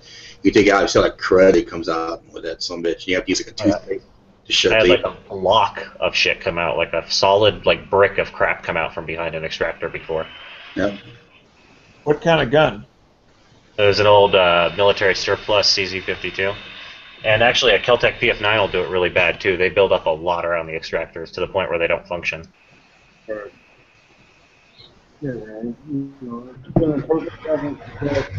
question, what's a good lube to use on your firearm? Because the stuff I'm using is probably not designed to be used with firearms. Because I work with machinery, so I use the machinery oil that I have. Oh, man. You know what? It's honestly, it's some things. It's one of those preference things. Some people make their own. It's not even really a preference thing. It's kind of like metal lubricants are metal lubricants. On your gun, you got metal on metal, so you need something that's is a lubricant for metal. It will work. Now, some are better than others. Some are specially formulated for firearms. I honestly think that's bullshit. Yeah, but is the mechanical? I was going to ask Antonio's question. Is that mechanical lube designed for environments where the metal heats up?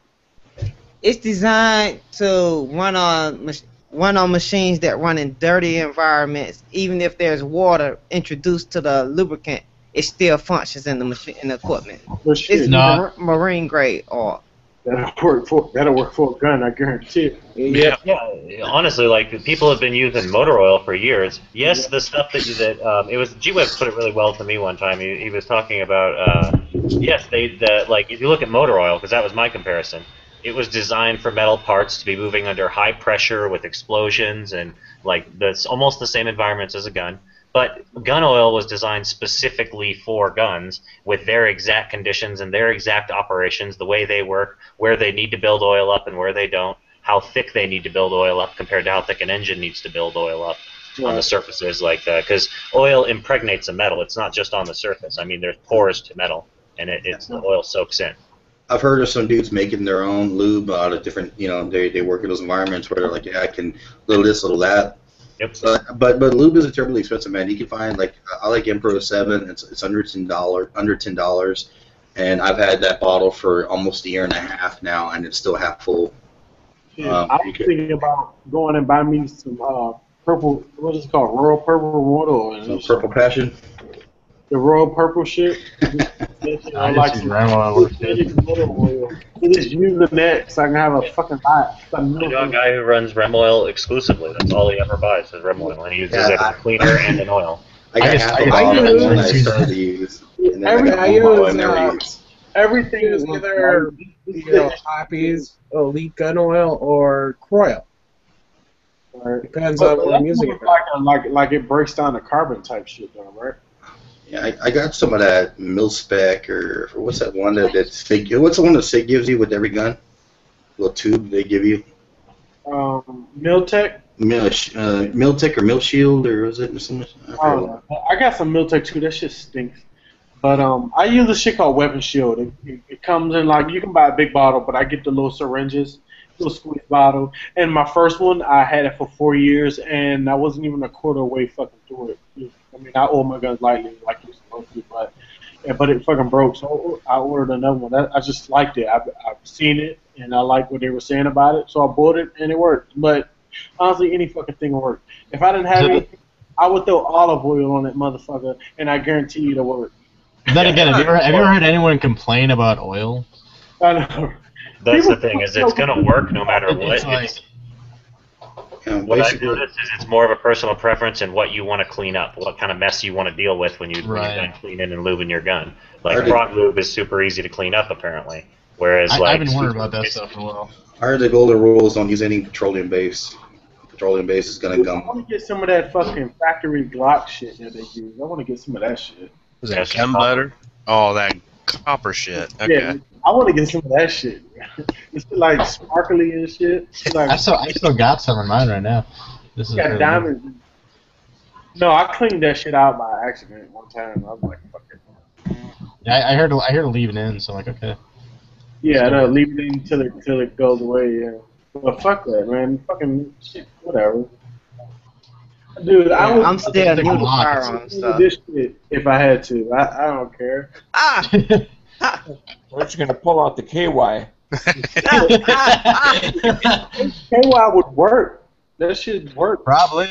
Yeah, I've been camping and lubed up my knives and machetes and stuff with like canola oil, and it kept them from rusting. That's for sure. Right. But it wasn't. Well, I'm gonna say it's about why KY won't work. It dries out. I've oiled the double barrel. I beg to differ. They corked those up. But yeah, man, I mean, it works. You know? But you just gotta find what you like. Well, any water-based lubricant will dry out because, especially if you live in a dry area, it'll dry out fast. Is that what your kitty told you? I wasn't Virginia, bro. But earlier I was out. It was like evenly cats and blocks in here. You know, honestly, if you want to know about lubricant, just look at what the pros use. Spit. And every pro uses something different. No, they spit. Pretty much all of them.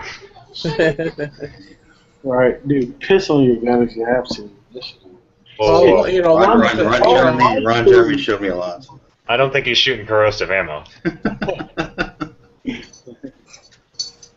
I mean, you never know. I have another question. What's a good place to buy 223? Because I know I'm probably not buying it. I wasn't buying it in the right place because I would just stop by Walmart and pick up a box. But for the past month, they've been out. How much you looking for? You looking for a couple of boxes, or you looking for a couple of thousand? No, just a few boxes. I don't have a lot of money, so I take the little small amount that I have and just buy a few boxes. Dude, Walmart's going to be one of your best bets. I just posted a link for you. The Ammo Seek. I don't use Ammo Engine anymore, but Ammo Seek is like a whatever the fuck it's called, whatever the type of engine. but that's for buying large quantities, and shipping's gonna kill them. Have you guys ever tried that app, Brass Badger? Nah. For your phone? Nah. Where it tells you in local areas. Real quick though, if no matter where you live, Walmart's usually a couple bucks under your local gun store. If you can afford it, it's better to support your local gun store to give them as much business as you can. But I mean, I would like to do that, but they close every You were time I saying get off. something about ass badgers? What the fuck? Well, you're projecting, Cork, but I was reading. There's an app, ammunition app you can get for your phone called Brass Badger, and it tells you like in your local area where ammunition is. Supposedly they get like people comment in or tip in or stuff's coming in.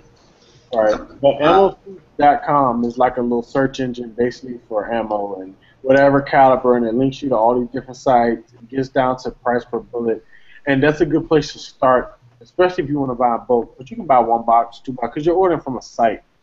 But if you're gonna order online, order in bulk, at least 500 rounds, because shipping is gonna kill you because you gotta pay like the little ordnance shipping bullshit, like $20-something fucking dollars. Ooh. Yeah. Ammo bot, yeah, ammo bot. I used to use I don't know. I mean, I think ammo seek like works better than I look at all three, and I commonly see basically. I mean, I just verified that they're coming up with the same results. Yeah, definitely. Yet you have to pay attention to are you getting that you're getting what you want? That are you getting brass? Are you getting steel? Are you getting aluminum case? And are you getting the bullet weight that you want? And are you getting new or are you getting remanufactured ammo? All right, because right now I got 500 rounds of 5.56 at 33 cents a round. First thing popped up on Ammo Seek. Brass, MagTech, awesome. You can't. But that's where that's still not a done deal because until you factor in shipping, some of the sites will do for you. You just have to go another step or two down the road. Right, but at the same time, but honestly, most of these online sites, if they're not giving free shipping or something, the shipping. Right. That's why you have to buy. That's why I asked him if he wanted to buy a few boxes or a couple thousand. Because unless you buy at least 500, it's not going to be any kind of a deal because your shipping's going to kill you. Oh yeah. Yeah, I factored in even like at 500 rounds that you can almost always get it for about the same price with sales tax locally as you can ordering with shipping. Yeah, if you get it at Walmart. Of course, at online, it's guaranteed to be there. Walmart, there's no guarantee they'll have it. It's definitely hit or miss locally. But so that's you're playing that game. Buy 1,000 at a time. These motherfuckers are selling 100,000 rounds like 33,500. It's like a big ass pallet. There's a place at that price, I'd expect to see the ammo like at 25 cents around, not 33 and a half. I know, right? That's crazy. That quantity, you should be paying 20 fucking cents a round. Yeah. Well, I'd say 25 because you're taking 20% off the cost roughly. Even this 50,000 is $17,000. Like, nothing to do. If I won the lottery, I would people would be pissed at me at the gun show because I would just go in there and buy every fucking. Let me stick the ammo in there. I would buy. I would leave nothing but like the weird ass calibers. Yes, G-Webs, you did. Damn, you're fucking selling blue tips for $11.50 a round. That's more than like $3.38 LaPointe. It's crazy. Yeah, so what's the average price per round? Price per round is $11.50. Oh wow! What's fucking ripoff? And that's on cheaper than dirt. Expensive. Oh, that's cheaper than dirt. So of course it's probably twice as much as everywhere else. Crazy! I'm about to post this shit. That's ridiculous. $11. Yeah, I've heard that. I can't remember who told me it was like they're like $8 or $9 a round. I don't buy shit. 50 cals, which are like $3 to $5 a round. Right. I remember when I first bought my 40, I was buying for $10 a box. Gert. That link in the side chat's for you. You wanted some 5.56 by the pallet? There you go. Oh yeah, no, that's what I was talking about. Let's say when I was talking about. Oh, okay. Yeah, I would. Shit. That's too much. I would just go for the cheapest one and just buy as much as I could. That was. But no, I gotta. But it's only $33,500. I know, right? I wish it was 35,000. 95. You know, 62 grain, full metal jacket, 5.56. I wonder how much shipping is, and too, if the poor UPS man is gonna have a hernia trying to deliver that all to you. Well, dude, for that price, shipping better be fucking free. I can just see the UPS man just getting all With the freaking hand pissed truck. that you've got, 10,000 rounds of ammo and just starts throwing them in your yard over your You fence. see the UPS man like taking a box out the middle of that fucking pallet for himself. yeah. Notice. Or the UPS guy just leave the damn truck. Alright. Shit. I feel for that truck guy who connected has it out. 1,000 rounds of anything in his fucking house, like whole fucking wall stacked up. But I was surprised when I first saw that because I stumbled on it. That just to the there's nothing wrong with selling ammo by the pallet to the general public. It's just I can't imagine there's that much of a demand for $33,000 worth of ammunition in one purchase. It is. Just think, dude. If I had the money to if I could afford that, that's how I would buy my fucking ammo, by the pallet. Well, yeah. Yeah, I mean, think of how many training schools there are and how many rounds they go through every year. I mean, Well, yeah. Well, just the teachers. the training school is not the general public, though. Costs 20 Bitcoin. Maybe they're not selling it to the. They're not government. What would you consider them? I mean, Business. yeah, well, that's A business in the general public is an individual like you or I. Yeah, that's 2,000 rounds a week. So someone who's a professional shooter might. But I know guys that were not even like wearing T-shirts with all kinds of names on them that would buy pistol ammo by the pallet. Oh yeah, I heard this on the radio. A guy's a competitive shotgun shooter, and he goes through over 100,000 rounds of shotgun ammo a year. And have you used that free munitions? That's training ammo. But just think, if I could afford it like that, you know what I mean? If I made $1 million a year, that's how I would buy my fucking ammo, like $33,000.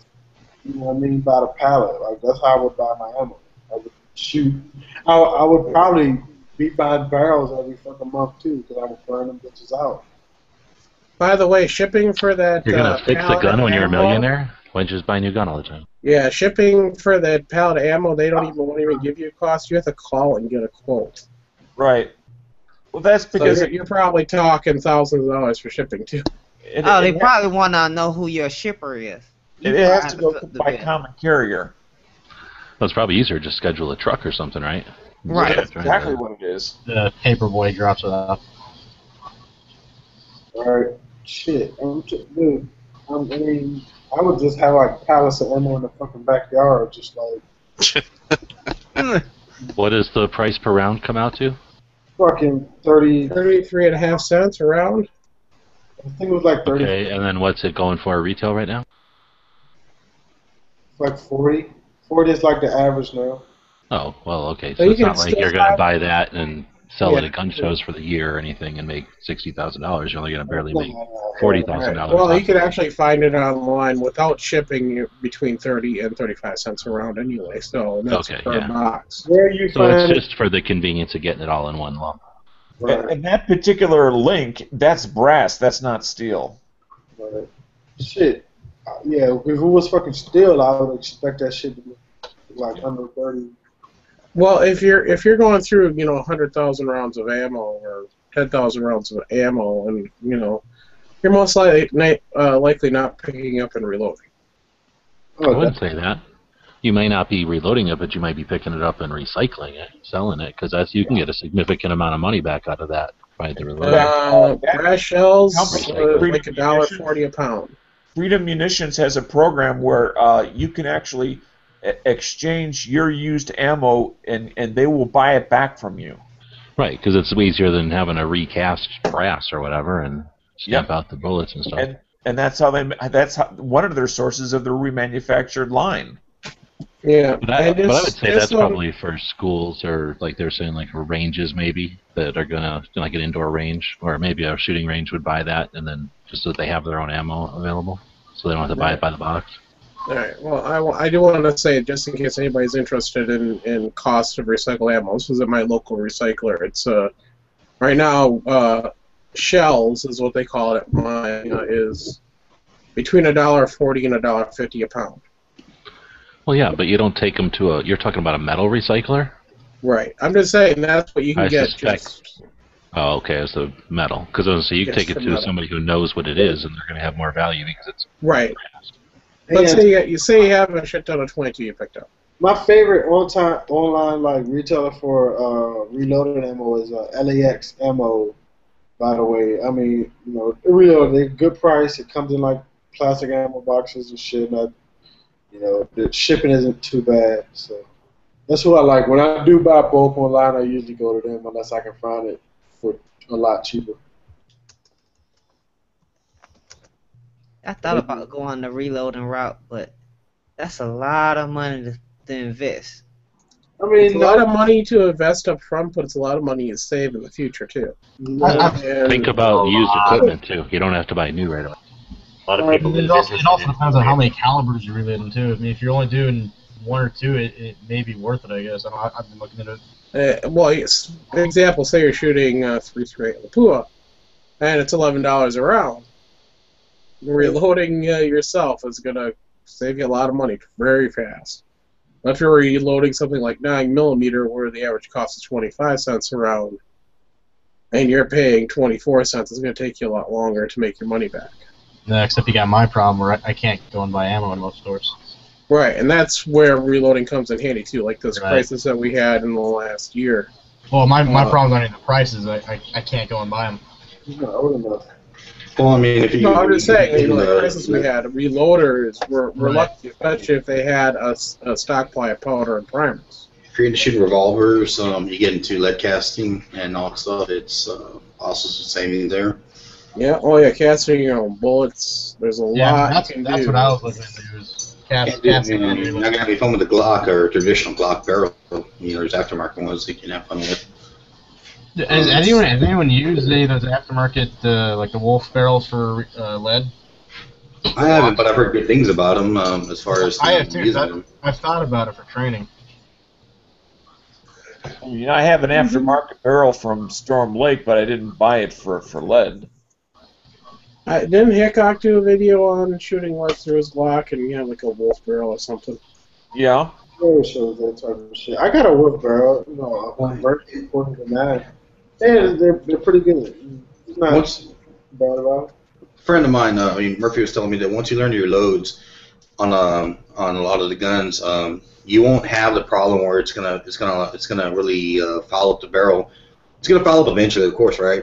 But you're not gonna have the reason that a lot of people have those issues is because the way they load the bullet load between the powder, and the casting. Once you really get in the sweet spot, it'll be minimal. You're still gonna have to clean the shit out of the pistol. I shot some cast reloads through my 6-hour SP2022, and I shot 100 rounds, and it was a task cleaning the shit out of that to get all that lead fouling out. I've also seen some tricks on basically cold shocking the lead, and it helps keep it cleaner. Basically, when you instead of letting it cool or dropping it in water, you drop it in ice water. It'll help. It keeps it from. It makes it a little harder. It's a good way to crack your barrel. What was that? It's a good way to crack your barrel. If your barrel's too hot and you dip it in ice water, it's very, very possible it'll crack. Not the barrel, the cast bullets. Oh, okay, sorry, I missed that. No, I had a while ago. I don't want to do that again. That's a great way to crack your bullets. Maybe. I don't know, like, I never really, like, my personal guns, I've never really shot enough where I had too much fouling or anything in the barrel. The most I've ever done, like, when I was in California last year, we had to, like, waste all these blanks. We didn't have to turn them in. So, I probably shot like 500-600 rounds of blanks through the M16 with a flash hider on it. So nothing was escaping. Everything was in the barrel, and that was dirty as fuck. I mean, so I got a bore snake. You just run a bore snake through it every couple hundred rounds. Now, when you shoot lead, you'll see that buildup in there. Oh yeah. At the barrel, and like I said, they make special tools to get that stuff out. But it was a pain in the ass, and that's the last time I shot lead. But you know, and I mentioned it to my buddy, and he's like, "Yeah, well, once you get your load figured out, it'll minimize that buildup. You'll have some, of course, but not that stout much. After shooting 100 rounds, it's all about the way you set up your load, and that's a progression of reloading and learning, where you're at." Yeah, because I thought if I got into reload, that's probably the way I go. I mean, if you're looking to save money, you might as well go save both ways, and just buy primers and powder. Because you can get with a tire shop, you're pretty good on lead. I got this bench to do that, so I just need the rest of the stuff. I'm not gonna buy any guns this year. Anyone want to buy Gunnings? No? Nah, I gotta save up my money. Which one? What was that? You said Jennings? Which one? Jennings J22. In fact, it doesn't cycle for crap, and I may have actually fixed it. I'm not sure. I haven't gotten to test it yet.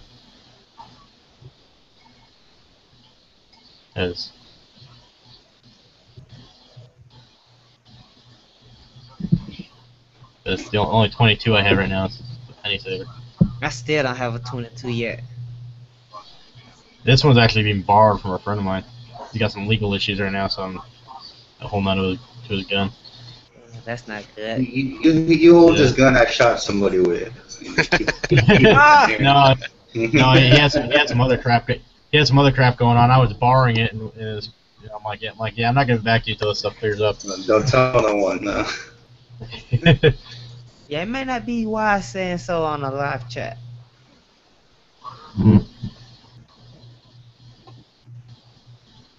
It may, if I get into reloading, it's probably gonna be next year. The equipment is not cheap. Yeah, well, I don't know. You can get. I mean, you can get the Lee Progressive for like what, $250. I mean, that's much cheaper than what I first saw. Yeah, I was looking into it, and that's the big Progressive press. I mean, you can get a single stage press for $100. I've seen them on I've seen them on eBay for like $30. I mean, it'd take you a hell of a lot of time, but if you want to, take a week, take a couple out, take an hour a night, and get 100 rounds by the end of the week or something like that. It's not exactly a bad idea. That RCBS, was that Rock Chucker, or I think it's the one that it's about a $200 setup, but again, like you said, if you can buy it used off somebody that bought it and it didn't work out for them, because reloading's not for everybody, even though they get enticed into it. And just so you know, Edge, I didn't come up with that. That was from Hank Strange, who came up with that great idea. Oh wow! Well, thank you very much. You're a big fan of his work, so I am the chat. Anyway, but nevertheless, like I said, you can pick up. There's some people that are just tired of it, or they're in money hotspots where they need to get out of it. So. Or even sometimes people that are moving and they don't want to carry the gear. Yeah, yard sales. Oh, dude, all kinds of reasons. Yeah, people move up or they just get sick of it. So I just need to wait for sales. Or wait for opportunities. Do you go to gun shows? Because I bought all my shotgun stuff at a gun show one time, Richard. I have yet to go to a gun show. Hey, G-Webs, have you ever used any of the, I think it's MyWall stuff they have the gun shows here? The ammo place? I don't know. I know they sell them in the gun shows. I've used some that when I bought my Glock, I got some with it. They only sell at gun shows. Yeah, they're a big ammo dealer in California, Arizona. I think they go to Nevada and Utah and Oregon, maybe. Yeah, I've looked into it because I can't even find they don't even give local listing prices. Oh no, yeah, Though sometimes I think I have seen like a printout that showed what shows they'll be at, but they don't sell anywhere but the Like shows. you can go on their site and find that out. But have you seen any? I haven't been to a gun show here at all yet, so I'm kind of behind. But have you seen any recently, or know what they're going for roughly?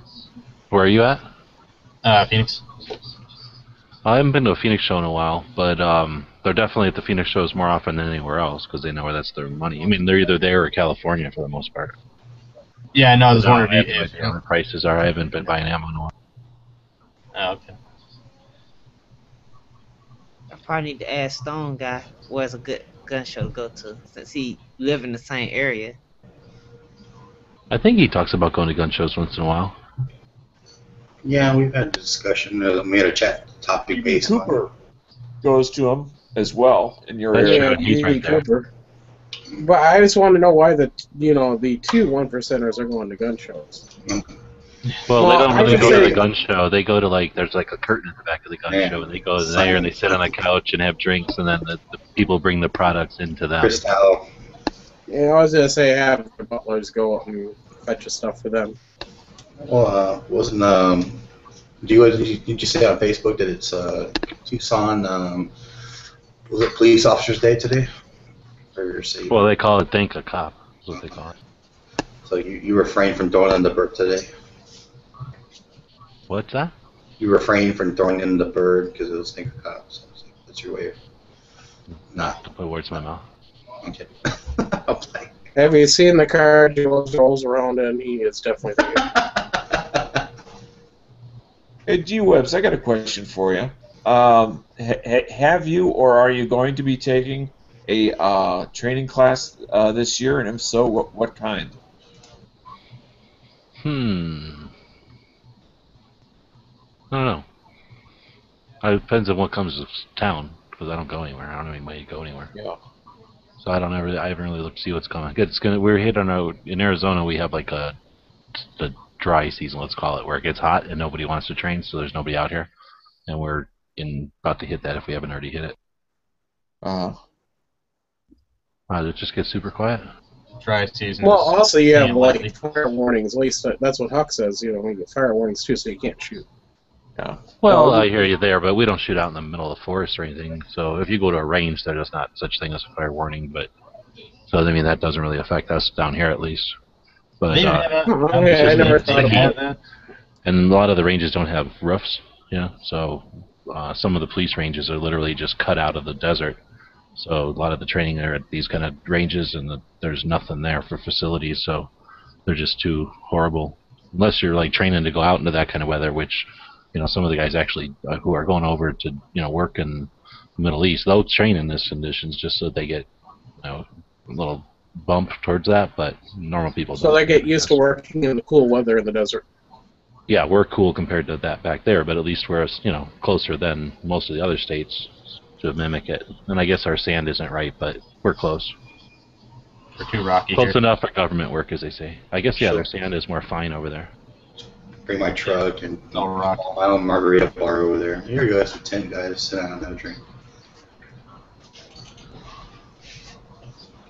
Ain't Strange wouldn't do that. But yeah, I try to go to every training anytime I have an opportunity to. I mean, I enjoy watching instructors teach, and every once in a while I like taking a class too. But obviously with ammo the way it is, it's tough for everybody. Right. Weren't you? I need to get one of those cool ammunition sponsors.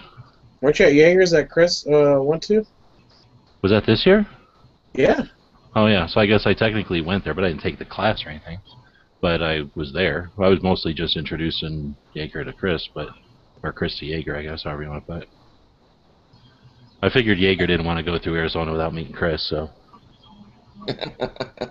made sure that happened. Jaeger does a lot down in Tucson, doesn't he? Or he got tested. He's got. No, he's never going back to Arizona. He's got a adjunct instructor out here, Larry Hickey, who's been with him. He's in fact one of the first people who gave me encouragement. He's in an AK club with me, and he's one of the first people, him and another guy, that were both instructors for tactical response in 2004. Got me into going from regular websites into gun website type of stuff because they encouraged me to come check out a class and for me at least, I had come from like being a kid and NRA and like hunter safety, that kind of garbage, and then, well, not garbage, but that kind of simplistic marksmanship type of stuff. And I never thought much more about it. I figured firearms were like, yeah, or sit down and shoot, or maybe for me, I thought shooting into the water was like, you know, the most dynamic thing ever. And then you go to the Army or whatever, and you know, they barely teach you anything better. So I didn't really have a lot of color. It was like a whole black and white world of guns for me. But then when I saw these guys shooting out of cars and like having the tactical response has a really good philosophy of like mindset, skills, tactics, and all that.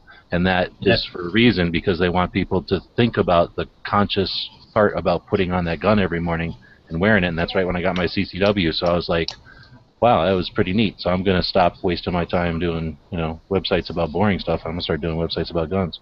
So anyway, Larry's out here, and he's been bringing tactical response out basically since before I knew him. So, you know, for a long time. So tactical response has had a place in Tucson since I think they've really been a company. Yeah, I've been thinking about trying to host them up here in this side of town. But what part of Phoenix are you in? I'm up near kind of Metro Center area. Oh, I don't know what that means. I mean, as long as you're in Phoenix, it doesn't really matter. But you can get down to Casa Grande, and there's a good place. If you need a spot, I can help you get Marana, which is a long drive for you. But if you hang out at a hotel or something, Marana's a great range. That's the one where Chris was at. And, you know, I don't know. What do you say it's at? Casa Marana? Grande area? Casa Grande is the one that Chris was shooting at this afternoon. That's the one where I can try to help you get into the police range which is we do a lot of pictures from there. Is that the club out there? I know there's a club out towards that area somewhere. Well, there's a shotgun club right next door. Okay, but I'm not sure. The range. This range is. I don't really go to ranges too much. I'm too broke. I guess I just go to. Casa Grande's the city that's right between Phoenix and Tucson. No, I know where it's at. I'm not familiar with the ranges of it. No, their range is just open piece of desert with some berms. And then next door is a police range, which is only available to law enforcement and border patrol. Right. And then next to that is a giant shotgun thing. So, like a whole giant shotgun range. So there's 3 ranges there, but the shotgun range is a club where there's like, you know, food and refreshments and that kind of thing. Right. The police range is like off limits. There's a big fence around it, but there's definitely no club there. And then the public range is just some shade and some fences and some berms in a parking lot. So there's definitely no club there either. It's just not even range officers. Yeah, it's just kind of a shooting area, not exactly a range. Well, no, it's definitely a range. Really nice, improved berms, and there's not a lot of rain, so the berms last and they're decent. I mean, it's like a designated, you know, well, I mean, it is a designated range, but it's like, you know, you go and pay the fees or whatever, or parking lot. Oh, that's the thing. Yeah, no fees. It's just use it and have fun and be safe. Yeah, I mean, I drive about 30, 40 miles out to the desert anyway, so that might even be just as good, if not better. And I don't know about Buckeye. I think Buckeye is a police range now, but that might be closer to you. But that was a nice range. And then I just go up by Table Mesa area up by Lake Pleasant. Yeah, you're already heading up towards Huck. You should talk to Huck more. Maybe you guys can meet somewhere and shoot. And then Zog is always shooting around there. I'm fairly new to a lot of stuff, so I've only been shooting for about a year. So. Right on. Well, there's definitely a lot of places out there. Like I say, once you get in Arizona, you're on public land and you just obey the same laws as, you know, hunting. Stay away from houses and roads and have fun. Yeah, Zog comes up from Fountain Hills every once in a while. We go shooting up here, so you're more than welcome to come by sometime, or you know. So, where are you around yet? Payson. Oh, okay. In fact, I might towards Flagstaff from you. Yeah, I might be taking a trip out. Actually, I might be I got a buddy of mine that works at the Taco Bell up there. But yeah. So you got a lead on some free gorditas? Yeah, well, actually, it was funny. I was talking today. He walked out. He was manager at Del Taco and walked out during the shift, walking into Taco Bell. Got a job there in uniform. That was kind of funny. So I can get you guys hooked up with tacos.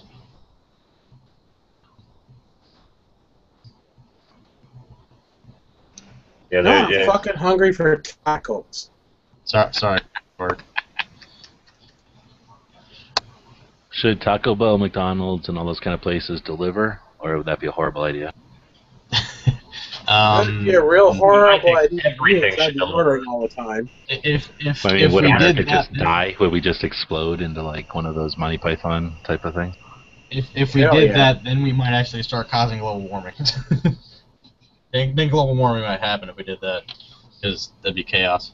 Because of all the emissions from the vehicles, or Both. the emissions from the people that ate the fast food, I guess. Both. Well, if you eat a lot of Taco Bell and people are delivering Taco Bell, definitely global warming happening from all the methane being produced. Oh, dude, that's a great point you're saying in the internal chat here that buy-in the biggest thing when you go to a gun show. What I do at a gun show is if I can remember, I'll put like a piece of paper and a pen in my pocket, or find a piece of paper. Like they usually have like a schedule of shows. I'll grab one of those when I walk in, and then a pen, and then I'll see something that I like. If it's not something that I know somebody right behind me is about to buy, I'll see something that I like, I'll write down the price, and then that way, sure enough, if I buy it, then I'm about to find it somewhere cheaper. But if I write down the price and I walk the whole show, and then I remember what all stuff I thought I might want, but then I also remember the prices. So if I go to haggle with somebody, I can go, hey, that guy over there has it for $5, I'll buy it for $4 or whatever. And that's the other thing, gun shows never ever pay what they put on there. They want to play with you, so haggle. Don't be rude, but don't pay the full price. See, I don't have the experience at all. I'm with you. If you've ever gone to a flea market, it's the same thing. You haggle prices. Yeah, it's kind of like a flea market, but it's like you go to a flea market and there's people there that are like could care less. There's people there that are being dragged there, and it's like there's people there that are looking for license plates, and there's people there looking for whatever weird stuff they look for. But you go to a gun show and it's all gun people. So what I'm saying is I think it's a lot more friendly at a gun show. Right, what I'm getting at flea too market is it's haggle. You know, both places. If you've never been to a flea Oh, market, yeah, like that. Skill Same set. as flea market. The skill set's still the same. You win because they don't want to drag their shit home again. So you're always in the advantage at a gun. Yeah, that's what I was going to say. Is I grew up at swap meets, so I kind of have that ingrained in me that noting prices and watching them for the rest of the day. And but there is one exception: the guys that sell swords at gun shows, like specifically Japanese stuff or antique swords of any kind. Those guys are not the best to haggle with because you pretty much lose your ass in that business no matter how you do it. Like swords, if you're selling swords at a gun show, specifically again Japanese swords, those guys are in trouble. Like they need to get that kind of money for those blades. I thought about getting a katana, but I watched one of the chats. I don't know which chat it was, but they said the best katana is was it Cold Steel? Once I saw the price on it, I'm not getting a sword. Cold here. I haven't. They was over 300. I haven't had anything Cold Steel, but I hear But yeah, if you pay for an actual samurai sword, an actual carbon steel one, you're gonna be paying more than that for a good one. And from what I understand, Cold Steel is probably the best for the price. Yeah, they're the best for the price because they're meant to be used. They are pretty much everything they sell is the best for the price and more. Like you get more than you pay for. A sword is not a shovel. Yes, they're both steel, but you're talking about two totally different types of things. But Cold Steel kills that theory. Sometimes. Well, I'm saying is, there's a reason that swords cost as much as they do as compared to a similar length of steel. Or it's like you got, of course, because they make millions of shovels a year. They don't make millions of swords a year. That too. Yeah, I understand that the price, the reason why is that high. It just, I don't value it at that price. Yeah, it's not your interest isn't that expensive. More than I do the sword. Right. Wait, well, are you planning on using it for anything, or just kind of screw around with it, or just have it for looks?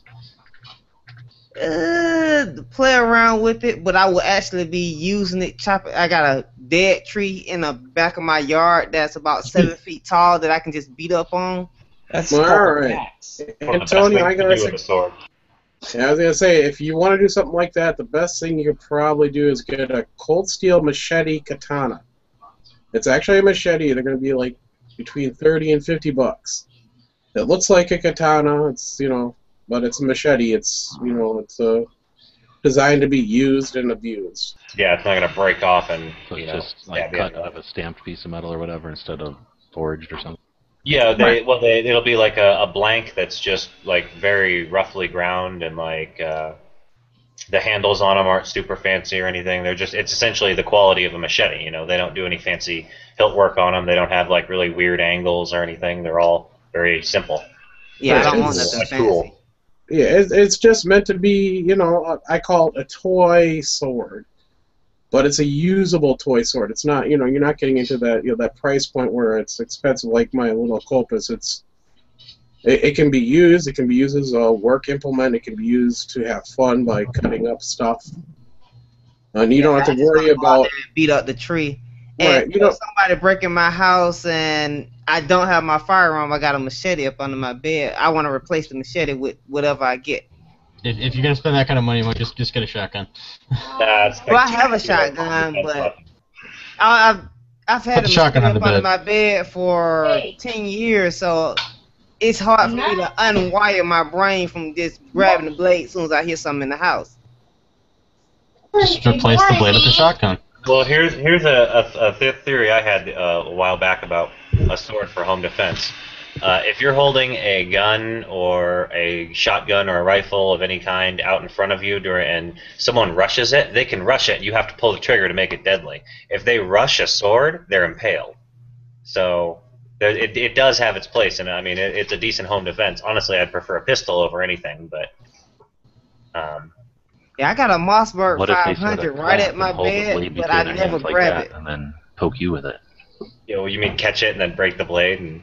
Yeah, I've seen that ninja move done before, so Oh, yeah. I'm pretty sure I would just do that. Well, that's the thing is that I stopped using a sword because I specifically have tons of ninjas breaking into my house, so their sword defense is really high, their firearm defense is low. Right?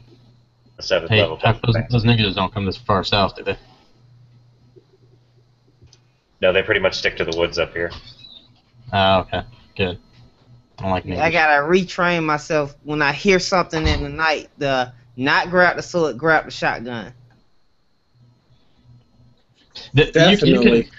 There's some easy I've seen some just easy home build for shotgun racks to put on the side of the bed, and I mean you can do some really simple stuff, and you can kind of rack it on the side.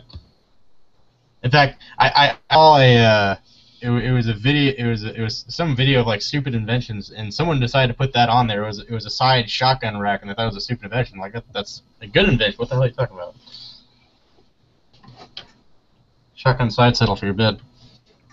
Nigga, I got the shotgun to protect my house, but I never picked it up when I hear something. Right. I have motion sensors around my house, so if something get too close, I hear noises, and those noises wake me up at night. Wow, I hear the chirp when it go off. That must be really annoying. I hope you don't have cats around. It don't happen often, but it happen often enough that I know it's working because I wake Right. up in the middle of the night. You see, if I hear noise in the middle of the night, I don't do anything. I grab my freaking shotgun and wait. Who the hell sleeps in the middle of the night? That's when the gun chats are the best. I was gonna say if something happens in the middle of the night, I don't hear it because my grinder's running. Yeah, because I'm supposed to be asleep an hour ago. It's all good. I like my job. I can come in when I want as long as I get the work done. Dude, I think you're gonna like that one that Stone Guy just did. That was a really cool chat. Even if you're not really into long range, that guy just is a good speaker or whatever. Good conversation. I'm going to say Yeah, I this. only It caught wasn't 10 cool. minutes of it.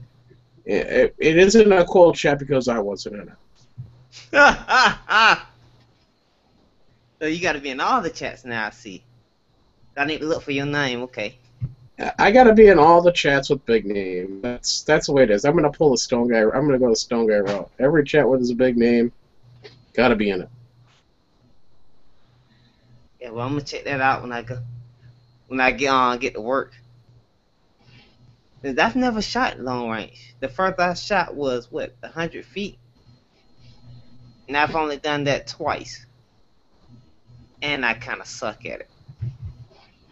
Well, Well, obviously shooting it's harder and long range harder. takes So practice. it's more and more satisfying once you can do well further and further. So, well, not for everybody, I suppose. Some people don't have the patience for it, but if you like it, it's really fun. I have fun with moving targets. But I definitely need to learn how to shoot far. I got an AR. I need to learn how to use it. Well, that's the nice thing about an AR, though. It can be used pretty much all kinds of distances. So in other words, you're not limited. You can have fun with it, just shooting like Hickok distances. Oh, I'd rather shoot my handgun that distance. I like shooting handguns. I had to slow down going to the range because I was running through a lot of ammunition. And I had to slow down pulling the trigger to try to make the ammo last longer. Sometimes it works, sometimes it don't. See, that's why we do the service of doing the postal matches on gun channels, because they force you to slow down and use your ammo more. I take a nap in between. Slowly. Okay, I'm gonna get better. Just gotta keep trying. Just take a 10-minute nap in between boxes. A 10-minute nap? No, I don't think I can go to sleep without them guns going off. I got in the desert, so that then I'm basically like I go in the middle of the week in the morning, so no one else is out there. It's kind of nice. You're like 1 or 2 off in the distance, is about it. Well, I don't think I can go to sleep under that. As soon as I hear a firearm going off, I wake up. Like I say, I got shoot in the desert, so you got a couple 100 yards away, you got someone maybe shooting, you can barely hear it. Well, something cool. I've got a private gun range about 4 miles away from me by a road. It's like a little over 2 miles as a bird flies. Lucky. And I was out that direction, and I heard automatic fire, and I was like, awesome. I'm sure it was freaking some of the people that live close to the range out, because it's the first time I've ever heard that, because I can actually hear that when I'm outside at my house when people are out there shooting. But I'm like, cool, somebody's got an automatic. I'm like, that's so freaking awesome. I'm sure it was freaking neighbors out, but who cares? Huh. I've never seen an automatic in person. Well, they look about the same as everything else. It's got different internals. Never fired it on. What was that? I didn't hear you. I said I've never shot an automatic. I've seen them before. I just never. Yeah, I've only seen them in YouTube videos. It's pretty rare to see a fully automatic firearm in Wisconsin because. It's sad. For just pennies a day, people could stop this needless inability to shoot full autos. I know. Americans, for crying out loud. If I was to get one, I'd run out all of my ammunition. I don't have enough ammunition to shoot one. Yeah, hell, I mean, if they had more autos, government make more money on taxes on ammo. You'll be blowing through ammo more. That'll definitely give me a reason to start reloading. Yeah. I'm definitely gonna look into presses because when I first started looking at them, the cheapest I saw was like $600. Well, too much. Yeah, no, it depends on the brand. Like, even like Lees are pretty good. I know they're not the best, but they're still pretty good. I mean, I think they're kind of the bottom line. They're still pretty good. But I mean, I've been looking at it because like my problem is I'm only 19, so I can't go buy ammo in most stores unless some actual gun stores. But that's my problem. So I mean, I've been looking into it. You can spend. I mean, even for a pretty decent setup, if you're looking to just reload 1 or 2 calibers, probably about $250 or no, about $300, maybe $350 to start up, and that's depending on if you want to cast or if you want to, or if you already have brass. I don't even reload yet, and I'm just saving up brass just for the hell of it. And then you can clean your brass without getting a tumbler. There's a pretty good cleaning method out there that works pretty darn good. It's just like vinegar, soap, and water. But I mean, you can do it on the cheap and make it work. But I mean, it is a little bit of investment. But if you don't have a lot of money coming in at a time, and you want to shoot more, I don't see why it wouldn't be worth it. I mean, you can maybe be a little broke and still be able to go load a couple hundred rounds. Dude, if you want to polish brass on the cheap, So say that again. I said if you want to polish brass on the cheap, just go buy a beach ball like the dollar store or Goodwill or something, and then fill it up with whatever that corncob medium and some brass, and then tape it up and give it to some kids to play with for a while. No, I found. I mean, I haven't tested it yet, but there's like you take like vinegar, water, dish soap, and salt or something like that. And it cleans it pretty darn good. And I've seen some kind of home things with like steel wool and stuff like that. I mean, you can do it on the cheap. I mean, you don't have to necessarily have all the fancy stuff. I mean, if it gets the job done, you don't have to have all the fancy stuff. Do you have to clean the brass so if it's not? You definitely want to neutralize it. You at least want to, like I said, at least like a solution bath, because I mean, you don't necessarily have to put it through a polisher, but you want to make sure there's no crap, and then you want to be able to inspect it. So you don't want to have it dirty and that be masking a crack or something. At least wash it. I mean, like I said, you don't necessarily have to polish it, but at least clean it good. And like I said, there's some really easy cleaning solutions with like vinegar, soap, and water that work pretty darn good. In fact, better than some factory stuff. And tumblers aren't really all that expensive either. Yeah. No, I mean, you can get them used too, because people will upgrade or get rid of them or whatever. Their wife says it's too noisy. Right. I mean, and if like my situation, I'm in an apartment, so I don't have the space for a lot of shit. But I mean, if you know some stuff, maybe you got some junk laying around, you can probably make one pretty easily too. Although, might be worth it just to get a cheap one or a used one. I definitely got the space. I got a full basement. I ain't using it. Can I borrow it? I will borrow your basement. I'm living in a living room now. I got about the size of a prison cell right now. Sucks. Wow. I purposely didn't build it out because I didn't want my father to move downstairs. Well, yeah, I can build a press down there. Yeah, I mean, like I said, you can get the. I mean, I was looking on eBay. I mean, you can get a single stage or even one of the basic progressive presses, and you can get those for probably $100 or so. And like the progressive press, like 1000 or something like that, or the M1000, it's like I want to say 250, and that's the one where you got the the brass feeder, and you can basically pump out 100 rounds in half an hour or something. Or less than that. Wow, Huck just put a link in the side chat. Yeah. Thank you. Oh,